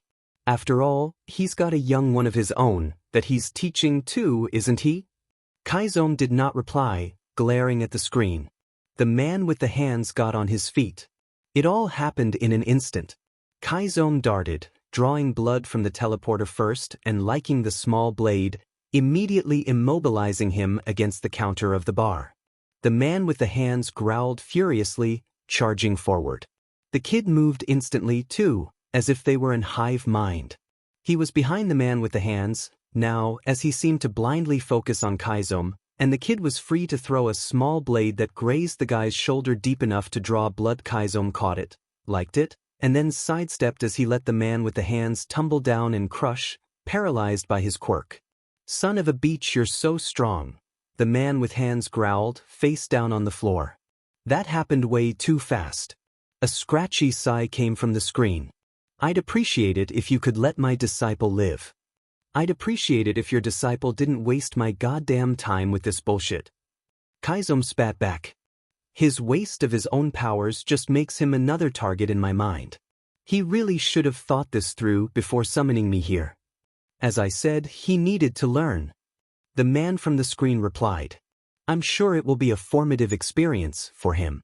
I personally apologize for the waste of you and your young pupil's time, Mr. Stain. If you could let Kurogyari go, he will be happy to escort you back from where you came from, no harm no foul. Kaizome turned vaguely toward the kid, that nodded minutely. They regrouped, the kid taking his knife back and putting it away, as they stepped behind the counter, by Kurogyari's side. Kaizome released the effect of his quirk on him, and the mist man, Kurogyari, released a little trembly breath. He silently opened another portal, and they stepped in. They popped on the other side, exactly from the rooftop where Kurogyari first appeared, gently inviting them. Thank you for your time, he said, now perfectly polite. We will not bother you anymore. See to that. Kaizome replied cold. Izuku woke at the usual time. He did not waste a second, getting up from his mattress to go fiddle around the stove and prepare dinner before they'd go out for the night. Stain was sitting by the window, looking outside, silent. He'd never been exactly talkative, but in the past few days he'd been even less so, often falling into long silent spells, his expression far, like he wasn't really there. Izuku wasn't privy to his thoughts. He's never been. Stain was a private person and, aside from his convictions that he was ready to declare at any possible occasion, there wasn't much else he would say regarding himself. It worked out for them. They lived in the present, day by day, not in the past. There was really not much to talk about. When Izuku put their simple meal on the table, Stain finally got away from the window, sitting at the tiny table. I actually have some business tonight, he suddenly said, flat, after gulping down a bite of rice. And since I still have that punishment pending. Izuku groaned. No, shut up. Stain grumbled, pointing at him with his chopsticks, squinting. That was ages ago, Izuku tried to protest. Can't you just let it go? No, because you're an insolent brat that never learns. Stain continued, unamused. We're going to take it easy, tonight. Let the rumor mill calm down for a day. I have some business to discuss, and you are going to come with me and listen. Learn. Learn what? Izuku asked, sighing. Diplomacy. Stain promptly replied. And since it's a punishment and I want you to actually don't be a stubborn idiot, you are going unarmed. What? Izuku exclaimed, eyes going wide. Dude, that's my decision. Now shut up and eat. Pouting, Izuku obeyed. They rapidly ate and put the dishes away in the sink to be cleaned later, and then proceeded to change in their night attire, a well-oiled machine. True to his promise, Stain took away his wakizashi and knives, leaving them in a neat little pile by Izuku's mattress. Then he put his palm forward. What? Izuku grumbled, annoyed. When I say unarmed, I mean unarmed. Stain replied, flat. Huffing, Izuku slid out the blade secured in his boot. The other one too. He obeyed, increasingly irritated. Fully devoid of any weapon, Izuku crossed his arms. I hope someone turns to me into sashimi, so you will regret leaving me defenseless. Stain rolled his eyes. Don't be dramatic, idiot. I won't leave you without weapons. If I didn't know it'd be a safe situation. Nothing is going to happen, you will just have to listen. Izuku was annoyed, but there wasn't much he could do. He guessed that, as a punishment, it was working pretty well. Stain guided him and he followed, silent. A routine for the both of them at this point, jumping from roof to roof, moving into the dark. It took them almost 40 minutes before they finally stopped. They were at the outskirts of the city, in a pretty shady neighborhood. Most buildings were empty and dilapidated. Stain guided him in a little dark alley, with a view to an old, overgrown park. Stay here, the meeting's a bit further. You will have a good point of observation from here. He murmured, voice low. Don't move for any reason unless I tell you to, got it? Izuku hummed, vague eyes scanning the area. It seemed completely empty. Izuku. He jumped, surprised, turning his wide eyes on Stain. He had a deeply serious expression on his face, red eyes unreadable under his mask. What? Izuku asked when the silence stretched. Nothing. Stain murmured, giving him a stiff head pat. Be good, okay? Izuku frowned, perplexed, but before he could ask what he meant, Stain already turned and walked away. He stayed still in the dark, peeking out as he watched his mentor walk to the middle of the little round plaza in the park. He watched, eyes going wide as Stain slowly started to take all his knives off of himself and deposit them down at his feet. The katana was the last to go. He detached it from his back, slowly, and just as slowly he leaned down and put it on the ground as well. Is he doing? Izuku couldn't help but ask himself, confused, fingers tight on the wall he was hanging onto as he peered from the dark. It happened too fast for him to even react. Suddenly, something rubbery got him, tying him up tight. Izuku made a strangled noise of surprise and uselessly tried to squirm away, as more of the rubbery substance stretched upward along his body, imprisoning him even more. A deafening whistle echoed in the dark from right behind Izuku, and suddenly, as if coming out of nothing, heroes and police officers appeared around the little plaza, a circle around Stain. Izuku watched, gaping wordlessly and eyes impossibly wide, as Ingenium stepped forward, closer to Stain. Away from the weapons, raise your arms. Ingenium ordered, almost softly. Stain obeyed without a word, face downward, raising his arms palms forward, and stepped over the little pile of blades to walk closer to Ingenium. Your wrists, Ingenium said, and Stain slowly offered his arms, letting the hero cuff him in the heavy suppressing cuffs. Finally, Izuku understood. Air came to lack for a second. He's turning himself and he's turning me and he's doing it voluntarily. He didn't tell me anything. Why? Izuku screamed, furious, betrayed. He squirmed more violently against the restraint around him, trying to step forward. Why? Why? Why? Boy, please, a female voice came from behind him, softly. Everything is okay. You're safe now, you don't have to fight anymore. We will bring you home. Why?